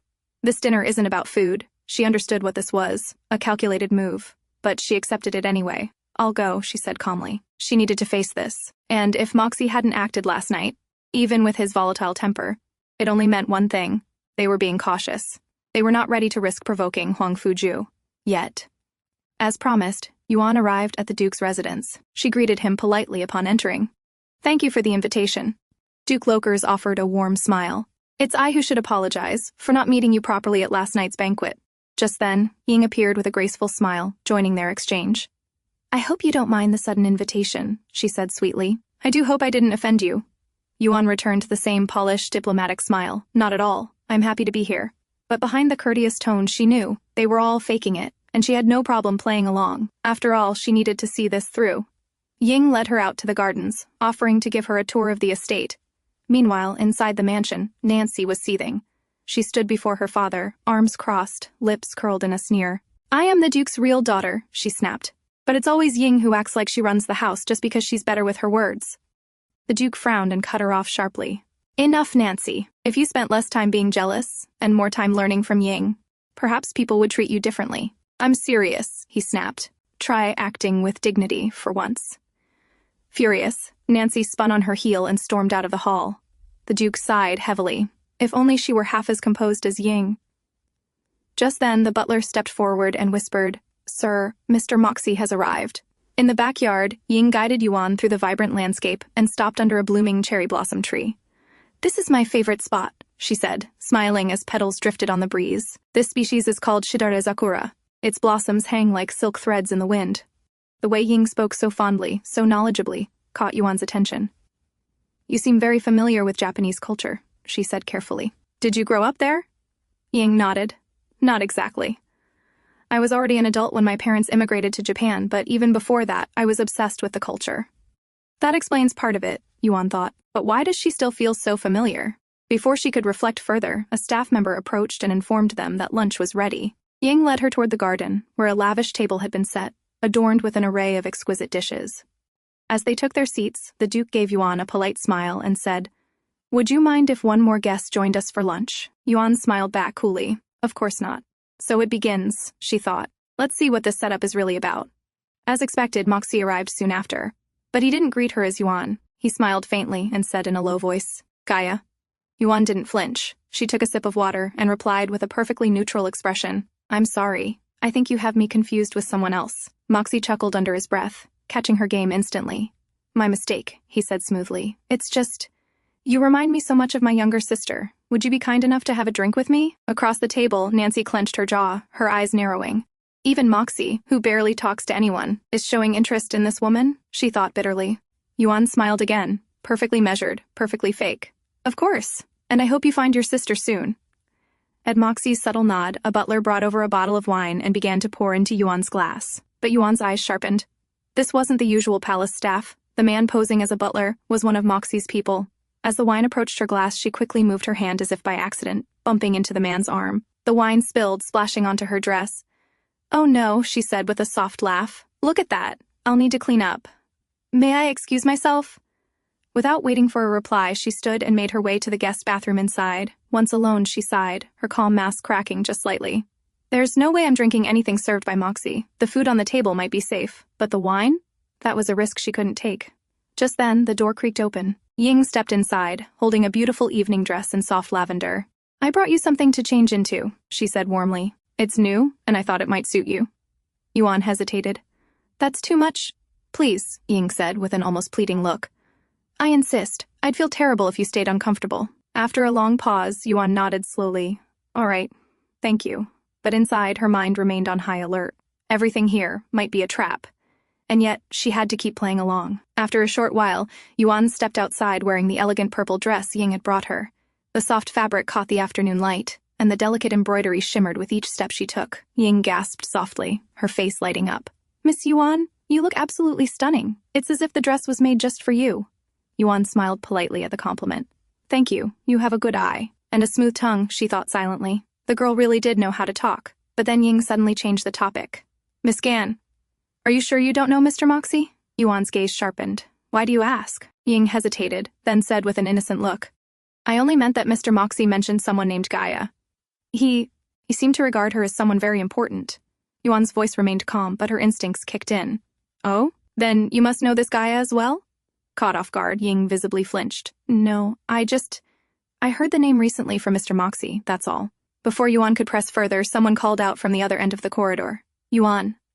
She turned at the sound, and was stunned to see Huangfu Jue standing there, dressed in a tailored black suit. "Jue?" She blinked, confused. "What are you doing here?" She had asked Tang to inform him if she hadn't returned by 2 p.m., but it wasn't even close to that yet. "I have some business with the Duke," Jue replied coolly, walking toward her and extending his hand. "Thought I'd drop by." Yuan stepped down the stairs to meet him just as Ying followed behind, wearing her ever-graceful expression. "Mr. Huangfu," Ying said sweetly, "we invited Miss Yuan to lunch since we couldn't properly welcome her at the banquet yesterday." "Banquet?" Jue repeated, his brows furrowing slightly. Yuan immediately pressed herself lightly against his chest, slipping her arm around his, as if for support. "Can we go home?" she asked, her voice soft and a little breathy. "I think I drank a bit too much. I'm feeling lightheaded." Her cheeks were slightly flushed, her eyes just glossy enough to make it convincing. But Jue had known her long enough to see through the act. She wasn't drunk. She was trying to get him out of there, fast. Still, he played along. Whatever was happening, she clearly didn't want him tangled in it. For now, he'd trust her judgment. He smiled and took her hand. Of course, let's get you home. As they began to walk away, Ying's calm facade cracked ever so slightly. She stepped forward quickly. Wait, Mr. Huangfu, but Jue turned coldly toward her. She's clearly unwell, he said sharply. Can't you see? Ying froze in place, lips parting as if to defend herself, but the words didn't come. Without waiting another second, Jue led Yuan out of the estate. Later, Ying informed both the Duke and Moxie that Yuan had left, with none other than Huangfu Jue, the crown prince. Moxie's eyes narrowed, but before he could respond, Nancy strode in, heels clicking sharply against the floor. Mr. Moxie, she said confidently, give me 3 days. I'll bring Gan Yuan to you myself. Moxie was amused. I don't care which sister delivers her, he said coldly, as long as I get what I want. The moment he left, Ying quickly followed after Nancy.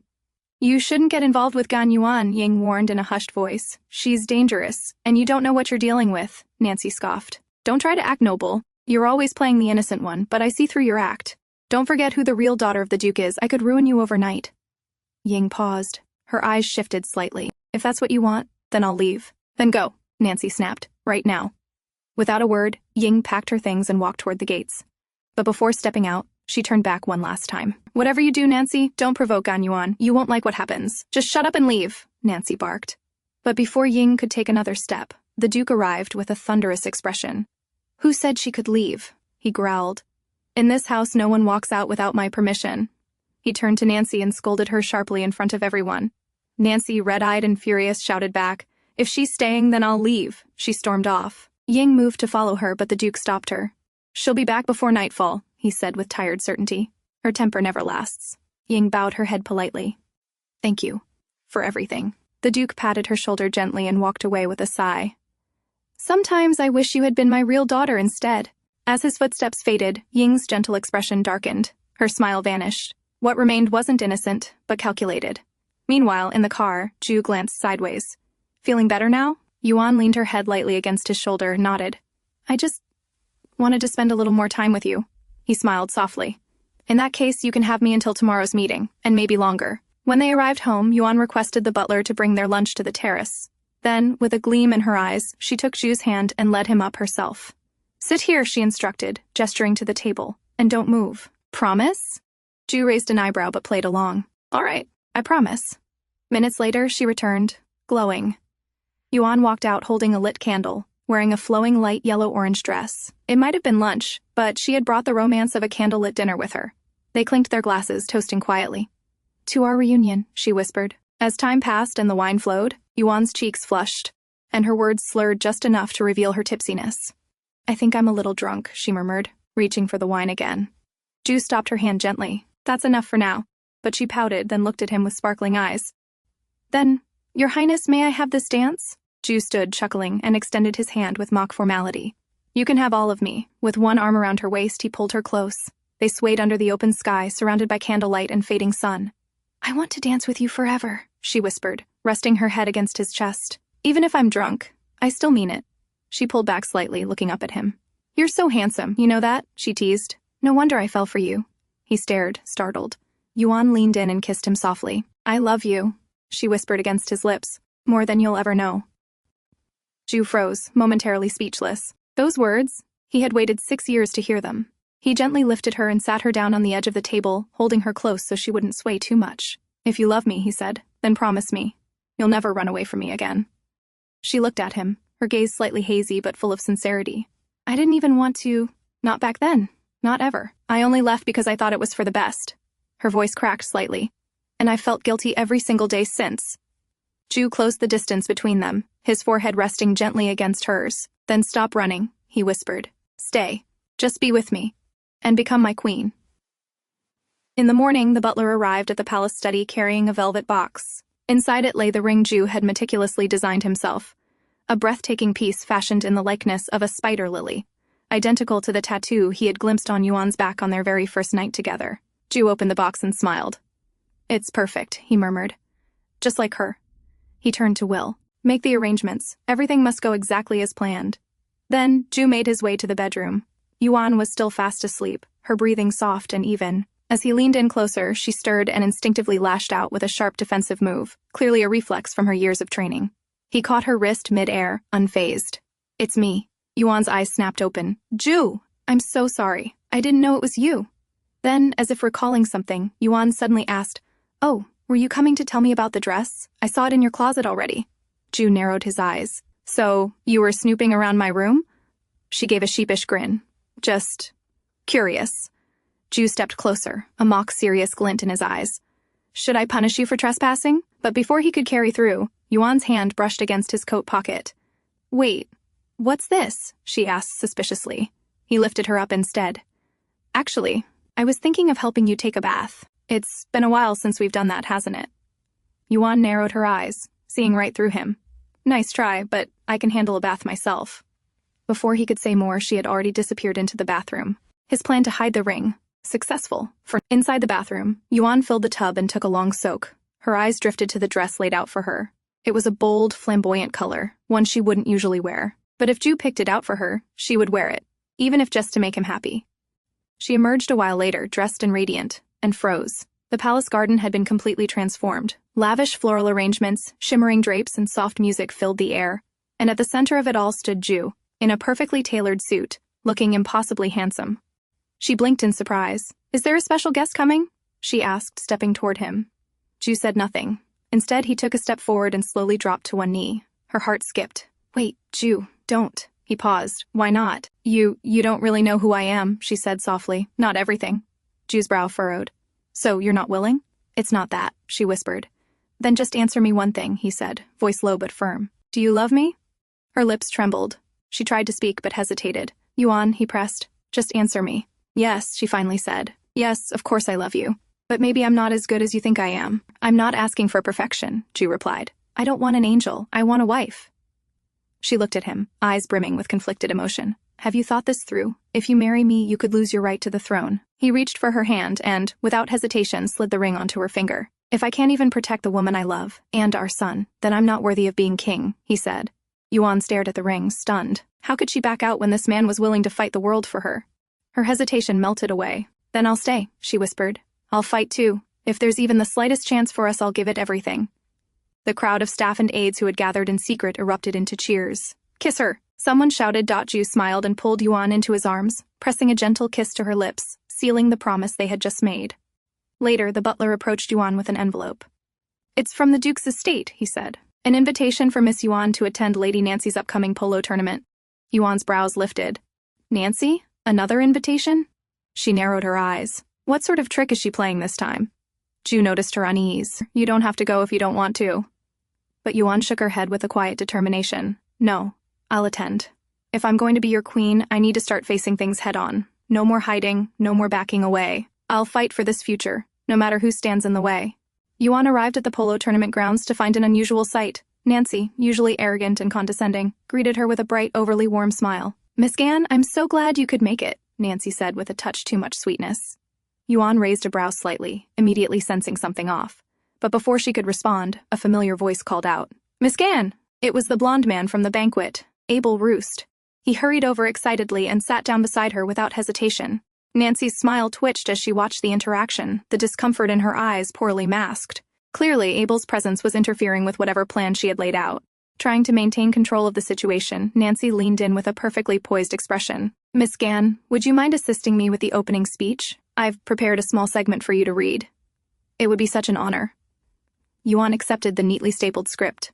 Soon after, Nancy stepped forward to begin her speech. She welcomed the guests with all the grace and charm expected of the Duke's daughter, then turned dramatically to the audience. "Now, I would like to invite Miss Gan Yuan to say a few words as well. After all, she is the woman living with our beloved crown prince." Whispers rippled through the crowd instantly. All eyes were now on Yuan. Yuan calmly stepped forward. She unfolded the script again, and her eyes narrowed. It was written entirely in French. A hush fell over the crowd as she hesitated, the pause just long enough for Nancy, standing at the side with her arms crossed, to smirk triumphantly. But then Yuan lifted her chin. With steady, fluent pronunciation, she began to read aloud. What Nancy didn't know was that Yuan had worked in the hotel industry for years. Speaking foreign languages had been a benefit, and French was among those she had mastered long ago. As she concluded the speech, Nancy's smirk vanished, her face turning stiff. Plan 1 failed. After the ceremony, Nancy moved on to phase 2. She brought over 3 glasses of wine, offering one to Yuan and another to Abel. Yuan accepted hers with a gentle smile but didn't drink. She already knew better than to take anything from Nancy without caution. She held the glass delicately and glanced toward the table behind them. Yuan tilted her head. "Wasn't that Ying just now?" Nancy turned quickly. "Where?" The moment Nancy's attention shifted, Yuan smoothly switched their glasses. "Oh," Yuan said casually, "maybe I was mistaken. But speaking of her, why isn't Miss Ying here today?" Nancy turned back around with a slightly forced smile. "Oh, she had other matters to attend to," she said dismissively. They clinked glasses. Nancy took a long sip. Minutes later, the effect began to show. Nancy's skin flushed deep red, and she started fanning herself restlessly. Her breath became uneven. She staggered slightly. Yuan held her to support her. "You don't look well. Abel, can you take her to the lounge? I'll go find a doctor." Abel nodded and helped Nancy off the field, but as they reached the lounge, things spiraled quickly. Nancy, overwhelmed by the spiked drink's effects, clung to Abel desperately, pressing herself against him. "Nancy, stop," Abel said firmly. "You're not yourself. And don't you like the Crown Prince?" But Nancy was far gone, moaning softly and trying to drag him closer. Abel panicked and pushed her away, stumbling out the door in a rush. Just as Yuan returned, she met Abel halfway. "Where is she?" "She's in there," he said. "But you should go check on her. She's not doing great." Yuan hurried into the lounge and gasped. Nancy was sprawled on the sofa, her dress askew, mumbling incoherently as several onlookers peered inside. Phones were already coming out. Whispers flew through the air. Yuan quickly grabbed a throw blanket and covered Nancy's body. "Someone call an ambulance. Now." This wasn't what she'd wanted. She never intended to humiliate Nancy, only to avoid being humiliated herself. But this was Nancy's own doing. At the hospital, Nancy's assistant arrived, asking for her whereabouts. But waiting in the corridor was one of Moxie's men, his expression unreadable. "This way," he said. The assistant followed without suspicion, until, moments later, everything went black. She woke up to a splash of cold water hitting her face. Gasping, she opened her eyes and saw Moxie sitting in front of her, lazily sipping a drink. He looked at her with calm detachment. "Were you the one who added the drug to the wine?" The woman glanced down. She wasn't tied up. Thinking she had a chance, she bolted toward the door. But before she could take 2 steps, Moxie's man shoved her back effortlessly. "Foolish," Moxie asked again, his tone polite but laced with danger. Was it Nancy's idea? The muzzle of a gun pressed against her temple. The girl, trembling now, broke. "Yes, it was Miss Nancy's idea." Moxie exhaled slowly and looked toward his man. "Get rid of her." To him, it was simple. No one had the right to lay a finger on Yuan. No one but him. "Prepare the car. We're going to the hospital." Meanwhile, back at home, Yuan was at the dinner table with Tang and Ju. The conversation had taken a lighter turn, filled with laughter and warmth. They were discussing the type of wedding they should have. Tang, bright-eyed, clapped his hands. "I want to walk Mommy to Daddy on the wedding day." Ju smiled, brushing Tang's hair. "Of course, you'll lead her beautifully." Just then, Will burst into the room, his face pale. Something bad happened. Everyone turned to him. "What is it?" Ju asked, instantly serious. Will swallowed. "Nancy, the Duke's daughter, is dead." Yuan's eyes widened in shock. "What? How did she die?" Ju asked sharply. Will took a breath. As per the initial report, she took her own life. Found in the bathroom with her wrists cut. Ju's face hardened. "Investigate it thoroughly. It's too sudden." Yuan frowned deeply. "She was drugged, yes. But suicide? It doesn't make sense. Could it be that Moxie was behind it? It was possible if he had found out Nancy was trying to drug Yuan. Ju looked at her. "Did something happen at the polo field?" "She was acting strange," Yuan admitted. "But I never imagined she'd do something like this. Still, we need to look deeper." At the hospital, Ying clung to the Duke, sobbing. "I'm so sorry. If I hadn't left the house that day, maybe Nancy would still be alive." The Duke, devastated and grieving, patted her back gently. "Don't blame yourself. You're still my daughter, Ying. I've already lost Nancy. I can't bear to lose a second daughter." Inside a black car parked quietly near the hospital, Moxie listened intently as his assistant gave him an update. "She's dead, wrist slits. They're calling it suicide." Moxie stared ahead, unmoved. "Suicide?" he repeated slowly. "That's too clean." Without another word, he got out of the car and made his way into the hospital through the back entrance. Unseen by others, he slipped into the room where Nancy had been staying. Everything was a mess, too messy. His eyes scanned the room, sharp and calculating. Then they landed on the balcony. He stepped out, and there it was, a footprint, small, feminine. It was clear now. Someone had entered and finished Nancy off. The whole scene was staged, fabricated. But who could it be? Was it Gaia? Or should he say, Yuan? He wondered, eyes narrowing with suspicion. On the other side, Yuan read a piece of breaking news. The daughter of a wealthy businessman, and someone known to be close friends with Nancy, had died in a sudden accident. Her instincts sharpened. This couldn't be just coincidence. It had to be related to Moxie somehow. Just then, Jue entered the room. "I'm heading to the Duke's estate," he said. "Nancy's funeral is today." Yuan immediately stood up. "You're not going alone. I'm coming with you." Meanwhile, back at the estate, little Tang, left in the care of a servant, went out for horseback riding. While searching for his lost ball in the woods nearby, an old man appeared, casually rolling the ball in his hand. Tang rode up to him. "Excuse me, sir. That's my ball. Could you give it back?" The old man looked at him with amusement. "And how are you so sure this ball belongs to you, young man?" Tang explained confidently. "There is a mark on it. It looks like the American continent. It got stained when I dropped it in a puddle a few days ago. That proves it's mine." The man studied the ball closely. The child was right. Still with a smirk, he said, "Even so, this entire estate is mine. Everything that falls on it belongs to me." Tang paused, then nodded politely. "Then I'll give it to you as a gift." The old man stared at him, visibly impressed by his manners and clever thinking. Finally, he handed the ball back and said, "Come to this spot again tomorrow afternoon, alone. Let's keep it a secret between us." Tang smiled and waved goodbye. "Okay, I promise." At the funeral, Ying personally welcomed Moxie, thanking him for coming. "It means a lot that you're here for my sister," she said softly, not far from them. Jue and Yuan arrived, walking hand in hand. Ying's eyes flicked to Yuan's ring. She smiled and turned to Moxie. "Did you notice the ring on Yuan's finger? She's going to marry the crown prince soon." Moxie's hand clenched at his side. His eyes locked onto Jue, sharp and full of restrained fury. Jue, catching the hostile stare, frowned. "Who is this man? I've never seen him in my city before." Moxie approached them slowly, a cold smile playing on his lips. "Gan Yuan," he greeted, voice deliberate. Jue's brows drew together, his irritation rising. The way this stranger addressed Yuan so directly, so familiarly, was not something he could ignore. Yuan stepped in quickly, her tone steady. "This is Mr. Moxie, a guest of the Duke." Moxie extended a hand to Jue. "It's an honor, Your Highness."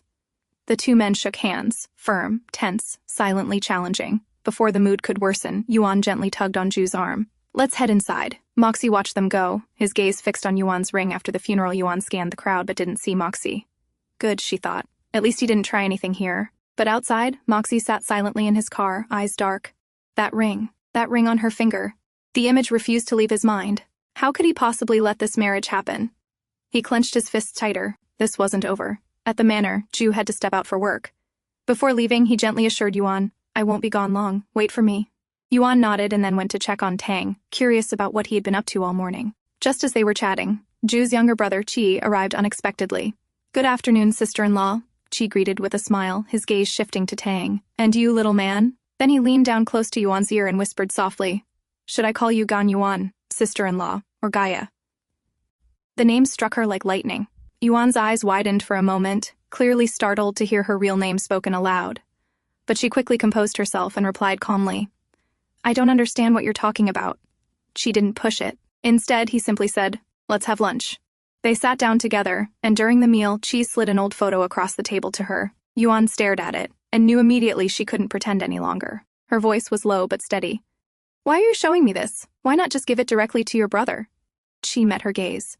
"Believe me, I have no interest in interfering in anyone's life. But since this involves Jue, I thought you should be reminded. My brother despises lies." Yuan nodded. "I know that well, but since I've decided to stay by his side, I'm ready to accept whatever comes from it." Qi tilted his head slightly, impressed. "You're braver than I expected." Still, he added, "You only have one day. If you want to tell him yourself, now is the time." But Yuan, thoughtful, pushed back gently. "Since you've already found this and made the effort to track it down, why not just give it to him yourself?" Qi blinked in surprise. This woman really wasn't easy to handle. What she didn't say out loud was, she didn't yet have the courage to tell Jue the truth herself. But no matter what happened now this time, she wasn't going to run. That afternoon, Tang snuck away to the same spot he'd gone the day before, excited to meet the kind old man again, his grandfather. But this time, he was surprised to see another person with him. His grandmother had come too. Smiling brightly, Tang pulled out a small box of chocolates and held it up to her. "These are for you. I heard from my father that you like them." The old lady blinked in surprise. "You brought these for me?" Tang scratched his head. "I didn't have much money left. I spent most of it on a dress for Mom. But when I get more, I'll buy you something better." His grandmother was completely touched. She knelt beside him and handed him a royal emblem, an item reserved only for royal family members. "Then let me give you something in return." As they talked, she asked gently, "What about your mother's family? Your maternal grandparents?" Tang looked down. "They passed away when Mom was my age. She doesn't have anyone except me." Jue's mother exchanged a look with Jue's father. There was something unspoken in that gaze. A shared realization. She then smiled at Tang and asked, "Would you like to live in the palace?" Tang hesitated. "Only if Mom agrees. If she's okay with it. I'd like that." Then he remembered the time. "I should go, or she'll be waiting for me. I don't want her to worry." And with that, he rode off. When he returned, he saw that Ju had also come back and was searching for Yuan. Noticing she wasn't home, they decided to call her. But just then, Will arrived with an urgent envelope in hand. "I'll call Mom," Tang offered, seeing the seriousness on Will's face. "You can take care of your work, Uncle Ju." Inside the office, Ju closed the door behind him. "What's so urgent?" he asked, walking over. Will hesitated, his face tense. "It's about Miss Yuan," he said, then handed over the document. Later, Yuan returned home, her steps slow and heart heavy. She was sure Ju must have learned everything by now. And just as she feared, there it was. The envelope Chi had sent, left open in the study. She stared at it. What had his expression been like when he saw the truth? Was he angry, hurt, disappointed, or disgusted? Her thoughts were interrupted by the sound of footsteps. Ju entered the room, his face unreadable. Yuan's heart pounded. How was she supposed to face him? He said nothing at first, just walked toward her, grabbed her hand, and suddenly pulled her into a tight embrace. His voice was low but firm. It must have been painful. "So it was you. You were the one who jumped in front of me that night to take the bullet. But then, why did you leave with that wound?" Yuan leaned against his shoulder, her voice trembling. "I'm not the person you think I am. I have blood on my hands. I've killed people, Ju. I'm not good." But Ju had one question still haunting him. "Then why? After leaving me that night, why did you follow me? Why did you come back?" She closed her eyes, whispering, "I didn't know you were a prince. I never expected that the man I'd fallen in love with would be my next assassination target." Her hands clenched. "After I left that night, I couldn't shake the feeling that something might happen to you, so I followed, quietly." She paused, then added softly, "And one day, when I went to the hospital to check on my wound, I found out I was pregnant. At first I thought I couldn't keep the child. But then, when I heard his heartbeat, everything changed." Her voice cracked. Maybe he was proof. Proof that what we had was real. That it existed. She looked up at him, eyes glistening. "But Ju, we're so different. You're a prince, and I'm just someone who spent her life hiding in the shadows, with only a code name." She had managed to disappear for 6 years. But when fate brought them together again, she couldn't stop herself. She kept getting pulled back, toward him. "I was terrified," she admitted, "that once you knew who I really was, you'd hate me." Ju cupped her tear-streaked face, his thumbs gently wiping the corners of her eyes. "I'm sorry," he whispered, voice full of regret. "I should have found you sooner. You suffered all this alone. Do you really not mind what I am?" Yuan asked softly, her voice barely above a whisper. "I don't care," Ju said firmly, shaking his head. "Even if the whole world is against you, I'll still stand by your side." Yuan's tears fell again, but this time they came with a soft smile. "Thank you for not leaving me, even after knowing everything." He kissed her wet cheeks tenderly. "Don't cry anymore," he whispered. "I'm right here." But as his hand gently trailed down to her waist, a sudden thought popped into his mind. "Wait," he blinked, pulling back slightly. "I remember. You had a tattoo on your waist, the spider lily. Where is it?" That night, Ju finally saw it again, the spider lily tattoo on her waist. The same one etched into his memory from that first night 6 years ago, and with that one look, all his emotions came crashing down. He couldn't hold back anymore. Like a man driven half-mad by years of longing, he kissed Yuan desperately, as if finally reclaiming the love he thought he'd lost forever. The next morning, Yuan's eyes fluttered open at the sound of a knock on the door. Tang's voice came from outside, calling for her. But before she could move, she caught the intense gaze of the man lying beside her. She sat up quickly and rushed toward the door, only to be pulled back into Ju's embrace. He held her close and calmly called out, "Tang, come in." The door opened and the boy entered, cheerfully greeting them. "Good morning, Mommy and Daddy." Ju froze for a second, stunned by the word Daddy. But then a beautiful smile spread across his face. He responded warmly, "Good morning, son." It still felt like a dream, but no, it was reality. At breakfast, Ju mentioned that he had to visit the palace to speak with his parents. In the meantime, he said, "You two can move to the Duke's residence. It's closer to the palace than this manor. Once I've settled things, I'll come get you and bring you both to the palace." Yuan looked at him with concern. "Please don't argue too much with them. I don't want to lose their blessings. We need their support." Ju nodded. "Don't worry, everything will go well." Later, Ju arrived at the palace. His mother welcomed him, but her tone was laced with sarcasm. "I heard about your grand proposal," she said coolly. "It's just surprising we had to hear it from others." Still, she didn't dwell on it. Instead, she handed him a card, an invitation for Gan Yuan to attend a dinner at the palace. Ju was sincerely grateful. She had taken the first step without him having to push. But his mother reminded him sharply, "The rest is up to you. Everyone will be watching you, and the woman you're bringing." Ju nodded. He wasn't afraid of anyone, except perhaps his own parents. His mother seemed to be supporting him in marrying an ordinary girl. But what would happen if they found out the truth? As she watched her son leave, the queen's expression grew solemn. She was convinced that a girl with no background could never be truly ordinary. But she wasn't about to force her son to speak. She had her own ways. She picked up her phone and called an old informant. Find out who this girl really is. The call didn't take long. Her name is Gaia, the informant confirmed. That was all the queen needed. She narrowed her eyes. This girl was anything but a commoner. Meanwhile, Ying visited Moxie, under the pretense of delivering a gift from her father. Moxie wasn't fooled. What do you really want? He asked bluntly, eyes narrowing. You didn't come here just to drop off a gift. I don't have time for hide-and-seek games. Ying hesitated, then pulled out a palace invitation card. It's for the royal dinner. I wanted to ask if you'd accompany me. The Locke family can't appear weak. Moxie arched a brow. And what's in it for me? Flustered, Ying tried to convince him. I have connections. I can introduce you to people with power in this country, people who can help. But Moxie just leaned in close, a smirk playing on his lips. I'm not interested in power or connections. Maybe I'm more interested in you. Ying's cheeks flushed. She stepped closer and admitted softly, I like you too. She bowed slightly, thanking him for accepting the invitation. But hidden beneath her lowered gaze was a sly smile, her intentions far from innocent. As soon as she left, Moxie ordered his assistant, check that woman's background. I want everything on her. He wasn't someone who'd be deceived by a pretty face. The assistant also reported, Gaia is staying at the Duke's residence. Moxie shook his head. No need to go there. I'll see her at the palace dinner. Then, as if remembering something, he added coldly, and confirmed the boy's parentage.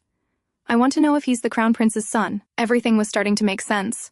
So that's why Gaia had betrayed him, for that man. He could forgive her for leaving him, but the man who took her away? That man was unforgivable. At the palace, Moxie arrived with Ying by his side. Together, they looked like a stunning couple, drawing everyone's attention, until the crowd suddenly turned toward the entrance. There stood another pair, the crown prince and the woman everyone had been dying to meet. Let's go and say hello, Ying said sweetly, linking her arm with Moxie's. With practiced ease, Moxie walked over and greeted the prince warmly. Your Highness, he said politely. Jue gave him a brief nod in return. Then Moxie turned to Yuan, gently taking her hand. You look stunning tonight. It's nice to meet you again, he said softly, pressing a kiss to the back of her hand. Yuan immediately pulled her hand away. Please excuse me, she said flatly and turned to leave with Jue without another word. As they walked away, Jue glanced back, his eyes cold and sharp. He didn't know who this man was, but the way he'd touched Yuan stirred something possessive in him. What he didn't realize was that the man who had just kissed her hand had a far deeper connection to her than he could imagine. Later, when dinner began, Jue pulled out a chair for Yuan and gently helped her sit. She noticed Moxie sitting nearby but reminded herself not to worry. This was a royal banquet. Surely he wouldn't cause any trouble here. Soon, the king and queen arrived. The king led his wife in, pulling out a chair for her. Yuan watched the simple gesture and smiled faintly. So that's where Jue gets his manners, she thought. The queen's eyes briefly landed on the woman sitting beside her son, but she said nothing. Instead, she smiled and ordered the dinner to begin. After the meal, Yuan excused herself to go to the restroom. As she washed her hands, a shiver ran down her spine. She wasn't alone. She turned sharply, and there he was. Moxie, she said warily, eyes narrowing. Her hand slipped behind her back and pulled out a small blade. What do you want? A knife? Moxie smirked. At a royal banquet? Aren't you afraid of getting caught, or are you planning to kill me here? Back off, Yuan said firmly, her grip on the weapon tightening. I don't want to make you my enemy. Let me go, and I'll pretend none of this happened. Moxie laughed. Still pretending you don't know me? How long are you going to keep up this act? I've already cut ties with the past, she said, her voice steady, but her eyes betrayed a flicker of fear. Do you really think it's that simple? He said, stepping closer. What do you think will happen when the king and queen find out your true identity? His words sent a chill down her spine. Don't forget, you were once assigned to assassinate Huangfu Jue. Do you honestly think this will work out between you two? Yuan's lips trembled slightly. She knew he wasn't wrong. Her past would never leave her alone, but she lifted her chin. Even if the world turns against me, I know Jue will stand by my side. That's all I need. Moxie grabbed her shoulder roughly. Don't be foolish, come home with me, we're not like them. But Yuan didn't waver. I want to try, just once. Moxie stared at her, stunned by the fire in her voice. So it really is all because of that man. He clenched his jaw, anger boiling inside him. Just then, they heard footsteps outside the door. Jue's voice called out, Yuan? Moxie moved toward the door. Let's see what he says when he learns the truth. About us. No. Yuan grabbed his arm. Please, just give me this chance. Brother Moxie, she cried out, her voice trembling. The word brother stopped him cold. It had been years since she called him that. His mind flashed back to the days when a younger Yuan used to run after him. calling him brother with a bright smile. But ever since she'd met Huangfu Jue, she hadn't said it once. Even though he believed he was right, just this once, he would give her a chance. "Fine," he said at last, his tone low. "But if you fail, you'll come back with me." He turned and stepped into one of the stalls to hide. Yuan took a breath and opened the door. Jue entered, glancing around. Strange. Was this door stuck? Maybe someone closed it by mistake, Yuan said quickly. "Can we go back now?" Jue nodded, but as they left, his gaze dropped to the floor, and he caught a glimpse of unfamiliar shoes beneath one of the stalls. He said nothing. As they were leaving the palace, Yuan couldn't help but wonder. Who had told Jue about her whereabouts? He hadn't said a single word the entire ride home, and that silence was starting to eat away at her. Is he angry? She wondered, glancing at him nervously. But for now, she chose to remain quiet too. When they reached home, Jue walked inside first, still without uttering a single word. Yuan's anxiety only grew. Will, noticing her worried expression, offered gently, he might just be tired from the day. But the silence continued even after they settled in. Finally, Yuan couldn't take it anymore. She decided she had to tell him the truth. "There was a man in the restroom yesterday," she began cautiously, her voice low. Jue turned slightly, but said nothing. "He was the one who gave me that tattoo," she continued. "The only reason I survived back then was because of him and his father. He taught me everything I know. He was my mentor. And he was there yesterday to ask me to go back home with him." That's when Jue finally turned to her, his eyes unreadable. "So," he asked quietly, "are you going back with him?" Yuan quickly shook her head. "Of course not. I've already decided to stay with you, no matter what." She stepped forward, gently reaching for his hand. "If you're angry, then hit me. Scold me if you want. Just don't go silent like that," she said, her voice trembling. Jue pulled her into a hug. "I would never," he whispered into her hair. "It's not anger. I was just jealous. Maybe." Yuan let out a small laugh, looking up at him. "You looked kind of cute, being all jealous." He stared at her for a second, then suddenly kissed her back, fiercely, deeply. "Should I punish you then for teasing me?" he whispered between kisses, pressing her against him. "Jue, let go." "What if someone sees us?" Yuan protested lightly, her voice catching. But the man in front of her wasn't going to give up tonight. He pulled off his shirt, eyes burning with desire, then grabbed her gently by the back of her neck and pulled her into another kiss. As he pressed her down onto the bed, his voice was breathless. "You're not going anywhere. Not again." Their bodies moved against each other, the heat between them reigniting everything they had once lost. Elsewhere, Moxie sat with Ying over drinks. "She's my sister," he said flatly, referring to Yuan. Ying's eyes widened. "You mean, are you her biological brother?" Moxie didn't answer. His mind drifted far into the past, to the time when he was severely injured, and a younger Yuan had knelt beside him, crying, begging the doctors to save him. She had clutched his hand like a child, tears soaking her cheeks, whispering again and again, "Don't leave me alone." He snapped out of the memory when Ying raised her glass and clinked it gently against his. She leaned toward him and said, almost wistfully, "To everything we've lost." Those words hit something deep inside Moxie. "I will never lose her," he said coldly, pushing Ying aside and getting up. He left the place, his anger burning in his chest. And in his heart he was certain his judgment was right, and time would prove it. The next day, Tang decided to take a trip on his horse to meet his grandparents again. But instead of them, he found a man standing at the usual spot. It was Moxie. Tang didn't know him as his mother's brother, but he did recognize him from the day he had been rescued. "Nice to see you again, little one," Moxie greeted with a smile. "You've grown since our last meeting." Tang blinked, surprised. "Why are you here, uncle?" "Because I know you," Moxie replied calmly. "I know your birthday, and I'm your mother's brother." Tang tilted his head, studying the man up and down. "You don't look like my mom," he said bluntly, "and she never mentioned having a brother." "You can ask her," Moxie replied smoothly, "if you don't believe me." Tang stayed silent, then Moxie asked directly, "Is the prince, the one in the palace, is he your father?" But Tang was smart. He didn't reveal anything. Instead, he turned away. "I don't want to talk anymore," he said and rode off on his horse. Later, when Tang returned to the palace, Yuan welcomed him with a warm smile. "Where have you been?" she asked gently. "I went horse riding and met a man named Moxie," he said casually. The moment Yuan heard that name, her entire body stiffened. "Who did you say you met? Did he do anything to you?" she asked, panic rising in her voice. Tang shook his head. "No, he didn't. He's the climber who saved me when I was kidnapped." Yuan was stunned again. "That man?" she thought. Tang continued. "He also said he's your brother. Is that true?" Yuan sighed. There was no more use hiding it now. It was better to tell him the truth. "Yes, he's my brother," she admitted. "Then why wasn't he around before?" Tang asked, puzzled. "Because I betrayed him," Yuan explained, her voice low. "And my brother, he never forgives betrayal. He doesn't allow anyone near him who dares to turn against him. That's why our relationship is complicated." Tang looked at her, thoughtful. "So, If he asks about my father, should I tell him? No, not yet, Yuan replied firmly. I know it's not good to ask you to lie, but it's not time yet to reveal everything. I can't risk your safety, or your father's. She touched his shoulder gently. If he asks, just tell him it's something the adults need to talk about. Tell him to speak to me directly. Soon after, Jue returned home. He found Yuan and looked at her, a softness in his gaze. I just wanted to tell you, he said quietly. You're free to go wherever you want, meet whoever you need, but the only condition is, come back to me. Yuan blinked.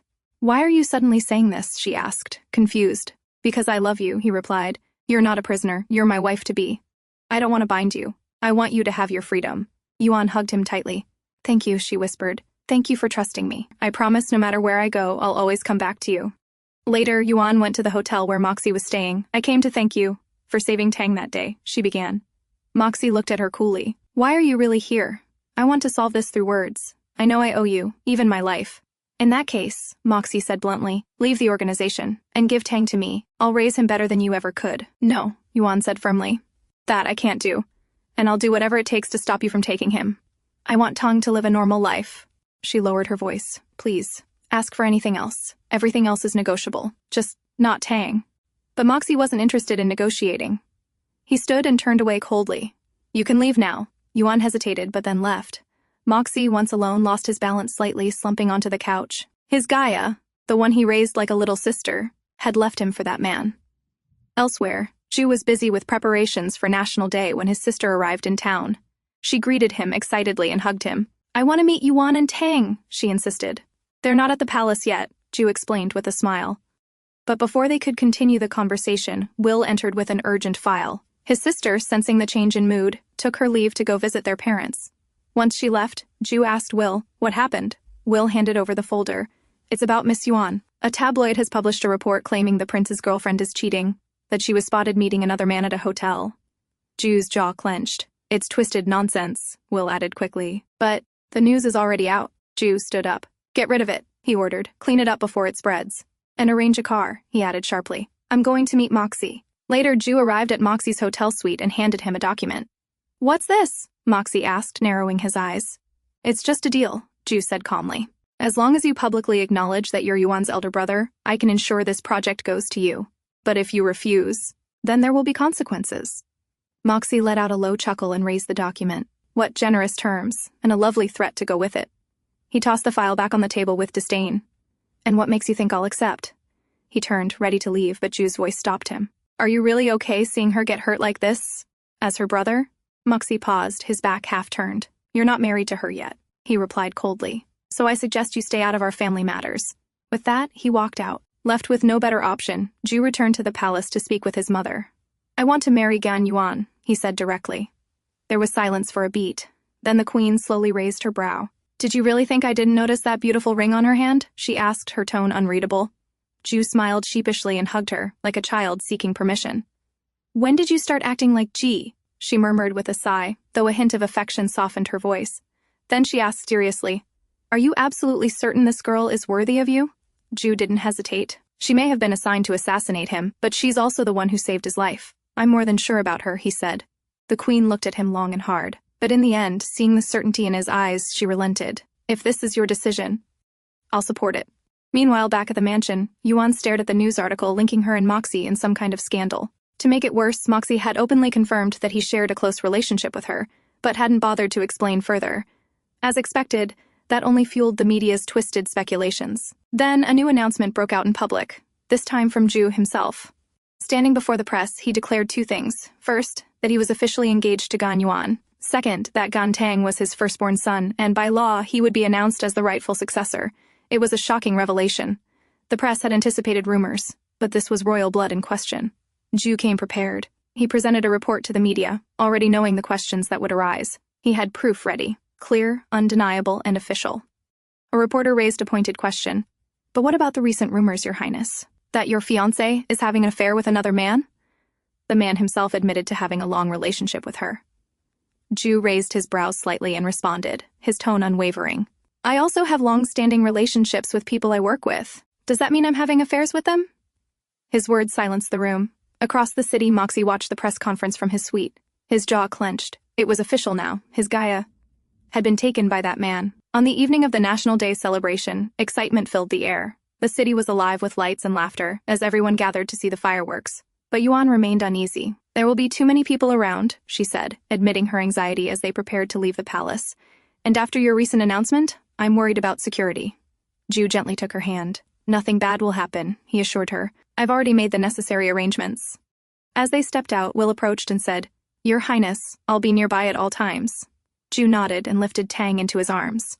"Let's enjoy tonight." Meanwhile, Moxie had decided to return to his country. His assistant noticed his pale face and advised, "You should rest, sir." But Moxie shook his head. "I'll go for a walk instead." As he stepped outside, he realized it was National Day. A large crowd had gathered to celebrate. Then, his eyes caught a familiar scene, a family of 3 not far ahead. It was Jue, walking proudly with Tang on his shoulders and Yuan beside them. Not far from them, Ying stood in the crowd. Her eyes were fixed on the trio. She glanced at her phone, then sent a message. High above, a sniper perched on a rooftop received the location. He narrowed his eyes, adjusted his scope, and began preparing to fire. Yuan, walking beside Jue, sensed something was wrong. Her instincts screamed at her. Too many people, too exposed. "Jue, we should go back," she whispered urgently. Tang looked up, disappointed. "Can't we stay a little longer?" But Yuan was firm. "No, sweetie, just this once. Let's go. Please." Seeing the concern in her eyes, Jue finally nodded. "Will," he called out, "bring the car around."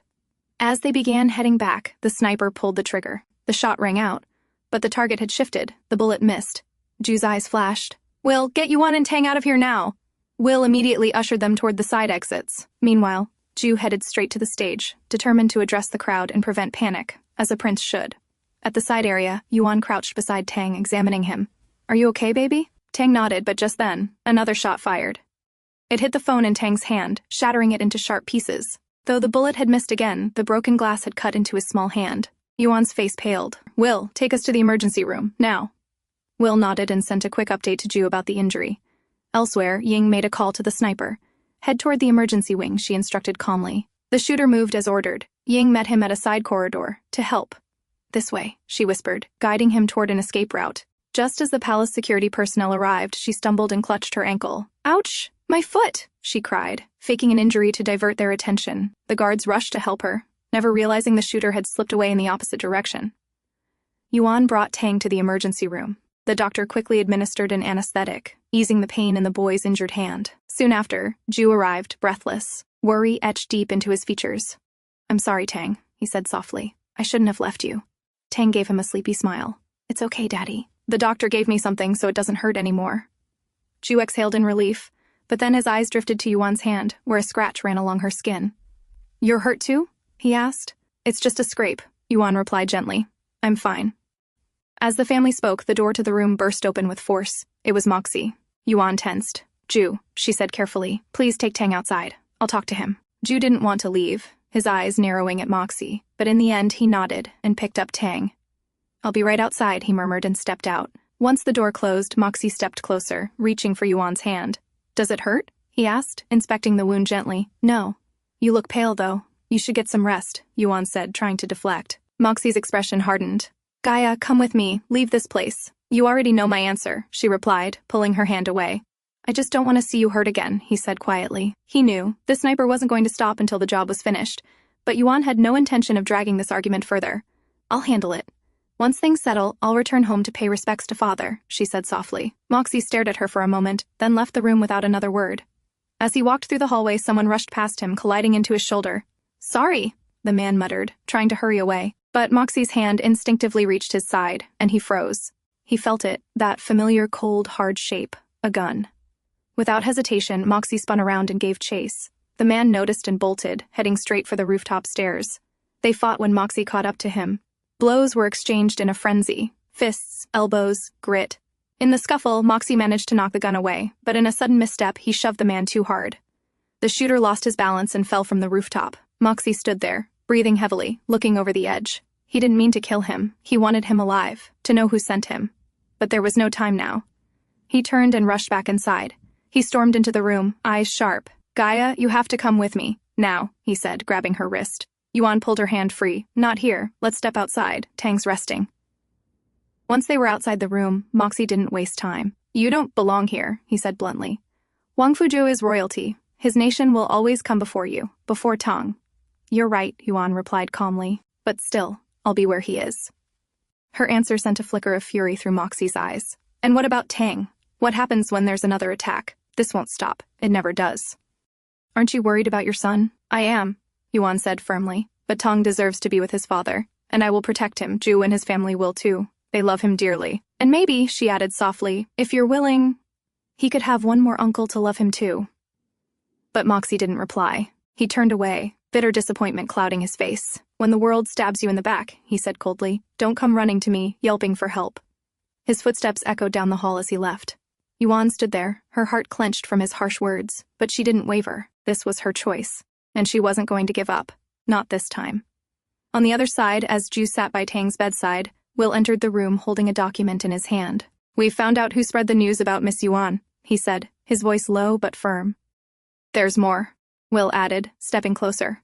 The shooter who fell from the rooftop earlier? He was the same sniper who attacked Tang at the square. Ju's eyes narrowed. And? Will hesitated before continuing. We also suspect it may be connected to Moxie. A witness claimed they saw him on the rooftop around the same time the shooter fell. Ju glanced toward Yuan and Tang, still resting peacefully. His gaze softened, but his jaw tightened. I don't want her worrying, he said quietly. Let's keep this under wraps for now. Just focus on finding the person who spread the rumors first. My guess is, whoever started the scandal is next on someone's hit list. We may not get a second chance to catch them alive. Meanwhile, in the eastern suburbs, a sleek black car pulled up to a small, secluded house. The door clicked open and a woman stepped out, Jessica. She walked confidently to the front door and, with practiced ease, picked the lock. Inside, the scene was a mess. Furniture was knocked over, papers strewn across the floor. Two men sat slumped on the sofa. Jessica paused. It was hard to tell. Were they asleep? She moved closer. No, both were dead. Their bodies were still warm, and the ice cubes in their glasses hadn't fully melted. This had just happened. Suddenly, the front door burst open. Drop your weapon! Will's voice rang out as he entered, gun raised. Jessica's eyes widened. She hadn't expected anyone to arrive this fast. She instinctively reached for her gun. Don't even think about it, Will warned, aiming squarely at her. Who sent you? Are you the one who killed them? Jessica didn't answer. Instead, she lunged at him, landing a swift kick to his face and trying to make a break for it. Will recovered quickly and grabbed her, yanking her back. In the scuffle, her jacket slipped slightly, just enough to reveal a red tattoo peeking from below her collarbone. His eyes narrowed. But she wasn't giving him time to process. Jessica landed another sharp kick to his side and bolted for the door. Will stumbled but caught himself just in time to see the car screeching away. He muttered a curse under his breath, grabbed his radio, and barked into it. Get me a trace on the license plate, black sedan, eastern sector. She's armed and marked. Don't lose her. Later at the house, Will laid a photograph on the table, a close-up of the tattoo he had seen. Yuan looked into it, her expression tightening. I know who's behind this, she said quietly. In the Red Flame group, only high-ranking members are allowed this mark. She studied the image closely. I was once a top member myself. Mine has 9 petals. This girl's tattoo only has 7. That means... She was also one of the people around Moxie. Are you certain she's the one who killed the man? She asked. I can't be sure, Will answered honestly. When I arrived, the men were already dead. She was the only one there, but we'll know more once the autopsy report comes in. At that moment, Ju entered, catching the end of their conversation. His eyes hardened. Let me know the moment that report is ready, he ordered. Yuan quietly excused herself to check on Tang. Once she was gone, Will turned to Ju. Your Highness, everything points back to Moxie. He was spotted at the square during the attack. When the sniper fell from the rooftop, he was there again. And the shooter wasn't just anyone. He was a freelance mercenary. The weapon he used? The latest model, and the company that manufactured it was purchased by Moxie's group just last week. Ju's expression darkened. He gave a curt nod, clapping Will on the shoulder. Good work. Get some rest. You've done enough for today. Later that night, Ju returned to the room where Yuan was waiting for him. She turned to him, worry clouding her face. Moxie can't be behind this, she said firmly. He would never hurt Tang. I'm certain of it. Ju approached her, his voice calm but resolute. We'll find out the truth. But for now, Tang's safety comes first. I'll send him to the Royal Hospital. My parents will watch over him. And you should rest too. Yuan hesitated, then finally nodded. Leaning against his chest, she whispered, All right. At the hotel, Jessica reported everything to Moxie. By the time I reached, the man was already dead, she explained. Moxie's expression darkened. Where is Tang? He asked suddenly. Jessica answered quickly. The report I received says he's being transferred to the Royal Hospital. With the king and queen by his side, his security should be assured. Moxie nodded, thoughtful, then handed her a bullet. This was found near the sniper, he said coldly. It's from our company, find out more. Yes, sir, Jessica replied and left at once. Left alone, Moxie frowned. If the bullet came from my company, then who arranged this? The target wasn't Huangfu Jue this time. Was it Tang? Or Gaia? He turned to his assistant. Dig into all of Yuan's possible enemies. I need to know who's behind this. At the Duke's mansion, Will called Yuan to deliver the autopsy report. The deaths occurred 30 minutes before I arrived, Will explained. Both victims had their throats cut with a sharp blade. There were no signs of struggle. It seems they knew their killer. Yuan's brow furrowed as he continued. From the angle of the wounds, the killer was left-handed.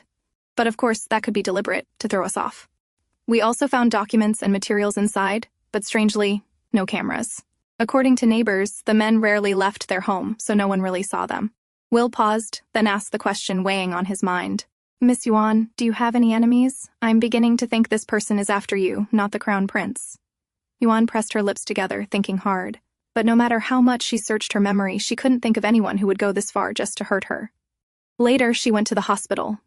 From outside the ward, she could hear Tang laughing and playing with his grandparents. A small smile tugged at her lips. When she finally entered, Jue's parents turned to greet her.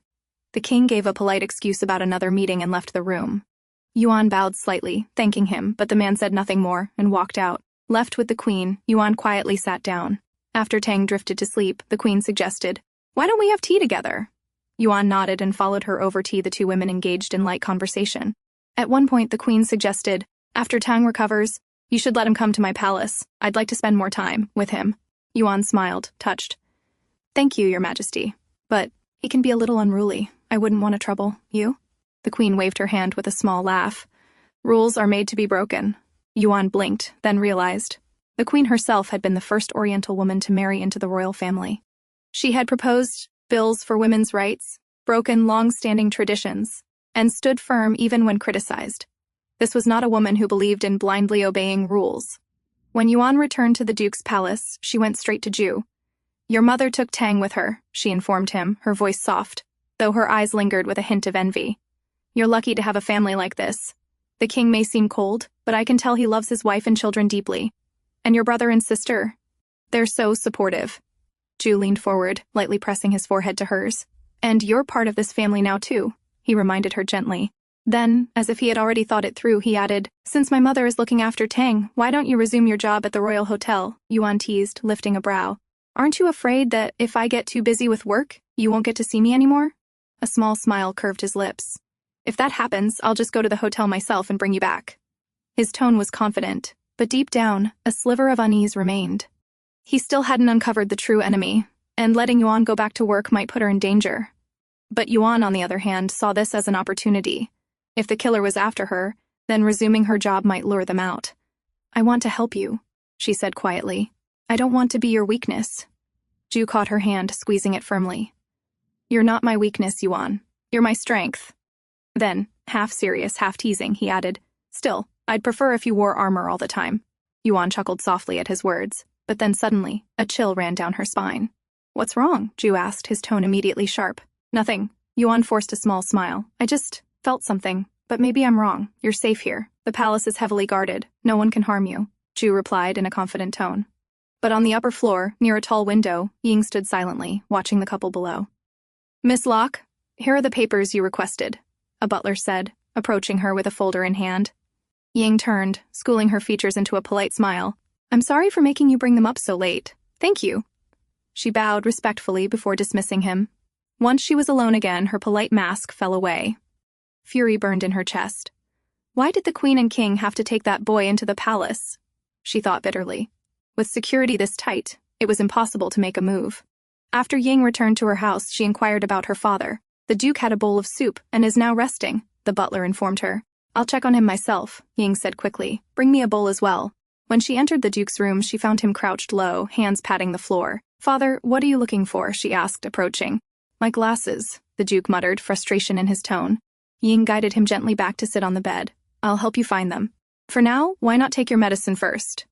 She reached into the drawer, quietly switching the bottle with another that looked identical. Then she handed it to him. "Here, father. Please take it." The Duke frowned. "I don't want it. Every time I take that medicine, I feel so sleepy." And when I wake, I can't remember anything. Ying's eyes flickered. Of course she knew the effect. It was her doing. But she smiled sweetly. Don't worry, this will be the last week you need it. I'll speak to the doctor, trust me. Reluctantly, the Duke swallowed the pills. Ying then handed him some documents. You need to sign these. She also slipped his glasses onto his face, but even after wearing them, his vision blurred. His hands trembled. I can't see the letters. You're just tired, Ying soothed, her voice gentle. Close your eyes, I'll read them for you. The Duke hesitated, then nodded and leaned back as she began reading aloud. At that moment, the butler entered carrying the food. I'm helping father right now, Ying said smoothly, not looking up. Bring it to my room in half an hour. The loyal butler bowed. Yes, young mistress, he said, and left. Half an hour later, shouts rang out from Ying's room. Help! Someone! Help me! The butler, already on his way, rushed in, only to find Ying leaning dangerously over the window. Miss! He cried, hurrying forward and pulling her back so she wouldn't fall, but Ying screamed louder. Help! He's attacking me! Someone help me! The old butler froze in shock. What are you saying? Before he could finish, Ying shoved him hard. The man staggered back, lost his balance, and tumbled out of the window. By the time others arrived, the loyal butler was lying lifeless on the ground below. Inside the room, Ying clutched her clothes, trembling, eyes red with tears. He tried to harass me, she sobbed. The maids gasped, covering their mouths in disbelief. But one woman whispered, that can't be true. He served this house his whole life. He wasn't that kind of man. Ying turned sharply. Are you saying I'm lying? The maid dropped her gaze, silent. No one could dare accuse the Duke's daughter of falsehood. Wiping her tears, Ying sighed pitifully. He was loyal. We'll offer money to his family to honor his years of service. But remember, no word of this must leave these walls. I won't allow the Locke family to become a laughingstock. The maids nodded quickly, pitying her. But when she was alone again, Ying's tear-stained face twisted into a smirk. Now no one stands in my way. I am the master of the Locke family. And in her heart, one thought burned clear. Gan Yuan will never become queen. Not while I'm alive. The next morning, Ju handed Yuan a small case. Inside was an armor vest and a gun. For your safety, he said, his voice steady though his eyes betrayed worry. I hope the time never comes when you'll need to use this. And... He hesitated before continuing. I've also arranged a bodyguard for you. I trust you won't mind. Try to get along with her. Yuan's heart softened. She leaned up and kissed him, smiling. Thank you.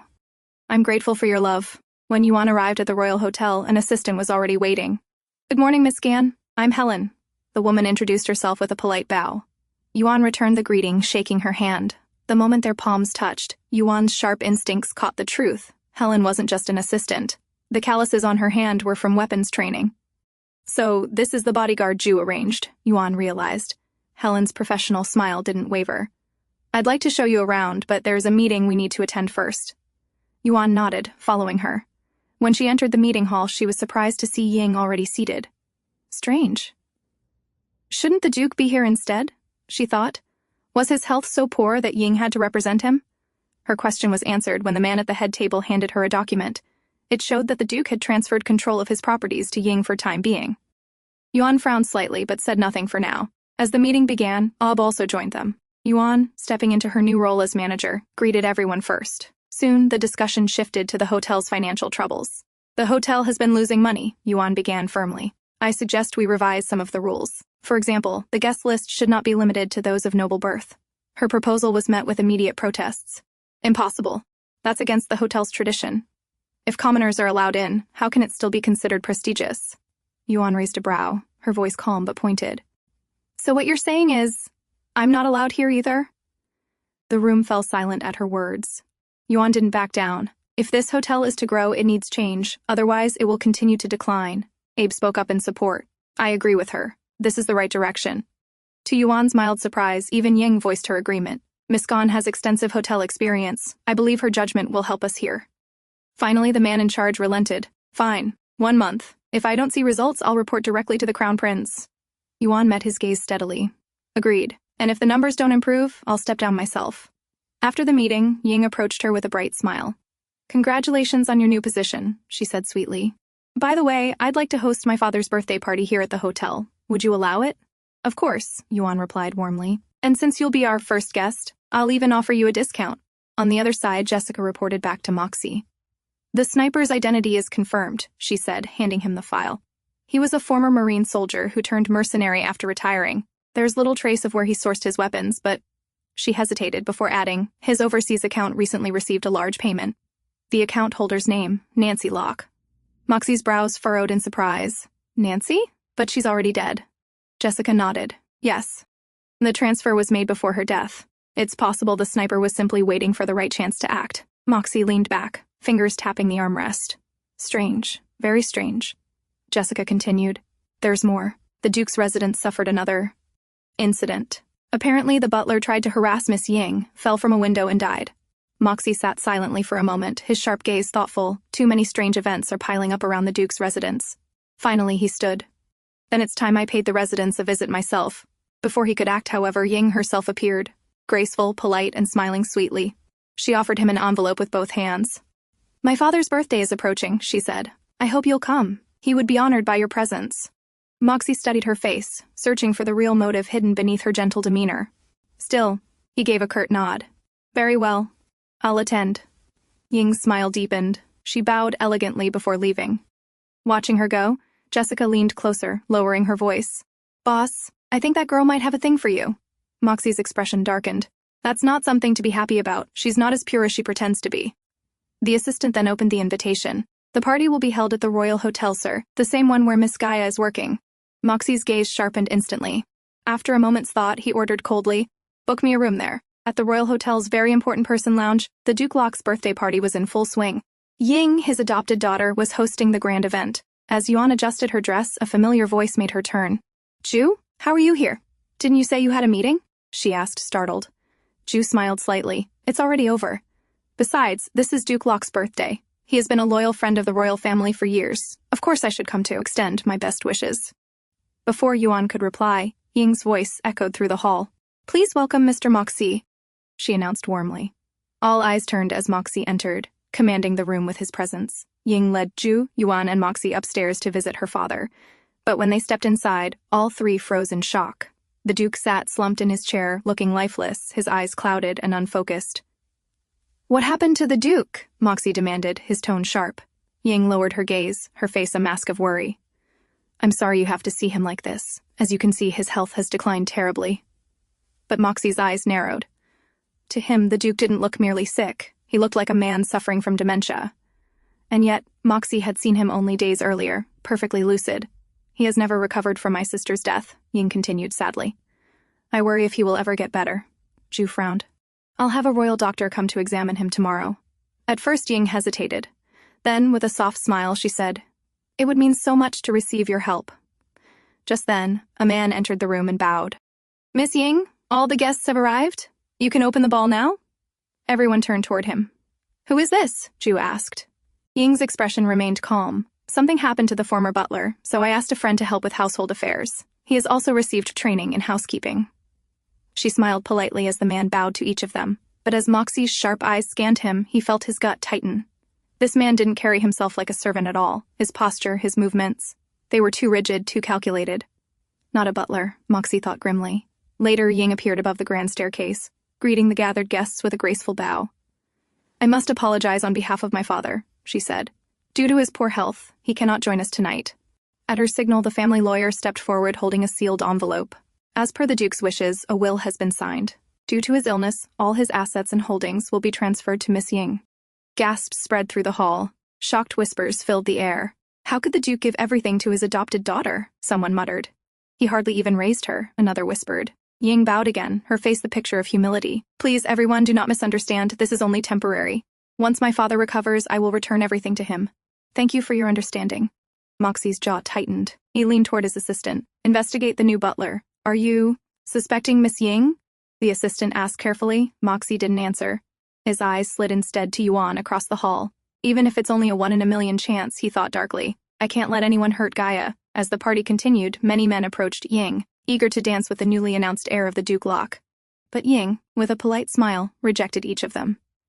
Thank you, she said sweetly. But tonight, I'd like to dance with the crown prince. She turned to Yuan with a feigned softness. Of course. Only if you wouldn't mind, Miss Gan? Before Yuan could respond, Ju's voice cut in from behind.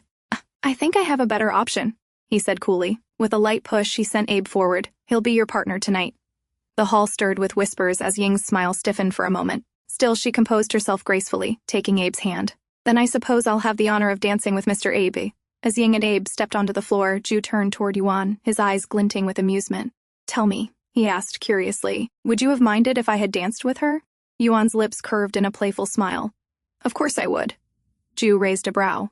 Oh? But since you refused her before I even said a word, Yuan added, wrapping her arm lightly around his neck in flirtation. I'm happy. Before she could pull away, Ju caught the back of her head and kissed her, deep, fierce, startling her. His lips pressed harder, his hand beginning to wander down her back. Ju, she whispered breathlessly against his lips. We're at a banquet. Then let's go to your office, he murmured with temptation, brushing his lips against her ear. Yuan quickly pushed at his shoulder, cheeks flushed. Wait for me. I'll come once my work is finished. She began to leave, but Ju grabbed her from behind, his breath hot against her neck. If you don't return in time, he warned softly, be prepared to face the consequences. Later, when the banquet quieted and Yuan finally prepared to leave, Moxie appeared in front of her. His face was shadowed, and a glass of wine lingered in his hand. You've been drinking again, Yuan said softly. You should go easy on the alcohol. It's just a little, Moxie replied, his tone low. His gaze sharpened. How is Tang? He's doing fine, Yuan answered cautiously. He's made a good recovery. Then can we talk? Moxie asked, almost impatient now. Maybe later, Yuan replied, her steps quickening. But it's important, Moxie pressed, his voice rising. And I have important work too, Yuan said, waving him off. Before the tension could grow, Abe suddenly stepped in between them, shielding Yuan. Miss Gan, allow me, he said, his presence giving her the space she needed to slip away more easily. In one corner of the ballroom, Ying whispered with the new butler. The plan has to change, the butler murmured. Yuan has already left the party, and it looks like Moxie is leaving too. Ying's expression tightened. I'll handle it. You just keep serving the guests, she ordered sharply. Meanwhile, Moxie strode toward Yuan's office, his assistant hurrying to catch up. Sir, the assistant said breathlessly, we just got word. There's a possibility Huangfu Jue is also there. Moxie's brow darkened, his steps halting. So that was it. Her important business earlier. She'd fled from him just to go see that man. Before he could move, Ying suddenly appeared in front of him, blocking his path with a forced smile. Mr. Moxie, are you leaving already? Am I such a terrible host? She asked sweetly, but there was a nervous tremor in her voice. It's not like that, the assistant interjected quickly. The boss just isn't feeling well. But Moxie turned, his voice sharp, eyes cold. Miss Ying, why are you following me? His words cut like a blade. I despise women like you the most. Ying froze, stung by the blunt rejection, while Moxie brushed past her.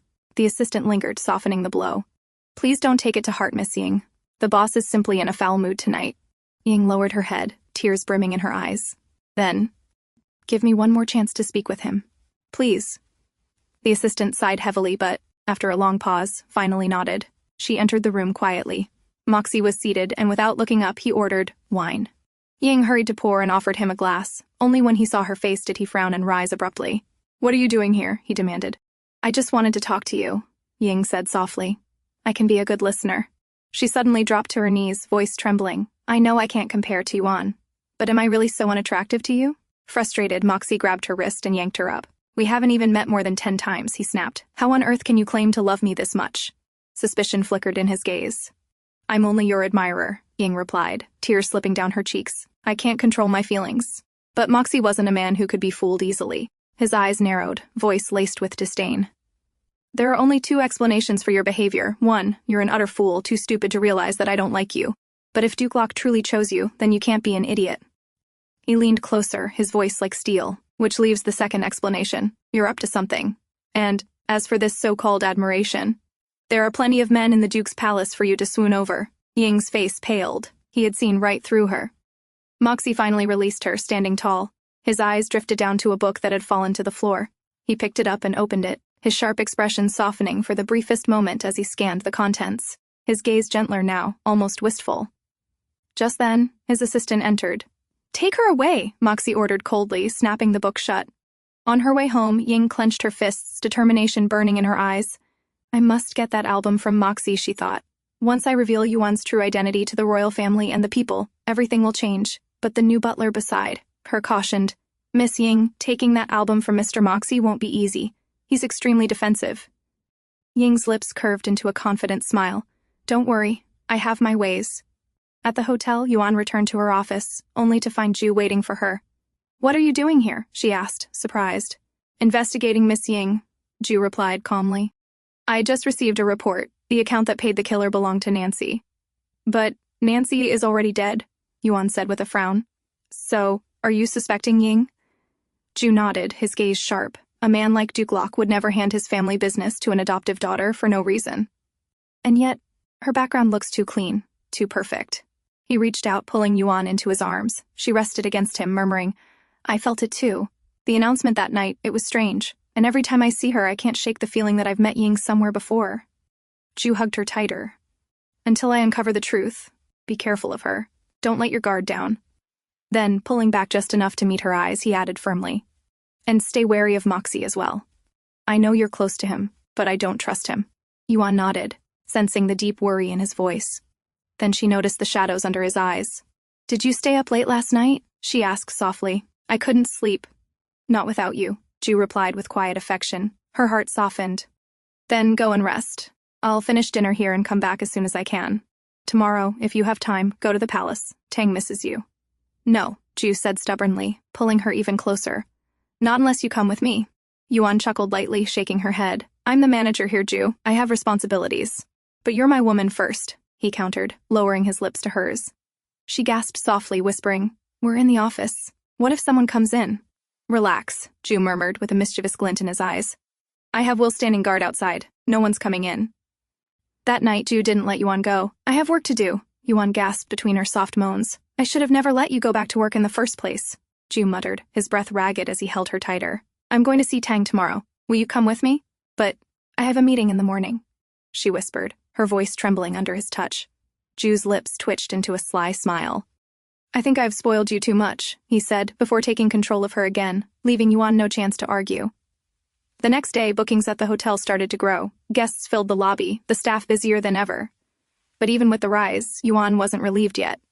To make a real profit, we need at least 50% occupancy, she thought. Maybe I should push for more advertisement. But then she remembered. She had promised to visit Tang. Because of her work, she hadn't been able to meet him for days. Ju should already be with him at the palace by now. So Yuan left the hotel with her bodyguard Helen and called Ju. I'm on my way to see Tang, she informed him. But before she could say more, a car suddenly swerved toward them, slamming into theirs. The world spun. Metal groaned, glass cracked. When Yuan came to her senses, she realized she was okay, only shaken. The car had caved in slightly, but miraculously, they were unharmed. Her gaze fell on the vehicle. This wasn't an ordinary car. It had been given to her by the Queen. Only now did Yuan understand. This wasn't just a gift. It was for my protection. A surge of gratitude rose in her chest for the Queen's foresight. Yuan, answer me. Are you there? Ju's frantic voice broke through from the phone. I'm fine, she quickly replied. Get out of there first. Find a safe place. Wait for me. I'll be there soon, Ju ordered, his voice urgent. Helen swiftly led Yuan away, guiding her to a safe corner, hidden from the curious eyes of the public, people eager to glimpse the Crown Prince's fiancée. Meanwhile, Jessica, who had been secretly keeping watch, immediately informed Moxie about the accident. As expected, Moxie left the hotel at once to get to Yuan, and the moment he did, Ying's friend, the new butler, reported to her. Mr. Moxie has just left. Good, Ying's lips curved into a smirk. Everything is going exactly as planned. Already prepared, she broke into Moxie's room once she knew he was gone. She was fully aware she couldn't face Moxie head-on. He was too dangerous. But his weakness was Gaia. And Ying knew precisely how to use it. Inside, she searched quickly, her eyes scanning the room. Soon, she found what she was looking for. An album. Flipping it open, her lips curled. What an obsessive man. Every page was filled with Yuan, pictures upon pictures, her firsts, her moments, her daily life. It wasn't just an album. It was a diary of her entire existence, captured and preserved by Moxie. Ying snapped photos of every page and left the building without leaving a trace, as if she had never been there. Later, in her room, she studied the contents carefully. Her eyes gleamed with triumph. So, Gan Yuan, your whole life, your secrets, everything you've hidden, it's all here. Ying clenched her fist. You'll lose everything once this comes out. What you did to me, I'll return in double. I'll make sure of it. Her smirk deepened. I'll take everything from you. Everything. On the other side, Yuan was waiting anxiously for Ju when Moxie appeared. How do you feel? Are you injured? He asked hurriedly, his tone laced with worry. I'm fine, don't worry, Yuan replied gently, sensing the tension in his voice. Let me take you to the hospital, he urged, grabbing her hand. I said I'm fine. And Ju will be here soon, Yuan answered firmly. Don't say his name, Moxie snapped, his irritation breaking through. Where is he every time you're in trouble? Still too busy with his state affairs? Moxie, calm down. It was just an accident, Yuan said softly, trying to pacify him. Just then, Ju arrived. His voice cut sharp through the air. Moxie, let her go. I won't leave her to you this time. Moxie shot back, his stance unyielding. Ju's brows furrowed, his tone low and controlled. Don't push it. For Yuan's sake, I don't want to argue with you. If it weren't for her sake, I wouldn't have let you off so easily, Moxie retorted coldly. You couldn't even protect her at the square. I admit I didn't look after her well that time, Ju said, his voice turning sharp. But what about you? Why is she always afraid of you? Because to you she's nothing but a killing machine. What nonsense are you spouting? Moxie growled, frustration boiling over. You don't even know how important she is to me. Then have you forgotten how we met? Ju shot back. How you sent her to kill me? Moxie's patience snapped. He raised his gun. Shut up! At once, Ju's guards and Will stepped forward, alert and ready. Yuan, without hesitation, moved in front of Ju, shielding him with her own body. You're even willing to sacrifice your life for him? Moxie's voice shook with anger. Brother, please, calm down, Yuan pleaded, her voice trembling. But Ju's patience had run dry as well. Without another word, he pulled Yuan into his arms and dragged her out with him, while Will and the guards blocked Moxie's path. Moxie stood frozen, his gun lowering slowly. His chest heaved with rage and despair. She abandoned me again. All for that man. At the palace, after Yuan's checkup, she turned to Ju. Ju, Moxie won't harm us. Believe me. Ju's jaw clenched. But he tried to take you away from me, and I won't let that happen. He crouched down in front of her, his tone softening. But don't worry, I won't do anything unnecessary to drag this matter further. Now, let's rest. Tomorrow, we'll go see Tang. He leaned in, pressing a gentle kiss to her forehead. The next day, as planned, Ju and Yuan arrived at the royal palace to see Tang. Yuan sat at his bedside, gently brushing his hair. Mommy, Tang murmured, sensing her presence. Get some more sleep. Mommy will be right here, Yuan whispered, kissing his forehead softly. Behind her, Ju stood silently, watching them. But before he could step closer, his mother's voice called him from the hallway. She wanted to speak with him privately in the study. Once inside, the queen handed him a phone. On the screen, the headline screamed, Princess-to-be is an assassin. This, she said firmly, will become a weapon for political enemies. They will use it to attack you, and our country. Before it spirals out of control, we must deal with it. Stay away from Yuan for a few days. Let her return after the matter is calmed. To the public, we must insist you knew nothing. Ju's eyes darkened. Are you saying I should put all the blame on her? That's not fair. This isn't about fairness, the queen countered sharply. It's about minimizing the impact on you, on the crown. Her voice softened. Believe me, I don't want you to break up with her. This is only temporary. Ju turned his back to her, his fists clenched. And when it's over, how am I supposed to win her back? After I throw her to the wolves? Huangfu Jue, his mother's voice hardened again. Don't let emotions blind you. Think about the seriousness of this. You could lose your crown. Slowly, Ju turned back, his expression resolute. If that's the only way, he said with unwavering determination, then I'll give up the crown. Elsewhere in the palace, Yuan noticed Will rushing past in a hurry. Is something wrong? She asked, stopping him. Before Will could respond, another servant came running. Reporters and crowds have gathered at the palace gates, he announced breathlessly. Soon the angry chants echoed through the halls. We don't want a murderer, princess. The words pierced Yuan like a blade. She fumbled for her phone and opened the news. Her own face stared back at her, plastered across the screen with the headline labeling her an assassin.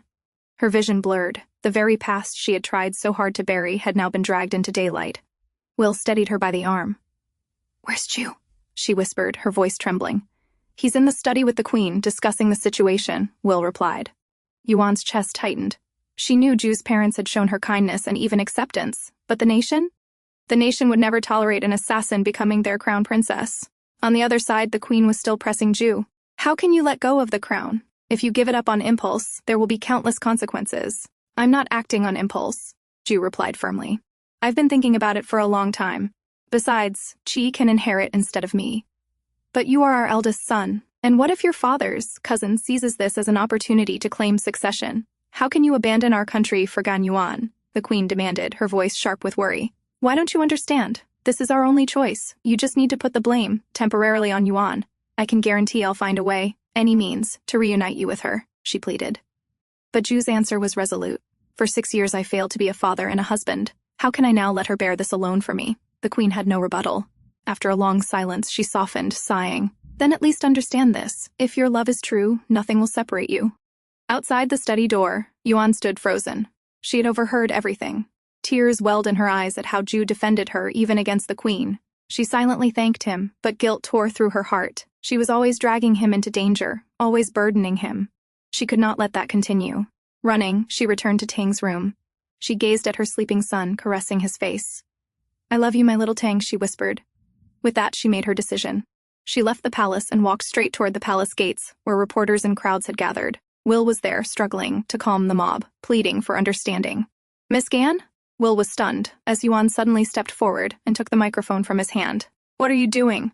The reporters surged. "Miss Gan, is it true? Did you really kill those people?" "Yes," Yuan said clearly. "I did it." The crowd erupted. "Then why are you here, you vicious woman? What is your purpose?" "I once thought I could be your queen," Yuan said steadily, though her heart ached. "But now I see it's impossible. And your prince? He's truly foolish. If not for this news, he would have never known." The crowd gasped. "Are you saying you deceived our prince?" one shouted. "Yes," Yuan said coldly. "If not for his face, he's far too dumb to catch me. By now, he must be grieving." Fury exploded through the crowd. "Get out of our country!" they screamed, their voices growing louder and louder. Inside the study, Zhu heard the shouts. His blood ran cold. He rushed outside just in time to see Yuan being attacked by the mob. "It's the prince! Why is he still protecting her?" People shouted as Zhu threw himself over Yuan, shielding her.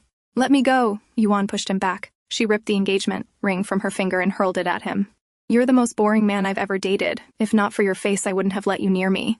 "Enough, Gan Yuan!" Zhu's voice thundered. He knew exactly what she was doing, trying to break all ties with him. But he couldn't let it end like this. Yuan's hands trembled as she raised a gun. She pulled the trigger, the bullet whizzing past Zhu. She shot at the prince. The crowd screamed in panic. Tears streamed down Yuan's face. There was no time for sadness. Using the chaos, she turned and ran. Zhu staggered, too stunned to move, until the queen caught him by the arm. "Take him away, Will," she ordered urgently. "If you don't, everything Yuan just sacrificed will be wasted." Outside the palace, Yuan fled, chased by the police. To them, she was now a would-be assassin who had attacked their crown prince. Surrounded, her chances of escape grew slim, until a car screeched to a halt in front of her. The door opened.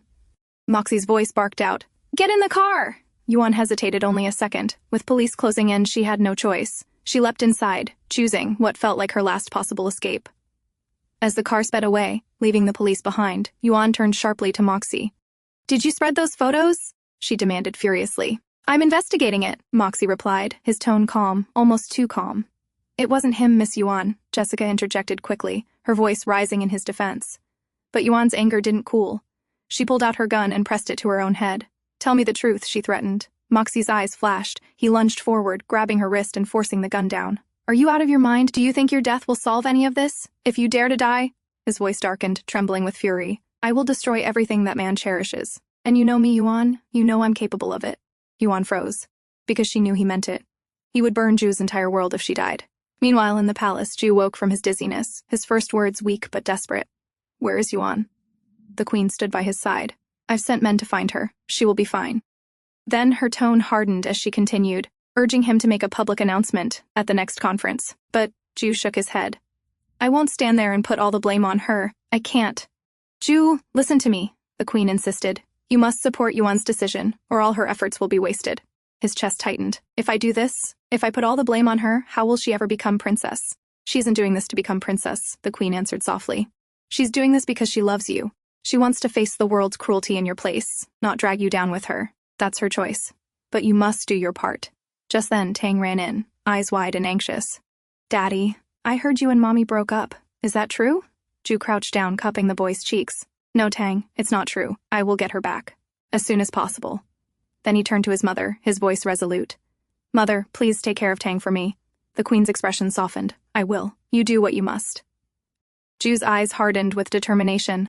Yuan had sacrificed herself for him. He would not waste another second. He ordered Will to track down the source who spread the scandal. Whoever was behind it, he swore, would pay dearly. On the other side, Moxie had brought Yuan aboard his ship, beginning their journey back to his nation. At dinner, Yuan sat at the table but barely touched her food. Absent-mindedly, she chewed a few bites before suddenly covering her mouth and rushing to the bathroom. Jessica followed her quickly. "Miss Yuan, are you trying to run away? Mr. Moxie will be worried if you—" "I don't want to hear his name," Yuan snapped, leaning weakly against the wall. "Just take me to my room." Jessica helped her along. Yuan's mind spun. She didn't know who was truly behind this, Moxie or someone else with the same goal. If Moxie wanted to spread those photos, he could have done it long ago. Then again, who else besides him had them? The uncertainty gnawed at her. Elsewhere, Ying was practically glowing with delight. At last, she had achieved what she wanted through this scandal. Now, all she needed was to take advantage of the timing. After all, the best way to capture a man's heart was when he was low and empty. She decided she would visit the palace tomorrow, armed with every detail she had gathered about Jue. Later, as she flipped through the photos again, one caught her attention. Yuan as a little girl, no older than 5. Behind her in the picture was a house. Ying frowned. So this was before she went to live with Moxie, she muttered to herself, her eyes narrowed. Could this house be her real home? Yuan and Moxie finally returned to their nation. The caretaker greeted her warmly, bowing with a smile. "My lady, welcome home," she said, leading Yuan inside. Everything in the house was exactly the same as she had left it 6 years ago. The familiar sight made Yuan's heart heavy, a mixture of nostalgia and pain pressing down on her chest. Moxie stood back, watching her quietly. A faint smile curved on his lips. His Gaia, his sister, was finally home. Yuan wandered through the familiar halls, her eyes tracing each corner until something outside caught her attention. The stables. She ran toward them without a second thought, calling out her horse's name. The moment the animal neighed back, she smiled through misty eyes, reaching out to stroke his mane. 6 years. It had been 6 long years since she last touched her horse. But as she stood there, another thought weighed on her. Tang. If only Tang were here with me. He loves horses so much. He would be so happy. It was the first time she had been this far away from her son since the day he was born. The ache of separation gnawed at her heart. That evening, dinner was prepared in her honor. The caretaker had gone out of her way, making all of Yuan's favorite dishes. She even brought out a fine wine to celebrate. "Tonight, we drink to welcome our lady home," Jessica announced cheerfully, raising her glass. The others followed, all smiles, sipping their wine. Yuan lifted her own glass and took a sip, only for nausea to hit her suddenly, rising like a wave. "My lady, is something wrong?" the caretaker asked in alarm. Yuan quickly set the cup down, shaking her head. "I'm fine," she whispered, excusing herself. Without another word, she hurried out, running back inside the palace. Moxie's gaze followed her, darkening. His smile vanished, replaced by fury. She couldn't even sit through one meal with him? She wouldn't even share a toast? Jaw tightening, he pushed his chair back abruptly and left the table in frustration. Inside, Yuan leaned against the bathroom sink, vomiting again until her body trembled. When she finally lifted her head to the mirror, her pale reflection stared back at her. Her mind raced. This wasn't ordinary seasickness. The dizziness on the ship, the nausea now. It wasn't just her mood. Could it be? Her hands pressed instinctively to her stomach. Could I be pregnant? They hadn't been using protection these past few days. It was entirely possible. If it was true, then Tang would soon have a little brother or sister. The thought of Tang's smile, his excitement, warmed her heart for a fleeting second. But just as quickly, sadness replaced it, with the storm surrounding her, with her identity exposed, with Jue fighting for their future. Was it even possible for this new life to exist peacefully? On the other side, Moxie was on a call with his doctor. "You should consider surgery for your condition," the doctor urged. "If we don't operate, the seizures will become more frequent. At any time, something could happen." But Moxie's tone was firm. "And if the surgery fails, the risk is greater. No, I'll continue with the medicine for now. Do not tell Yuan about this." The doctor sighed but agreed. After hanging up, Moxie leaned back in his chair. "Prepare everything for the Fiesta campaign," he ordered his assistant. The man blinked, confused. "Are you planning to run for president yourself?" "No." Moxie's lips curved faintly. "It's for Gaia. I intend to make her president of Fiesta. Once she has that position, we can restore her reputation." Elsewhere, Will reported to Jue. "Moxie has returned to his nation. There's a high chance Miss Yuan is with him." Jue's expression sharpened. "Cancel all my meetings. Prepare for departure immediately." As they were leaving, Tang came running. "Daddy, did you find Mommy? If you're going to get her, take me too." Jue crouched down, meeting his son's eager eyes. "It's dangerous. I can't take you this time, but I promise I will bring your mother back." Tang pressed his lips together but nodded. Then, "Please tell Mommy I miss her." Jue ruffled his hair softly. "I will." Not long after, the king himself arrived at Jue's office. "I hope you're not here to stop me," Jue said cautiously. The king studied his son's face in silence for a long moment. Then he turned away, his voice steady. "I'll call the foreign minister of Moxie's nation. They will be informed of your visit. You won't have problems entering." Jue's eyes widened, overwhelmed by the unexpected support. "Thank you, father." But the king's voice grew stern. "Don't mistake this for forgiveness. You gave up your claim to the throne. We'll discuss that when you return." Jue bowed his head. "Understood." After Jue left, Ying arrived at the palace. She spotted Tang and quickly approached him. "Where's your father?" she asked with a gentle smile. The boy narrowed his eyes suspiciously. Why are you asking about him? Oh, don't misunderstand, Ying said. I'm your mother's friend. I was worried after yesterday's scandal. And I also have something important to ask your father. Why don't we all have a meal together when he's back? Tang crossed his arms, unimpressed. If you're really my mother's friend, you should invite her too. Why do you want to eat with me and Daddy behind her back? In the movies, bad women always act like this. Ying froze, her smile cracking. Tang turned and walked away confidently, her fists clenched at her sides. This little brat, he's harder to handle than his mother. In my route, Yuan visited her father's grave. Kneeling before it, she whispered her respects and prayed that she would be able to persuade Moxie. After all, he was still her brother, the one who had stood by her after their father's passing. Not long after, Moxie arrived as well, carrying a bouquet of fresh flowers. He placed them gently before the grave. Father, he said quietly, I only wish I had more time to fulfill what I promised you. As the siblings stood in silence, the steady thrum of helicopter blades filled the air. A helicopter descended nearby, hovering low, and from inside, Ju leaned out, his sharp eyes spotting Yuan immediately. The moment he stepped down, Ju rushed toward her, but Moxie's men quickly blocked his path. Will stepped in at once, speaking diplomatically. His Highness is here for a visit with the foreign minister. He only wishes to have a few words with Miss Gan. Ju's gaze never wavered from Yuan. Tang says he misses you, he said firmly. At the sound of her son's name, Yuan's heart tightened. She longed to hear more, to know how Tang was, but Moxie's stern voice cut through. Enough. Yuan turned to him. Let me speak with him. You know he can't take me away from here. Moxie studied her for a moment, then finally stepped aside, turning away with a clenched jaw. Yuan walked toward Ju. I thought we were clear about this before, she said, her voice low. I promised Tang I would bring you back, Ju answered, wrapping his arms around her. Then what? So your people can insult me again? Yuan snapped, her eyes flashing.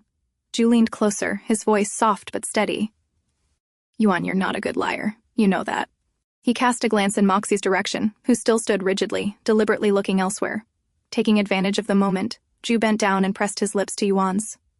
Wait for me, he whispered against her, sliding the ring in her hand. Yuan pushed him away, her hands trembling. Don't waste your time. I'm not going with you. Now go. She turned and fled, leaving Ju no choice but to retreat to his helicopter. From the palace window, Yuan watched the aircraft lift into the sky. Her chest tightened with grief. If you're sad? Moxie's voice came from behind her, calm but edged with steel. You can cry. Yuan turned to him, but before she could speak, Moxie continued. I want you to run for the presidency of Fiesta, he said plainly. Her brows knitted. Run for election? Why? I had planned for next year, Moxie admitted, but time is running out. You are more than qualified, and I've already spoken with party members who will support you. Yuan shook her head. I don't understand why you're doing this. What if I fail? This will restore your reputation, Moxie said, his tone firm with determination. And it's the last thing I'll ask of you. After this, you'll be free. Yuan studied him closely. Moxie was never a man who acted without careful planning. But why now? There would still be elections, later. If he claimed time was short, what else was he hiding from her? That night, unable to sleep, Yuan pulled out a set of photographs of Ju and Tang. Her fingers lingered over the one from the festival night. A thought struck her. Who sent the sniper that day? She remembered Tang had been filming during the fireworks. She replayed the video carefully. To her shock, she caught sight of Ying in the crowd. But something didn't add up. That night, Ying had told her she was heading in the opposite direction to watch the fireworks. Why was she near them instead? And, more importantly, why did she look so calm, so utterly devoid of panic when chaos erupted? It was too coincidental, too suspicious. They had only investigated Nancy's account so far. But what about Ying? The next day, over a meal with Jessica, Yuan asked casually, What do you know about Miss Ying? Jessica shrugged. The nominal daughter of Duke Locke. From what I've seen, she seems to have an interest in Mr. Moxie. Yuan's brows lifted. Have they known each other long? Not really, Jessica replied honestly. I've worked for him 4 years, and he's never shown interest in anyone. Yuan nodded slowly. Her mind raced. If her suspicions were correct, then Tang might be in danger. Moxie had once promised to help her bring Tang back. Good, she thought. I'll use that opportunity to see where Ying truly stands. On the other side, in Albaidi Nation, Will entered Ju's study with a file in hand. Your Highness, we've received word that Moxie has proposed Miss Yuan's name in Fiesta's presidential election. Also, she boarded a flight this morning and is already back in our nation. Do you want me to assign someone to keep a close eye on her? Ju rose from his chair, his expression calm but sharp. There's no need, he ordered. We'll wait and see what she's planning. Just then, Tang ran in. Daddy, is Mommy back? He asked eagerly. Not yet, Ju replied evenly, resting a reassuring hand on his son's back, but soon she will return to us. And tomorrow, he added with a faint smile, You'll be attending the charity activity with me. Ju already knew in his heart. Wherever Tang was, Yuan would come. It was the perfect chance to draw her close. At that moment, Will stepped forward again. Sir, Miss Ying is requesting an audience with you. Tang clutched his father's sleeve quickly. Don't meet her, Daddy, he insisted with childlike stubbornness. Let's first hear what she has to say, Ju coaxed gently. Tang lifted his head from Ju's shoulder, peering into his eyes. Do you like her? He asked bluntly. Ju's voice was calm, firm. No. I only like your mother. You promise? Tang pressed. Yes, Ju replied without hesitation. I promise. Satisfied, Tang hopped down from his father's lap. Then go ahead, he said, leaving the room. Ju's lips curved into a faint smile as he watched him go. Don't worry, Tang. I'll be back soon, he murmured under his breath, sensing the boy's insecurity from being separated from Yuan for so long. In the drawing room, Ying rose the moment Ju appeared. It's good to see you, Prince, she greeted warmly, her smile soft and inviting. Ju did not return her pleasantries. He simply sat down, his tone curt. Say what you came to say. Ying sat as well. When I went to pick up a friend at the airport, I saw Miss Gan, and she leaned forward slightly, lowering her voice as if sharing a secret. That same friend told me she saw Yuan with Moxie at a banquet in Fiesta Nation. If you wish, I could go to her, speak with her. At least as her friend, I might reach her. Ju's eyes darkened. I think you're mistaken, Miss Ying, he said in a low, cutting tone. Yuan and I have already spoken about what lies between us. From this day forward, I don't want you to mention her name again. With that, he rose to his feet and left without another word. Ying, though, could not contain the flicker of triumph that lit her face. Turning to Will, she asked softly, So, is there really no chance left between them? As you can see, Will replied smoothly, echoing Ju's earlier words. Miss Yuan has left him mercilessly. The prince is hurt. Ying hid her delight behind a sorrowful nod. After she departed, Will returned to Ju. Your Highness, Miss Ying truly seems concerned for you, he reported cautiously. Ju shook his head. No, a naive woman cannot run such a powerful company alone. Then, are you saying she could be involved in the assassination attempt? Will asked, startled.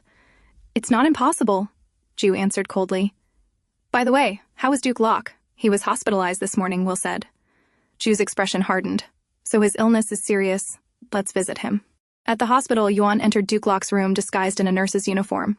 She gently tried to speak to him, but the Duke remained unresponsive, staring blankly as if her words never reached him. Just then, her phone buzzed. Jessica's voice came through the line. Miss Gaia, Miss Ying is on her way. Moments later, Ying arrived with the new butler at her side. She wrinkled her nose dramatically.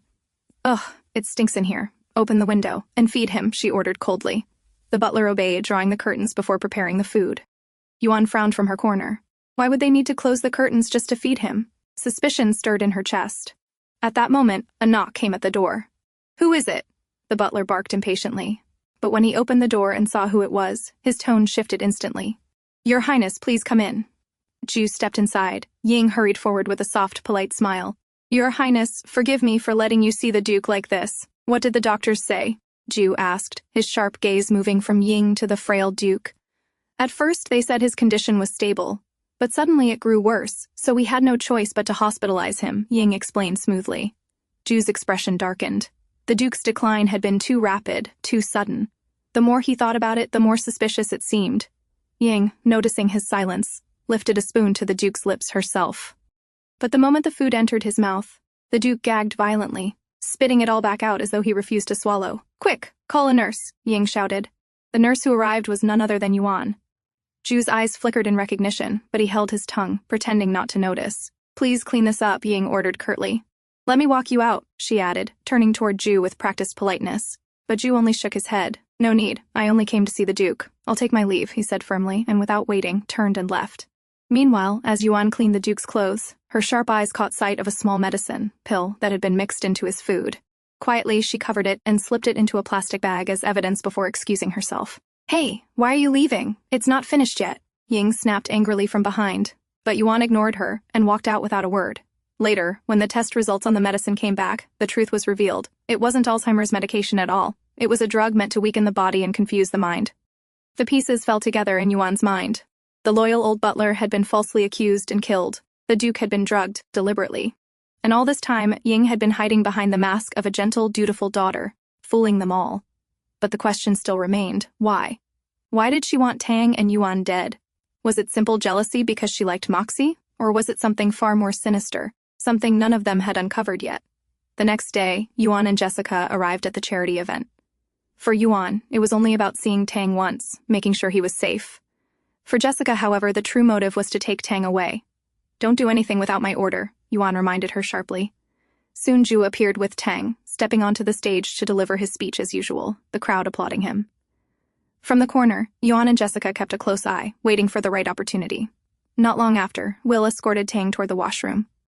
Yuan and Jessica moved at once. Yuan slipped inside to wait for Tang, while Jessica struck at Will outside, creating the distraction. "Run, young Master Tang, run!" Will shouted, dodging Jessica's blow. Tang froze for a moment, frightened, but quickly did as told and sprinted. Before he got too far, a pair of arms caught him. "Let me go," he cried, until a familiar voice called out.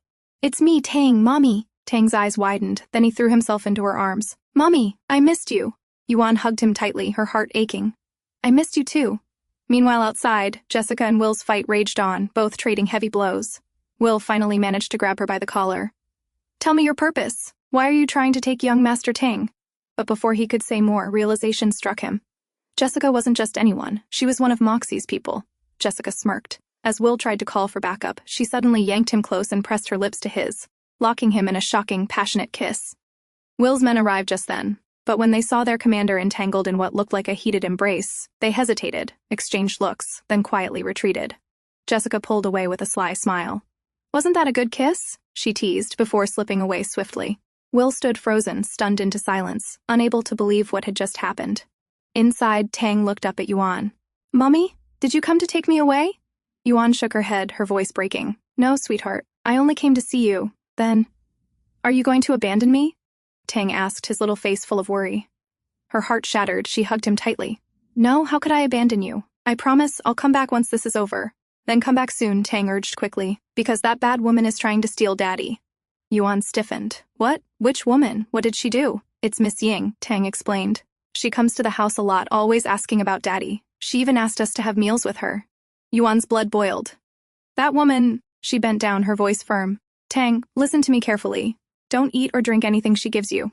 Understand?" Tang nodded obediently. Yuan hugged him tight again. "Also, keep an eye on her and Daddy for me." "I will. But Mommy, can I call you?" Tang asked hopefully. Yuan kissed his forehead. "No, but I'll call you. Wait for my call at 9, okay?" Tang nodded. Yuan gave him one last look, then urged him toward the door. "Now go, and don't tell your father about our meeting." "Okay," Tang promised and slipped outside. Will spotted him and rushed over, relief washing over his face. "Young Master." Tang smiled proudly. "Don't worry, Uncle Will. I hid well." Meanwhile, Yuan felt relieved knowing Tang was now back safely with Will. Now it was her turn to leave as quickly as possible. Pulling her cap low, she made her way toward the exit. But before she could slip away, someone caught her hand and yanked her back against the wall. His lips crashed onto hers in a desperate, hungry kiss, like a man parched for days. Only when he was finally satisfied did Ju pull back, his voice low and rough. "Willing to show up now, huh? If I didn't bring Tang, you wouldn't have come, right?" "Ju, let go," Yuan struggled, trying to break free from his firm grip. "You even snuck into the royal hospital," he pressed, eyes burning into hers. "Now tell me, what are you up to this time?" Yuan said nothing. "Not willing to tell me? No feelings for me, huh?" Ju asked desperately, his tone breaking. "That hurts. Why are you biting me?" Yuan murmured, her voice trembling as his grip tightened. Then, summoning strength, she pushed him away at last and hurried off, leaving Ju standing there. He made no move to stop her again. He hadn't intended to trap her, just to see her. Moments later, he went back to Tang, who ran up happily. "Where were you earlier?" Ju asked gently. "Oh, I hid myself well in a room," Tang replied, remembering his mother's words and keeping her secret. "Did you see anyone?" Ju pressed further. "No," the boy answered quickly. To him, his mother wasn't anyone, so it wasn't really a lie. Ju smirked faintly, recognizing Tang was siding with Yuan. She must have told him, he thought, but he didn't mind. Meanwhile, Yuan returned to the car where Jessica was waiting. "Where is Tang?" Jessica asked. "Oh, I wouldn't have been able to leave if I took him," Yuan said, making an excuse. "It's my fault," Jessica muttered, blaming herself. "I messed up everything. But what happened to your lips?" "Why is there blood?" Yuan asked, noticing the smear. "Oh, it's nothing. I just got hurt," Jessica said quickly, hiding the truth about whose blood it really was. When Yuan returned to Fiesta, Moxie advised her, "You've raised Tang all these years. Why not go the legal way and fight for his custody?" But Yuan had no intention of taking Tang away from Ju. In truth, she only wanted to hear her son's voice. So she made an excuse about being tired, returned to her room, and quietly called Tang. As promised, the little boy was waiting eagerly for her call. "Mommy, I've been sleeping with Daddy since you left," he said excitedly. Relief washed over Yuan. At least in her absence, the bond between father and son was growing stronger. Meanwhile, Will came to inform Ju of an invitation from the daughter of Marquis Smith. Ju nodded. "Go and make arrangements. I will attend the party." Will sighed inwardly. This wasn't a matter the prince should personally handle, but then again, if it was for Miss Gan, who could possibly stop him? That night, Marquis Smith greeted Ju warmly. Ju returned the courtesy, but his true purpose was clear. He had come to see Yuan, and as he expected, he soon found her. But she was not alone. Jessica stood by her side. Ju's eyes darkened. He leaned toward Will. "No matter what it takes, get Jessica away from Yuan." Will felt his stomach sink. He didn't want to cross paths with that woman again after yesterday's stunt, but he couldn't disobey his prince. He hesitated, debating. Should he just walk up and introduce himself? Pretend he had urgent business? He didn't have much time. Ju was already making his way toward Yuan. With no other choice, Will acted fast. He strode up, grabbed Jessica's hand, and swiftly pulled her aside. Startled, Jessica's eyes widened. It was him, the man she had kissed yesterday. "Don't make a scene. Just follow me," Will whispered urgently in her ear before she could react. He dragged her all the way out to the garden. "Hey, what are you doing?" Jessica finally yanked her hand free, glaring at him. I just wanted to tell you," Will stammered, his voice low and awkward, "that your dress looks lovely today." Jessica blinked in shock at his sudden words, utterly thrown off.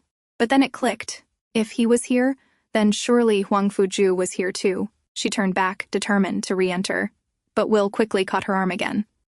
They ended up yanking at each other, their tug-of-war pulling them closer in a way neither expected. On the other side, Ju had Yuan firmly trapped in his arms.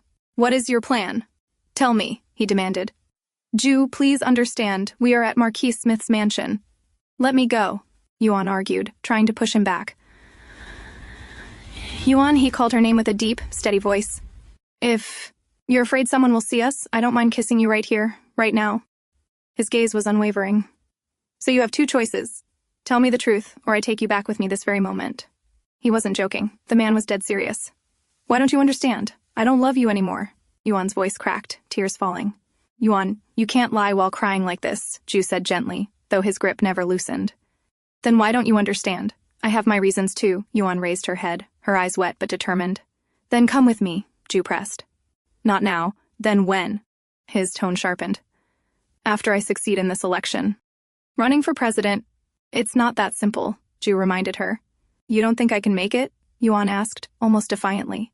"It's not that," Ju softened. "It's just, you'll need a lot of preparation." "This is the last thing I owe Moxie," Yuan said firmly. "After this, we'll be free to go public. And then I can proudly say, I, Gan Yuan, am the only one who can be Huangfu Jue's wife." Her determination struck him silent for a moment. Then Ju pulled her into a tight embrace. "Fine. I'll be there for you. For whatever you want," he promised. Then he drew back, his expression serious. "But I have conditions. First, you stay in touch. I need to know you're safe. Second, if things spiral out of control, you come back with me immediately. And third, don't you ever say again that you don't love me." "Okay, I'll do that." Yuan's lips curved into the faintest smile. "But I also have some good news for you." She leaned closer, whispering into his ear. Then she slowly lifted his hand and placed it over her stomach. It took Ju a second to understand. His eyes widened. "Are you pregnant?" "Yes." Yuan's voice was soft but full of emotion. "We're going to have our second child." Ju froze, stunned. Then, "Can we stay together now?" he asked hopefully. "But you just promised me," Yuan reminded him with a gentle smile. "Trust me, it'll be over soon." He sighed, half frustrated, half overjoyed. "Fine. Then I'll do my best to help you in this campaign. And I'll try not to clash openly with Moxie." Meanwhile, outside, Jessica was still entangled in her struggle with Will. She had taken control over the fight, pinning him back, but in the scuffle her dress tore, revealing her bare legs. "Hey, where are you looking?" she snapped, quickly covering herself, cheeks flushing as she realized where his eyes had darted. Will didn't answer. Instead, he seized the chance, slipping free from her hold. Before running off, he yanked off his jacket and tossed it at her. "Keep it. You'll need it," he muttered before disappearing into the crowd. Jessica cursed under her breath but hurriedly tied the jacket around her waist. Just then, Yuan returned. "Where were you? Are you all right?" Jessica asked quickly, masking her fluster. "I'm fine," Yuan said softly. Then she noticed the jacket. "But what happened to you?" Jessica gave a quick, casual smile. "Oh, it's nothing. Just a little accident. Ruined my dress." On the other side, when Will returned to Ju, Annie, Marquis Smith's daughter, was present. Ju tried to excuse himself, but she quickly stopped him. "Your Highness, please wait. I just wanted to talk about the campaign," she said softly. Ju hesitated, but finally nodded. If he wanted to gather information and help Yuan, then this conversation could be useful. "My father wants me to run for the presidency," Annie continued, her voice careful. "So I wanted to ask for your opinion, since you have more experience." That statement shocked Ju. "You're going to run for the campaign?" he asked. "Yes. Although we haven't announced it publicly yet." She tilted her head, her eyes searching his face. "Why? Do you think I wouldn't make a good president?" Ju's brows furrowed. It wasn't that at all. In fact, she would be a strong competitor. For years, Annie had been actively working alongside her father, gaining political experience and influence. With Marquis Smith's support, her chances were real. "Oh, I absolutely believe you can make it," Ju finally said with a polite, assured smile. "I wish you the best, and I hope we can cooperate successfully in the future." With that, he excused himself and walked away.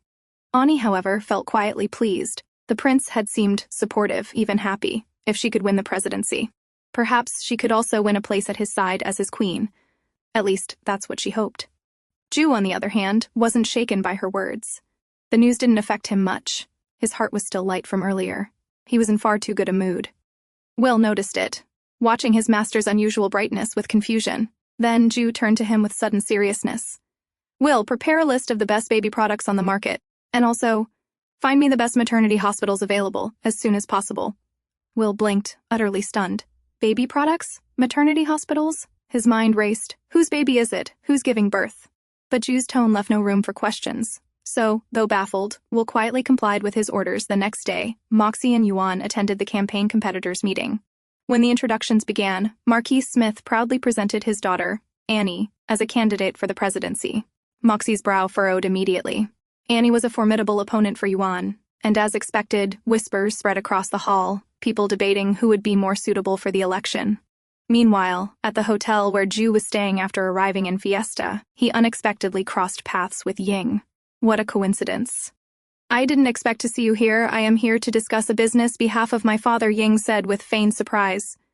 "I wish you a good stay," Ju replied curtly, acknowledging her without warmth. Ying smiled sweetly, echoing the sentiment before walking away. The moment she was gone, Ju turned to Will. "Find out why she's here," he ordered. Will nodded, then added, "Lately, Miss Gan's reputation has been improving. She's been participating in public welfare activities, and if it continues like this, she'll gain even more support." Ju nodded firmly. "Then push this news more strongly. I want it everywhere." On the other side, Moxie's and Yuan's childhood caretaker arrived holding the tray, her voice trembling with worry. "Young master, you should tell Yuan about your illness. She has a right to know." Moxie's expression turned cold. "It's not time yet. I know what I'm doing." But the old lady didn't back down. "And what about when you can no longer manage by yourself? Have you thought about how she'll feel when she finds out the truth later?" Before Moxie could answer, Yuan's voice drifted from behind them. "What are you two talking about?" Both froze. Moxie quickly straightened, masking his unease. "Nothing. I just saw your show. It was good." He diverted the topic smoothly. Yuan smiled faintly. "Thanks, but it's all thanks to you." Gratitude lingered in her tone, then a flicker of worry crossed her face. "Moxie, what if I lose?" Moxie snapped his gaze toward her, eyes burning with fierce conviction. "You won't. It's only you who deserves that place. I'm sure you won't let me down." His tone was sharp, almost commanding, as if failure wasn't even an option. Yuan blinked, startled by the intensity of his words. Why was he so certain? Why did it sound less like encouragement and more like desperation? Before she could ask, Moxie's face paled. "I'll excuse myself," he muttered, leaving the room. Once out of sight, his chest tightened brutally. He staggered against the wall, clutching it with white-knuckled fingers. His breath came in short gasps until he pulled out a small vial, swallowing a pill with urgency. The pain dulled, but only slightly. It was too early for his time to end. He gritted his teeth, forcing himself upright. I must hold on. As the election drew closer, various public events were held. Yuan attended them with Moxie, but today's venue was near the presidential palace. As she arrived, Yuan froze. Something about the place felt strangely familiar. The sight triggered fragments of memories buried deep in her mind. "Gaia, are you all right?" Moxie asked, noticing her dazed expression. "Oh, yes, I'm fine," Yuan quickly replied, snapping back to her senses. The party began inside, filled with laughter and music. Suddenly, Tang tugged on his mother's dress. "Won't you dance with Daddy?" he asked earnestly, looking up at her with bright eyes. "Sweetie, Mommy is a little tired. I don't feel like dancing today," Yuan lied gently. But Tang persisted. His pleading eyes turned toward both his parents. Ju and Yuan exchanged a long glance, silently debating. In the end, neither could resist their son's insistence. With no choice, they both accompanied the little one to the dance floor. As soon as they stepped together, whispers rose again. The sight of the prince, Yuan, and Tang together stirred rumors. People murmured that they must have reconciled. Ani's face darkened instantly. If this continued, she risked losing not only the election, but also Huangfu Jue. Determined, she made her move. "Prince, may I have the first dance with you?" she asked with a poised smile. Before Ju could answer, Tang cut in sharply. "No." Annie forced a smile. "Why not, young master?" she asked sweetly. "Because my father already has his partner, and that's my mommy," Tang declared proudly, pointing straight at Yuan. The room went quiet. "Are you here to steal my father, too?" Tang added, his little voice filled with indignation. "Oh no, young master," Ani stammered, her composure slipping. I was only hoping for a dance, that's all. But you shouldn't ask a man with a partner to be your dance partner," Tang said firmly, pointing to his father with his tiny finger. Gasps and murmurs rippled through the crowd. Annie's smile faltered. Seeing the situation escalate, Moxie quickly stepped forward. "Yuan, let me introduce you to some people," he said, smoothly taking her away before things grew worse. Tang's eyes filled with tears as he saw his mother walking away again. "Mommy!" he cried out, calling for her. But surrounded by so many people, Yuan couldn't turn back. She forced herself to keep walking at Moxie's side, though every step felt heavier than the last. Later, as Yuan sat with Moxie, her mind raced. She and Ju hadn't told Tang about their plan, so the little boy's anxious face lingered in her heart. The thought of him being confused and worried made Yuan uneasy. "Don't worry," Moxie said, sliding a cup of coffee toward her. "I'll help you take him back, from Huangfu Jue." But Yuan couldn't shake the memory of Tang's sad expression. She stood abruptly. "It's not that easy, Moxie. Huangfu Jue will never let you take him. And if you try to hurt them in any way, then I'll quit. Everything." Moxie's brows knit together. "You lied to me, Gaia?" he asked slowly. This time, Yuan didn't hide. She lifted her chin, meeting his gaze. "You know what I've always wanted," she said. "To live with the people I love. I want Tang to grow up in a warm family, not the cold one we did. But you never cared about what I felt. You only ever tried to control my life." Moxie stiffened, but Yuan pressed on. "You kept saying you loved me most. I trusted you. I did everything you asked. But then, I met someone who showed me love and respect. I became obsessed with him. And because of your mission, I lost him. Even if our statuses didn't match, I was so confused back then. I wanted to ask for your help, but then I remembered what you did to the man who betrayed you. You burned his whole house, with him inside." Her voice broke. "I was terrified. I was afraid of you. That's why I hid all these years." Moxie stared at her as though he didn't recognize the woman before him. "You're afraid of me?" he asked, his voice low, uncertain. "Yes," Yuan admitted, her eyes glistening. "Afraid for myself, afraid for my child. But at the same time, you're my only family. I never wanted us to be enemies." Her voice grew heavy, trembling with the weight of years. She turned to leave, but stopped in the doorway. "But listen carefully. Don't meddle in my life anymore. Don't hurt my child, don't hurt my man." "Gaia," Moxie called out. She spun around sharply. "Not Gaia. Call me Gan Yuan from now on." Then she walked out without looking back. The truth hit Moxie like a blade. His chest ached. He clutched at it as though it might split apart. His assistant hurried forward, steadying him. "Do you all think I'm really that autocratic?" Moxie asked hoarsely.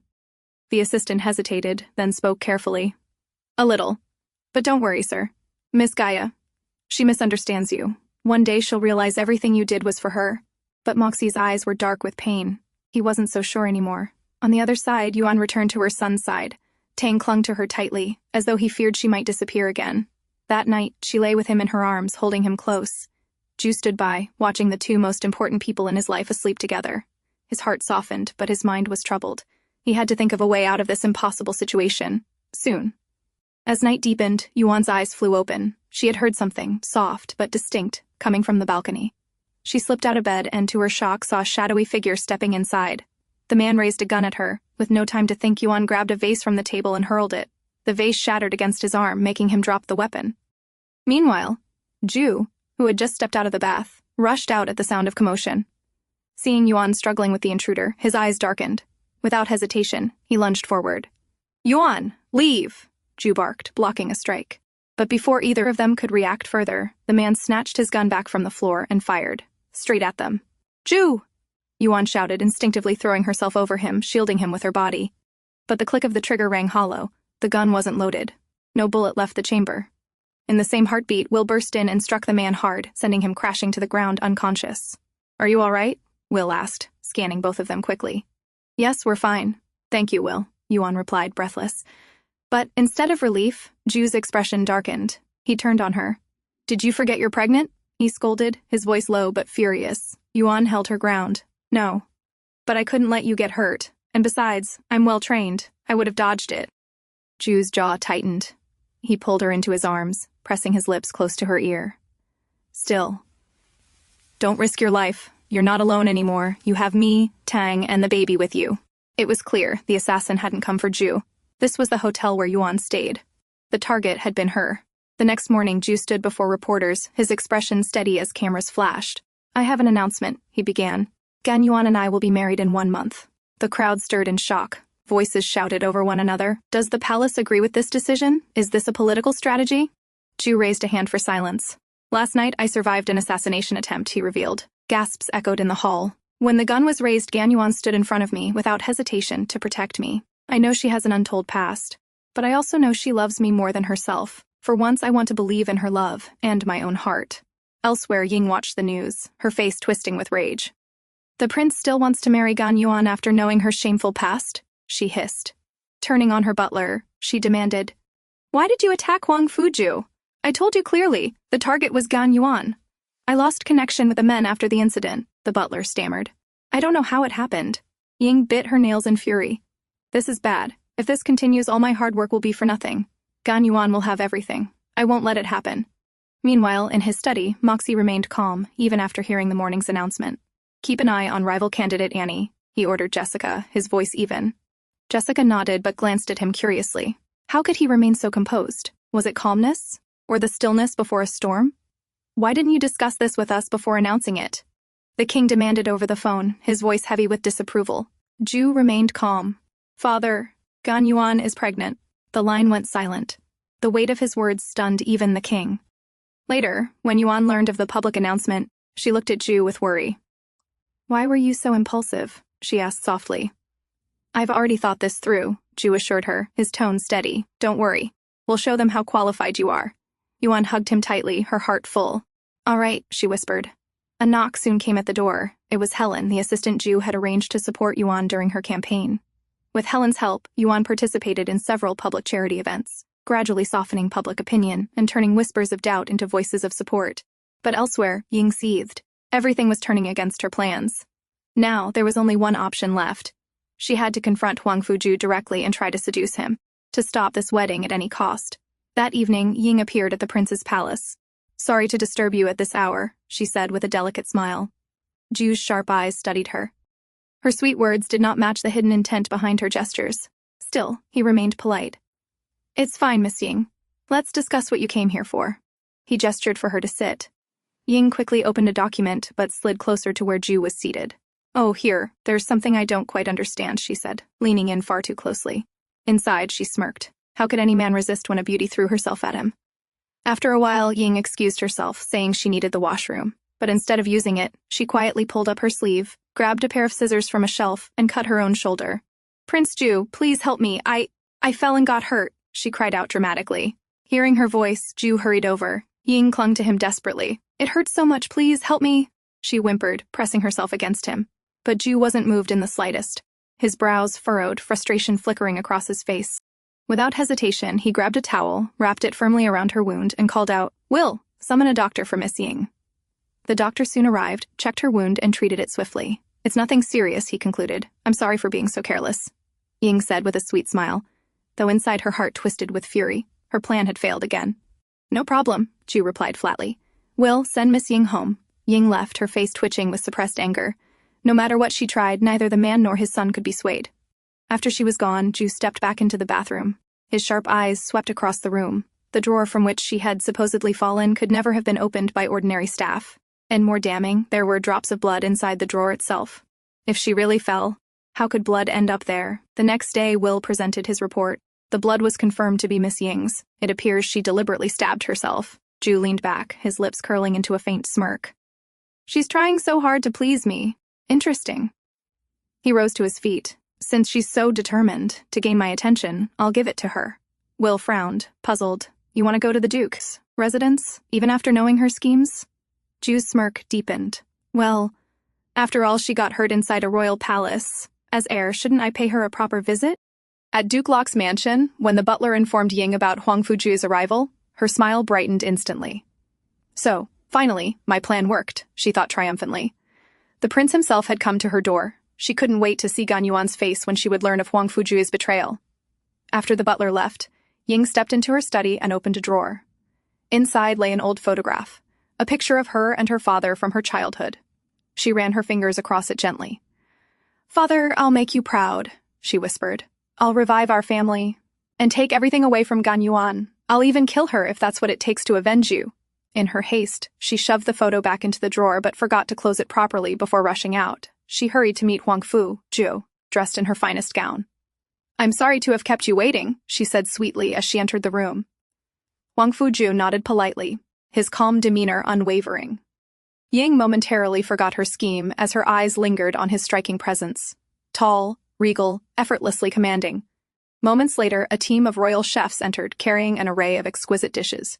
Jue gestured toward the table. "You were injured under my watch," he said, his tone courteous but distant. "So I thought it only right to show my sincerity."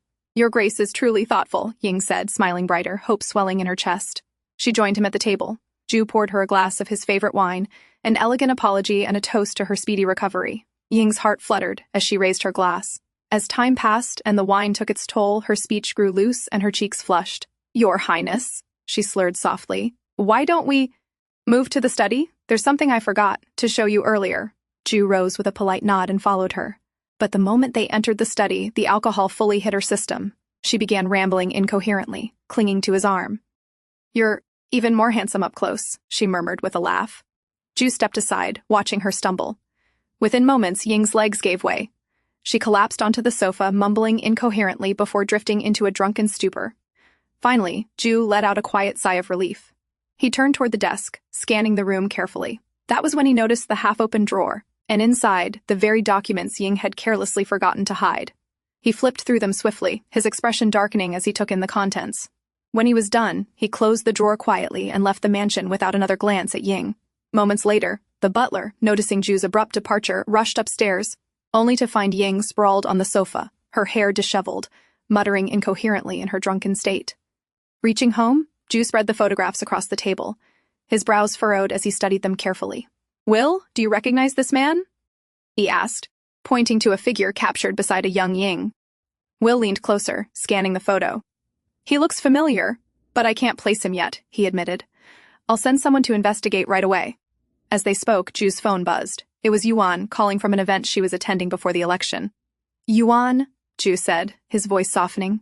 "You were right about Ying, her involvement in Duke Locke's declining health. It's confirmed, and I also found some pictures connected to her." Yuan's tone tightened. "So it really was her," she murmured, unaware that at that very moment, someone was keeping track of her every move. "She's about to head up," Ani whispered into her phone elsewhere, a sly smirk curving her lips. "Get ready with our plan." Inside Yuan's event hall, a man approached her holding a beautiful bouquet. "For you, Miss Gan," he said politely. Yuan smiled faintly, accepting the flowers, but when she noticed a small folded letter hidden among them, her expression changed. She opened it and read, "Meet me at the rooftop." At the bottom was Moxie's signature, or at least something that looked like it. Yuan's eyes narrowed. "This handwriting, it's off." Just then her phone rang. It was Moxie. "Gaia, I just received an invitation to meet you," he said. "What?" "I got one too," Yuan replied quickly. Her suspicion deepened.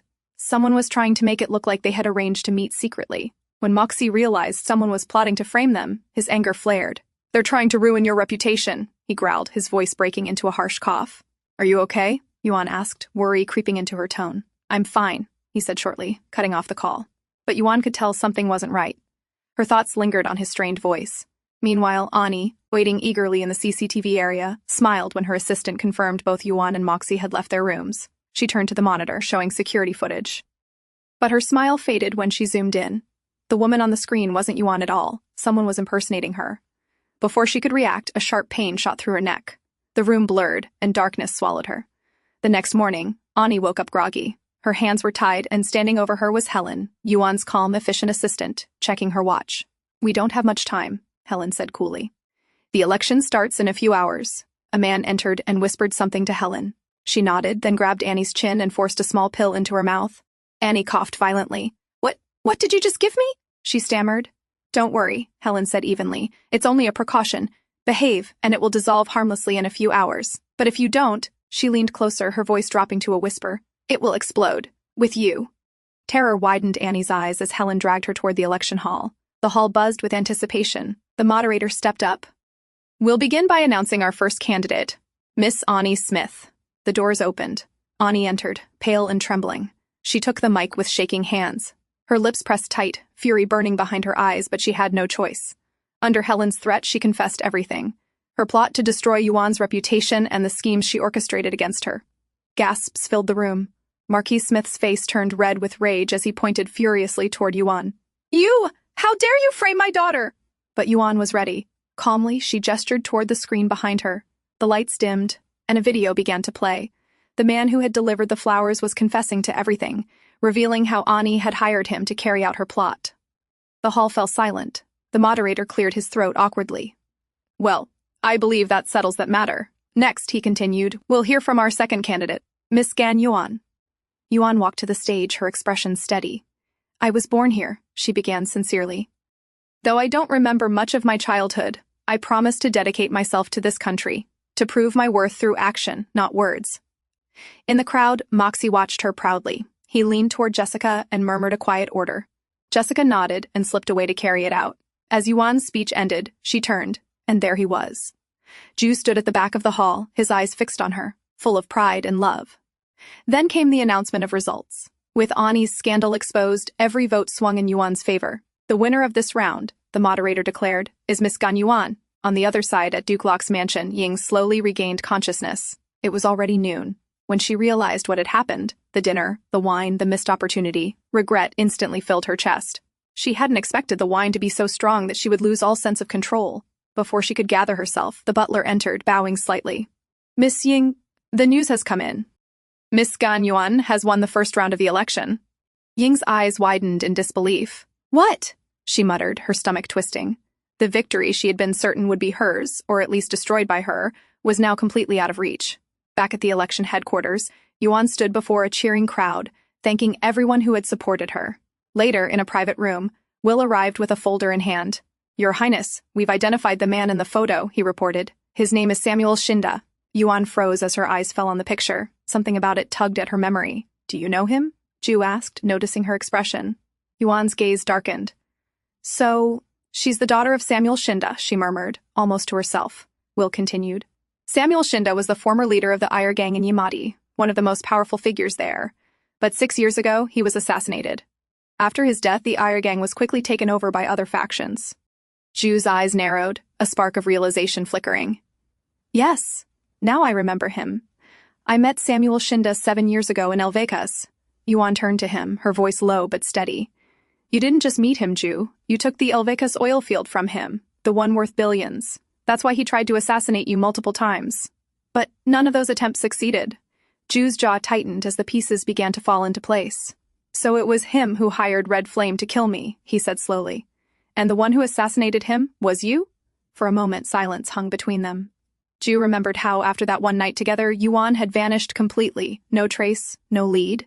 It was as if she had disappeared into thin air. Until that day, the day she reappeared and took a bullet meant for him. Why? He asked quietly, pain threading through his words. Why didn't you ever tell me? Yuan lowered her eyes. It was all in the past. There's no point in bringing it back now. I'm just happy you're alive. Jue stepped forward, pulling her into his arms. I'm sorry for not being there for you, he whispered, his voice thick with regret.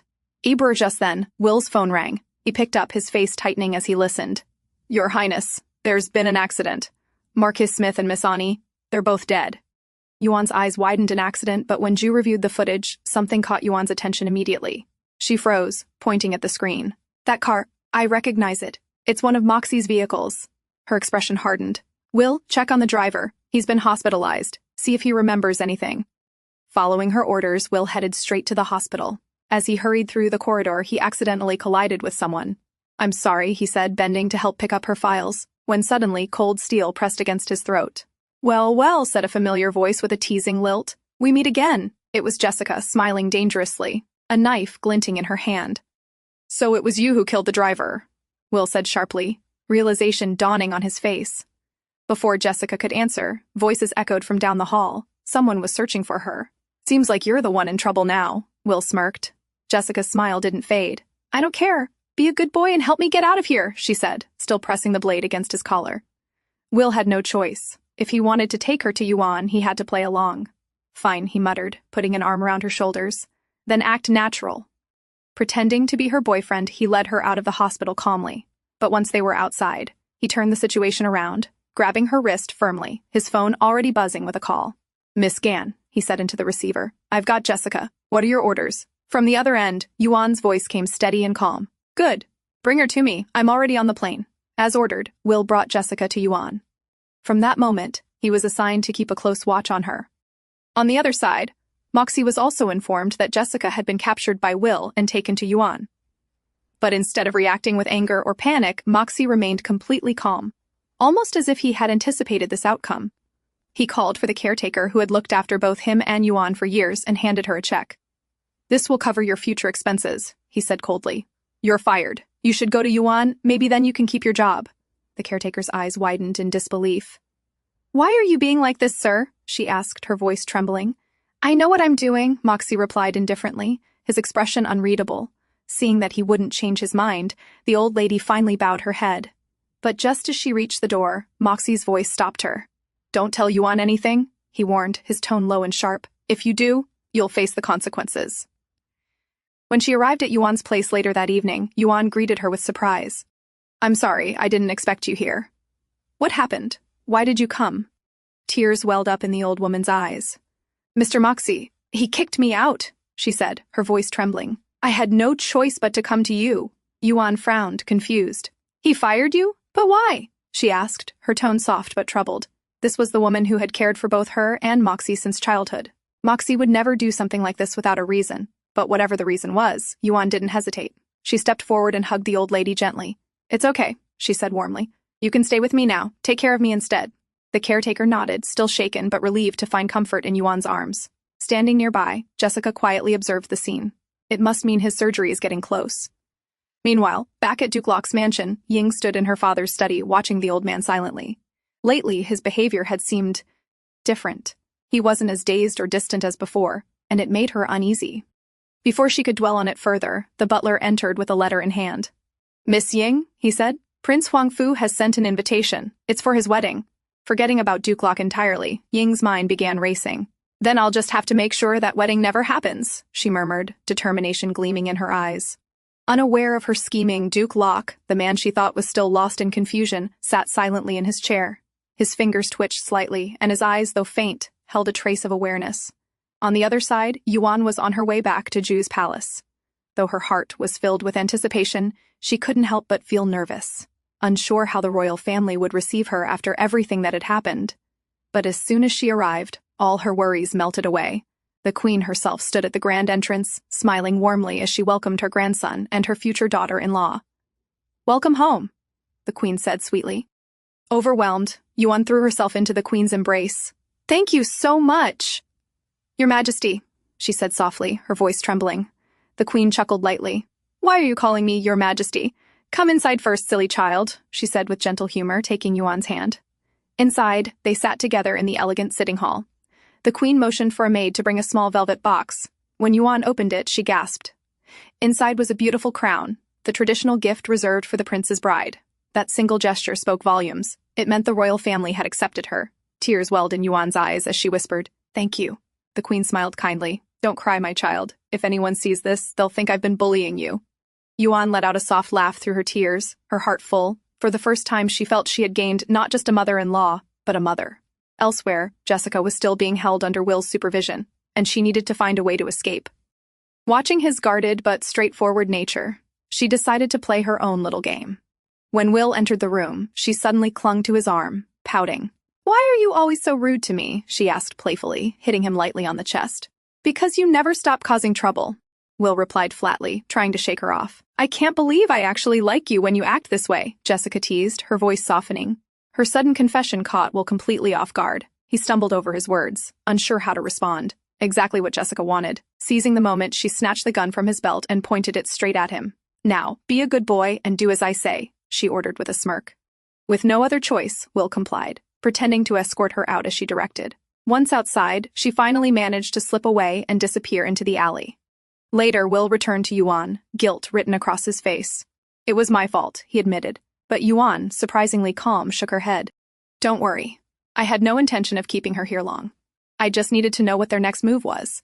And whatever Moxie did, I know, deep down, it was to protect me. Hebrew. Meanwhile, Jessica returned to Moxie. I'm sorry, she said quietly, for getting captured. Moxie didn't respond to that. Instead, he gestured toward the table. Let's have a drink. Surprised, Jessica nodded and took a sip. After a moment, Moxie asked evenly, How long have you been serving me? For more than 4 years, she replied sincerely. And I'll never forget the day I met you. Then, Moxie said, looking directly into her eyes, does that mean you'd do anything for me? Jessica hesitated only for a moment before nodding. Yes. Then tomorrow, he said quietly, you'll go back to Gaia. From now on, you'll serve her the same way you've served me. Jessica blinked, taken aback. You don't need me anymore? She asked, a hint of hurt in her voice. Moxie gave a faint smile. Jessica, you've never let me down. That's exactly why I'm asking this of you. Protect her, on my behalf. Realization flickered across Jessica's face. So that's it. He's preparing for the worst, she thought. All right, she said finally. I'll do as you ask. But tell me one thing. Why? She betrayed you, yet you're still trying to protect her. Why? Moxie turned away, his tone soft but heavy. Because when my father passed away, I promised I'd protect her. But I may not have much time left to keep that promise. His hand rested against his chest as he spoke. It's already a miracle that a man born with a cardiac defect has survived this long. Jessica froze, piecing it all together. So, Miss Gaia's parents founded that charitable foundation for her, and you were the first beneficiary? Moxie nodded slowly. Yes, it's because of their help that I'm alive today. Jessica's expression softened. After a quiet pause, she said, All right, I'll do what you asked. Not because Miss Gaia comes from some noble family, but because it's your wish. Moxie's eyes widened slightly at her loyalty. His voice dropped to a rare whisper. Thank you. The next day, as ordered, Jessica came to Yuan and swore her oath to serve her. But it wasn't just any oath. It was the Red Flame member's oath, the kind of vow that bound someone for life. Yuan's brows furrowed as she watched Jessica kneel. Something didn't feel right. Jessica, Yuan said firmly, I need a reason first. Why are you suddenly here? Why leave Moxie to serve me? Jessica lowered her gaze.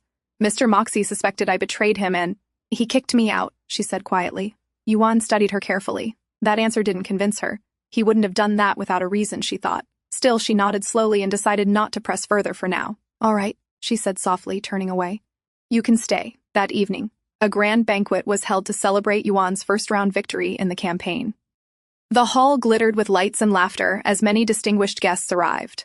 Among them, Ying, radiant and calculating as ever, and Moxie, whose calm demeanor hid the storm inside him.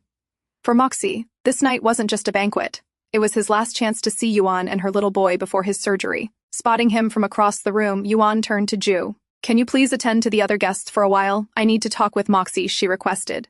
Ju frowned, clearly reluctant to let her go, but seeing the sincerity in her eyes, he finally nodded. All right, he said, though the hesitation in his voice lingered. Meanwhile, on the other side of the hall, Tang spotted Moxie first. Welcome, Uncle Moxie, he said cheerfully, running over. Moxie bent down to his level, his eyes softening. This is for you, he said, handing Tang a small wrapped gift. Thank you. Tang beamed and began to unwrap it immediately, but Moxie gently placed a hand over his. Open it when you're alone, he advised with a small smile. Tang blinked, then nodded obediently. Okay, I will, he promised, before passing the gift to Will to hold and heading off with him. As they walked, Will couldn't shake off the unease gnawing at him. Why was Moxie here, and why did Jessica return all of a sudden? It all seemed too coincidental. His suspicions grew when Jessica appeared again out of nowhere, smiling as she handed Tang a drink. Here, young master, you must be thirsty, she said sweetly. Before Tang could take a sip, Will swiftly grabbed the can, his instincts screaming that something wasn't right. Jessica's expression hardened. What are you doing? That's what I should be asking you, Will shot back. The tension flared instantly. Within seconds, they were in a scuffle, Jessica trying to retrieve the glass, Will blocking her every move. Tang stood behind them, eyes wide in confusion. Just then, Tang's phone rang. It was Helen. Tang, her voice came through urgently. Run, get out of there, now! Before he could even understand what she meant, a hand suddenly clamped over his mouth, pressing a cloth against his face. His small body went limp, and within moments, he lost consciousness. By the time Will and Jessica noticed, Tang was already gone. On the other side, after Tang left, Yuan approached her brother, determined to clear the doubts that had been haunting her. "How are you doing lately?" she asked cautiously. Moxie gave a small laugh. "As you can see, I'm doing just fine," he replied nonchalantly. But Yuan wasn't fooled. Her anger flared as she grabbed him by the collar of his suit. "How long are you going to keep hiding the truth? Just stop playing games, Moxie. Tell me, is there something wrong with you?" she demanded. For a moment, Moxie looked genuinely surprised, speechless even. Then, unexpectedly, he laughed, a hollow, bitter laugh that echoed through the hall. "How naive of you," he said finally, brushing her hands off his suit. "As I've always said, you're weak, too emotional." His expression turned cold, the warmth from his eyes completely gone. "And don't forget, a person who betrayed her family for love can never regain my trust." With those icy words, he turned and walked away, leaving Yuan frozen in place. Moxie exited the banquet hall altogether and sat alone in his car. His head throbbed. The earlier confrontation had shaken him. The guilt of lying to his Gaia pressed down like a weight on his chest. Inside, Ying was still chasing after Ju, refusing to let go of her obsession. "Prince Ju, I'm truly sorry for that night," she said, forcing an apologetic smile. Ju regarded her coolly. After a long silence, he said calmly, "I was angry, but there's nothing more to discuss." With that, he turned to leave, but Ying wasn't ready to give up. "Prince Ju, wait!" she called, running after him. In her hurry, her heel caught on the carpet, and she fell hard onto the floor. The butler rushed over. "Miss Ying, should I call a doctor?" he asked urgently. Before Ju could respond, a cold voice came from behind them. "There's no need to call a doctor. You can just inform the Duke instead." Everyone froze. Ying's eyes widened when she turned and saw the figure looking straight at her. Duke Locke himself, fully conscious and aware. "Dad," she stammered, her face pale. "Don't call me Dad," the old man roared, his voice trembling with fury. Ying fell to her knees, clutching his leg. "Please, please forgive me," she cried, tears streaming down her face. But her cries found no sympathy in the room. Seeing her desperate pleas were useless, she broke down completely and began to confess everything she had done. Yet even as she spoke, her tone carried no regret, only bitterness. Suddenly, Will burst into the room, panic written all over his face. "Prince! Young Master Tang is missing!" he shouted. The room plunged into chaos.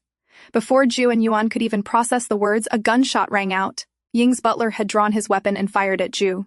The bullet missed, grazing the wall. "Get down!" Will yelled, firing back. His shot hit the butler squarely, and the man fell before he could escape. But Ying didn't stop.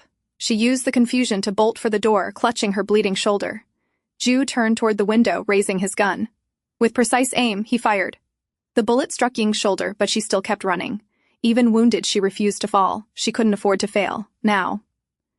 Back inside, Ju replayed the security footage, scanning every frame until he found what he was looking for. "There," he said, his eyes narrowing. "A new security recruit named Sam. He's missing too, and he was last seen with Tang." Meanwhile, Yuan opened the gift box Moxie had left earlier for Tang, the one he told him to open when alone. Inside were stacks of official documents, property deeds, and transfer papers. All of Moxie's assets, every single one, had been transferred to Tang's name. Yuan's breath caught. Her hands trembled as she stared at the papers. "No," she whispered. Why would he do this unless there was only one explanation? Moxie was in serious danger. On the other side, Ying, who had run away earlier, made her way to a drugstore. But before she could go inside, a group of men arrived and grabbed her, carrying her away as a hostage. Jessica also informed Moxie about Tang's disappearance just as he was preparing to leave for his surgery. "By tomorrow, we'll find him. Prince Ju's people are also searching, so please proceed with the surgery," his assistant advised. "Cancel it," Moxie ordered without a moment's hesitation, his voice firm as he made his decision. After meeting Jessica and learning what had happened at the banquet after he left, Moxie reached only one conclusion. Ying hadn't planned what occurred, which meant Tang and Ying's disappearance must have been caused by someone else. On the other side, Ju had come to the same realization after discovering that Ying had suddenly vanished. To confirm his suspicion, one of his men brought in a report on Sam, the new security guard. Every record he had provided was fake, and no one knew his real identity. At the mansion, Will regretfully informed Yuan that there was still no trace of Tang. Yuan's heart sank, and after a long pause, she made up her mind. "Cancel the presidential campaign," she said quietly. But before anyone could respond, another voice came from behind her. "No need. We stick to the original plan." It was Ju. He walked closer, his tone steady. "If our enemy is someone who's recently taken an interest in us, then it's connected to the election. Pulling out now will only make things worse." Seeing his determination, Yuan steadied herself. With Ju's reassurance that he would find Tang no matter what, she clenched her fists and nodded. "All right," she said softly. "Then we'll continue." Later, while Ju sat in his study, he received an invitation from General Patton.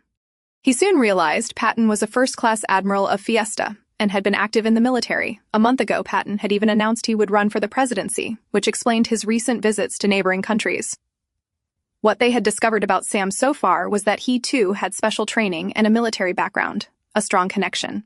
Because Patton was a rival of Gan Yuan, there was a chance this man could be behind Tang's disappearance, so Ju decided to accept the invitation. In Patton's personal aircraft, the general scoffed while watching Yuan's live speech. A young woman relying on her man to climb to power, he snorted. A young man entered.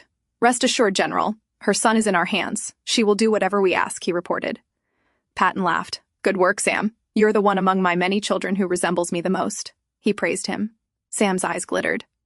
So you'll accept me publicly? He asked, excited. Patton replied, There's no rush. If Huangfu Jue discovers our relationship now, it will be a problem. We'll wait until the election is secure. Sam took his seat.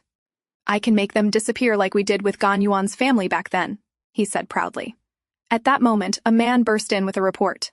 Huangfu Jue has sealed off the airport. What should we do? Patton ordered calmly, land somewhere else. Disembark first, head northwest, and keep a close eye on that woman. I don't want her ruining my plan. At Moxie's side, he gazed down at the report in his hand. Say what you found, he ordered quietly. His assistant stepped forward. We've identified the man behind young Master Tang's abduction. His name is Sam. He appears to be connected to General Patton, the man currently running for the presidency of Fiesta. Moxie's brows furrowed. He was an alumnus of King Gula's academy? He asked in surprise. Jessica nodded. Yes, he was King Gula's classmate. Because the king trusted him, he handed command of the army to him. But Patton betrayed that trust. He withheld support at a critical time, and that's what allowed the rebels to overthrow the throne. Moxie listened in silence, his expression darkening. If what he was hearing was true, then he had far more to settle with this General Patton than he'd imagined. On Ju's side, his men reported, from surveillance, 2 cars left the small private airfield. It should be Sam. However, General Patton didn't disembark. Ju nodded slightly, then called Yuan to inform her about the general's role in Tang's abduction. Yuan listened carefully, her mind analyzing fast. If this is related to the election, then Tang should be safe for now. They won't risk harming him until it's over, she reasoned. Just be careful, Ju. Don't let them lure you in. I'll continue with the meetings as planned. Eberk. Meanwhile, Ying regained consciousness inside a moving car. Her head throbbed as she blinked, realizing she was in Fiesta, and that Tang was sitting beside her, guarded by a man up front. Who are you? She demanded. The man glanced at her through the mirror, his tone proud. I'm the one who's going to dominate this country. Ying's gaze drifted out the window. Her eyes widened as she recognized the palace outside. It was the same place she'd seen in the old photograph of Yuan's childhood. Moxie kept that photo for years. That means this place must be tied to Gan Yuan. Her mind raced. The rumors had always said all 4 members of King Gula's royal family had died. But what if the princess had survived? And if she had, she would be the same age as Gan Yuan. Her eyes moved slowly toward the boy beside her. Tang. What a lucky child, she thought bitterly. A prince for a father from Albaidi and a princess for a mother from Fiesta. Her expression darkened. Then what will Gan Yuan do when she finds out her precious son is about to be executed? Moxie's assistant returned with new information. Sam was an illegitimate child of Patton, and 2 cars had been dispatched from Patton's side. Although Patton himself hadn't disembarked, that suggested Tang would be in one of those cars. Moxie asked, where was Sam stationed before resigning? Because that was likely where Sam would hide Tang. As night deepened, Ju arrived at the base with his men. He divided his team to cover every direction and ordered them to find Tang. He reminded them that one team would destroy the base if needed, and another would secure the helicopter for extraction. Everyone scattered. Ju also gave the order to finish anyone who resisted once they got a clue about Tang's whereabouts. During a skirmish, Ju discovered that one of the men fighting against him was Moxie. Both were shocked, but they soon realized their goals were the same. Tang isn't in that direction. I'll take the left, Moxie said in a hurry. Ju nodded in understanding. I'll take the right then. Inside the camp, Ying put her own plan into motion. She had secured an access card for the floor, where Tang might be, and made her way there. Outside, Ju found a clue that Tang was on the 3rd floor and informed his man, who was with Jessica, since their objectives now coincided. Ju's and Moxie's teams coordinated. Prepare the helicopter, they'll soon find the young master, the man suggested. Jessica nodded and informed Moxie about Tang's whereabouts. Sam was informed of the intrusion and was furious. He knew the child was the most valuable asset right now, so he ordered his men to capture Tang first. Ying entered the room where Tang was being held. Why are you here? The guard asked. "Oh, the commander asked me to take Tang to him," Ying said sweetly. Tang, hearing the voice of the woman he feared, realized her intention to harm him and prepared himself. As soon as Ying stepped in, Tang attacked with whatever he could find. "You little brat, I will make sure to finish you," Ying hissed, gritting her teeth, but her foot slipped in water and she fell hard. Tang seized the chance and ran outside. Luckily, he found Jue there. "Daddy!" he cried. Ying was right behind him and grabbed a gun, aiming at the pair. But before she could shoot, another gunshot rang out, and she dropped her weapon. Moxie had arrived just in time. "Ying is heading east, search for her," he ordered his men, then turned to Jue. The blood on Moxie's shoulder made Jue worry, but Moxie sighed in relief when he realized it was only a graze, otherwise his sister would break down if anything happened to him. "Let's hurry before this place blows," Moxie said. Jue nodded, scooped Tang into his arms, and they ran. Moxie suddenly felt nauseous and began to wobble. "Hey, are you all right?" Jue asked. "I'm fine. You two just leave, I'll cover you," Moxie said in a low voice. Jue's brow creased. Moxie didn't sound well. Jue looked around, then handed Tang to Moxie. "Take him away from here. I'll cover you. My men will arrive soon," Jue said. "No, you should go," Moxie argued. "Just shut up and go." "I don't owe anyone," Jue snapped before heading forward. Seeing Moxie frozen, Jue glanced back and ordered again. "Go, or you'll be responsible if anything happens to Tang." Moxie fought his way through the guards, clearing a path until he finally made it out of the base with Tang in his arms. As soon as they reached outside, Paul pulled up in a car. "Get in!" he shouted. Moxie hurriedly placed Tang inside and climbed in after him, but before the door even closed, Sam and his men appeared, guns blazing. Bullets shattered the windows. Moxie shielded Tang, and though both of them escaped injury, Paul was hit badly, blood pouring from his shoulder. Moments later, Jue arrived, covering them with rapid gunfire. He stormed forward, eyes burning with rage. "Huangfu Jue!" Sam yelled from across the field, laughing coldly. "Don't worry, after I kill you, I'll take good care of your woman." Jue's jaw tightened, fury rising in his veins. If Sam hadn't mentioned Yuan, he might have left him to the soldiers, but not now. With a silent step forward, Jue lunged, tackling Sam to the ground. "You're not even worthy to say her name," Jue growled, his knife flashing in the dim light. In one swift motion, he slit Sam's throat. "Now you won't ever utter it again," he muttered coldly before walking away. Once Tang was secured, Jue's team detonated the explosives, destroying the base. They pulled Jue into the helicopter, but as soon as he got in, he realized Moxie and Tang weren't there. "Turn back," he ordered. Jessica stopped him, trying to reach Moxie through the comms. "Moxie, where are you?" she asked. A small voice answered instead. "This is Tang." Jue's heart jolted. "Tang, where are you? Tell Daddy. We're in a car. Someone's chasing us." The boy's voice cut off as the signal died. Jue's eyes hardened. "Turn around. Get back to the gate, now," he commanded. Abrick. Meanwhile, after Paul was shot, he forced himself out of the car, yelling, "Go!" Moxie kept driving, still being pursued. He couldn't shake the cars behind them, so he came up with a desperate plan. "Tang, put on this bulletproof vest," he ordered quickly. The boy obeyed without question. Moxie gripped the wheel, made a sharp turn, then wrapped Tang tightly in his arms and jumped from the vehicle just seconds before it collided head-on with the car chasing them. The explosion lit up the night, but there were still men alive, running toward them. Moxie fought fiercely, cutting them down one after another, but a bullet found its mark, hitting him in the side. He staggered but didn't stop until every last man was down. Then his strength finally gave out. "Uncle Moxie!" Tang cried, kneeling beside him. Through fading vision, Moxie saw a younger image of Yuan anxiously looking at him. "When you see your mom, tell her I'm sorry," he whispered weakly. "And the password for the USB I gave you is her name, Gaia Gula." His voice faded as he lost consciousness. "Uncle Moxie, please wake up!" Tang shouted, shaking him. But when there was no response, he wiped his tears away. He couldn't give up. He had to save him. Elsewhere, Yuan stood with her gun pointed at General Patton. "Where is my son?" she demanded coldly. Patton raised his hands, smirking faintly. The election wasn't over yet, and he couldn't afford chaos. "Let's talk," he said. In the forest, Tang gathered torn fabric and used Moxie's lighter to start a small fire, keeping him warm.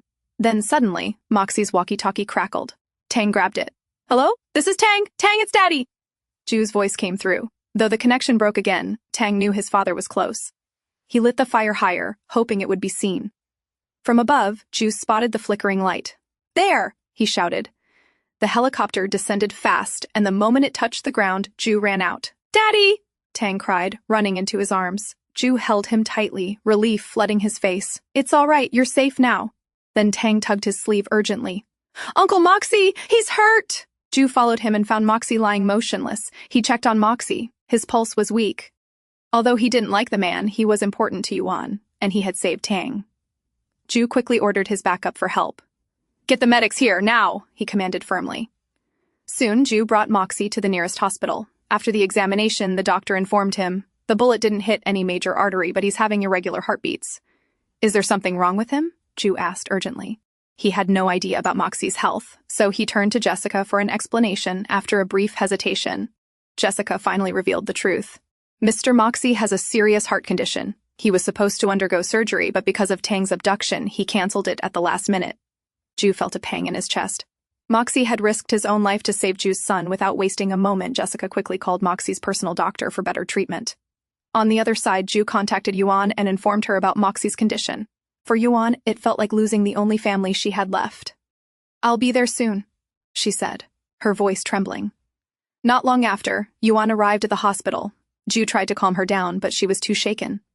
When the doctor came out, his words made the situation even worse. The patient needs a heart transplant. We must find a perfect match as soon as possible. Everyone began scrambling for solutions. Abe made several urgent calls, while Yuan reached out through her own connections, searching worldwide for a match. But finding one on such short notice seemed impossible. Standing outside Moxie's room, Yuan whispered, half angry, half heartbroken, "Why didn't you tell me earlier?" Just then, someone tugged on her dress. It was Tang. "Mommy," he said softly, "Uncle Moxie told me to say sorry to you, and he said the password for his drive is your name, Gaia Gula." Yuan froze. That name, that surname, she had heard it before. Gula, the royal family of Fiesta. Without wasting a second, Yuan rushed to find the USB drive Moxie had left and entered the password. Inside, she found a document. A birth certificate for Gaia Gula. Her eyes widened. If what Moxie said was true, then she was the princess of Fiesta all along. But how could that be? The entire Gula royal family had supposedly perished years ago during the coup. She clicked further and found an old childhood photograph of the princess. It looked exactly like her. The truth began to settle in. Then she found a video. As she played it, her stepfather's voice filled the room. "Happy 18th birthday, my child. I may not be there with you by then. This may come as a surprise, but I want to give you the truth as my gift. You are Gaia Gula. I owe you an apology. I arrived too late that night and was only able to save you. I hid this truth to protect you from danger. As for revenge, I've already identified and dealt with 2 of the 4 masterminds behind the coup. Promise me, Gaia, that one day you will reclaim everything that belongs to the Gula family. I have already discussed this with Moxie. He will assist you. And remember, Gaia, you must find your happiness." Everything suddenly made sense. Why Moxie had pushed her so hard to run for the presidency. It wasn't just ambition, it was destiny. After learning the truth, Yuan immediately told Jue everything about her real identity. But there was a second problem. General Patton had fled to the northwest with the current president and was now threatening the government. To take control of the situation, Yuan needed to prove her royal lineage to gain the trust of both the officials and the public. However, she had no solid evidence except Moxie's words and the documents from the drive. Jue advised calmly, "Go ahead with your meeting. I'll arrange for Will to conduct a DNA test comparing you with surviving royal relatives. We'll get the proof you need." Following his advice, Yuan attended the council meeting. But there, several members objected to her involvement. "You're not yet the elected president," one of them said coldly. "It's best if you stay out of Fiesta's internal matters." No one wanted a young woman, especially one without verified royal proof, to interfere. Yuan's position seemed hopeless until Jue entered the room, holding a sealed report. He placed it on the table and said firmly, "This test confirms that Miss Gan Yuan is Princess Gaia Gula, the last surviving member of the royal family." A murmur spread across the hall. With the DNA proof verified, and as per the special law of Fiesta, any surviving royal family member had the right to reclaim control in a national emergency. Later that day, Yuan appeared before the public for the first time as Princess Gaia Gula. Her calm presence and heartfelt words reassured the people, and the once chaotic nation began to settle. Meanwhile, in the hospital, after a long struggle, the doctors finally found a matching donor for Moxie's heart. The surgery was successful. After so many dark days, it was the first truly good news for everyone. Yuan rushed to his room as soon as he regained consciousness. Standing by his bedside, she whispered softly, "I won't disappoint you, Moxie, so please, stay with me." Moxie, too weak to speak, blinked in response. Relief filled Yuan's eyes as tears welled up. "Don't cry," Moxie said in a faint voice. She quickly wiped her tears and smiled. "I'm not crying. I'm just happy." Moxie smiled faintly back, watching her expression with quiet warmth. Everything had finally settled, except for one last problem. General Patton. He was still threatening Yuan, using the legal authority he had seized by kidnapping the president. Yuan knew Patton was no longer in a position to intimidate her, but she couldn't risk any innocent lives. So she agreed to meet him, but with caution. Jue refused to let her go alone. He accompanied her, along with Abe and a team stationed nearby for backup. When they arrived, Patton smirked, arrogance dripping from his voice. "Princess Gaia, if you wish to avoid unnecessary bloodshed, you'll sign this agreement," he said, sliding a document toward her. "My terms are simple. You step down, and I take control." Yuan calmly glanced at the paper, then met his eyes. "If you expect me to sign something that would endanger my people, General, then perhaps you're the one who isn't thinking clearly." Patton's jaw tightened. "Lady, are you even hearing yourself? You're in no position to make demands," he barked, his voice echoing in the hall. But Yuan wasn't stalling out of fear. She was buying time. As she continued to argue, Abe discreetly checked his communicator. A message flashed across the screen. "The president has been rescued." Jue caught Abe's subtle nod and gave his men a silent signal. Within moments, armed units surrounded the hall. Before Patton could react, soldiers stormed in, disarming his guards and capturing him. His fury turned to disbelief as Jue stepped forward. "It's over, General," Jue said coldly. Patton's arrogance finally crumbled, his threats silenced. The long conflict had come to its end as Princess Gaia announced it to her people. A month later, Moxie and Yuan walked together through the palace garden. "Congratulations, Princess," Moxie said with a gentle smile. "I couldn't have done it without you," Yuan replied, her tone warm with gratitude. "I'm planning to return tomorrow," Moxie said calmly after a pause. "And I've also decided to disband the Red Flame group." Yuan stopped, startled by the sudden announcement. "What?" she asked in disbelief. But Moxie only chuckled, walking a few steps ahead. "Don't worry, I just want to live a life I can talk about proudly. When your baby grows up and asks what his uncle does, I'd like to answer without hesitation that I run a legitimate business." Yuan smiled softly, her eyes glistening. "All right," she said with quiet determination. "Let's do that." As they talked, Moxie heard the sound of footsteps approaching. He turned slightly, smirking. "I should go. If I stay longer, that man of yours might come down here just to beat me up." Yuan laughed and waved. "Okay, brother. Enjoy yourself. I won't disturb you." Moxie raised a hand to his chest as he walked away, feeling the steady beat of his newly healed heart. The old him had never allowed himself to rest, but now, with this second chance at life, he intended to make the most of it. By the end of the month, the royal wedding took place, just as Jue had announced. It was a grand celebration. Tang, along with his grandparents, arrived at the venue carrying the rings. The hall was filled with dignitaries and guests, all gathered to witness the long-awaited union of the prince and the princess. Jue, dressed in a white suit with golden embroidery, stood proudly at the altar. From the opposite side of the aisle, Yuan entered, her hand gently resting on Moxie's arm. "Feeling nervous?" Moxie asked with a teasing smile. Yuan glanced at him, slightly flustered. "Yes. A little. It just feels strange." "Don't worry," Moxie said, his eyes settling on the groom ahead. "He's worth having, my sister." Yuan smiled warmly. "That's the highest praise you've ever given him," she whispered, amused. Her gaze lifted to Jue, the man she had once lost and now was about to marry. Everything they had gone through, the separation, the battles, the years apart, felt distant now. From this day on, she knew they would face everything together. At the altar, Moxie placed Yuan's hand into Jue's. "I entrust Gaia to you," he said solemnly. "Take good care of her." "I promise," Jue replied softly, his grip firm and steady. Together, they stood before the bishop, reciting their vows. When the ceremony reached its end, the bishop smiled. "I now pronounce you husband and wife. You may kiss the bride." Jue gently lifted her veil, meeting her eyes. "I look forward to our future," Yuan whispered. "Me too, my dear wife," Jue replied, before leaning in to claim her lips in a tender kiss. His long, restless search for his bride had finally come to an end. And that's a wrap. Thanks for watching. Don't forget to like and share your thoughts in the comments. If you enjoyed this and want to be part of our growing community, hit join to support the channel. Take care and see you soon.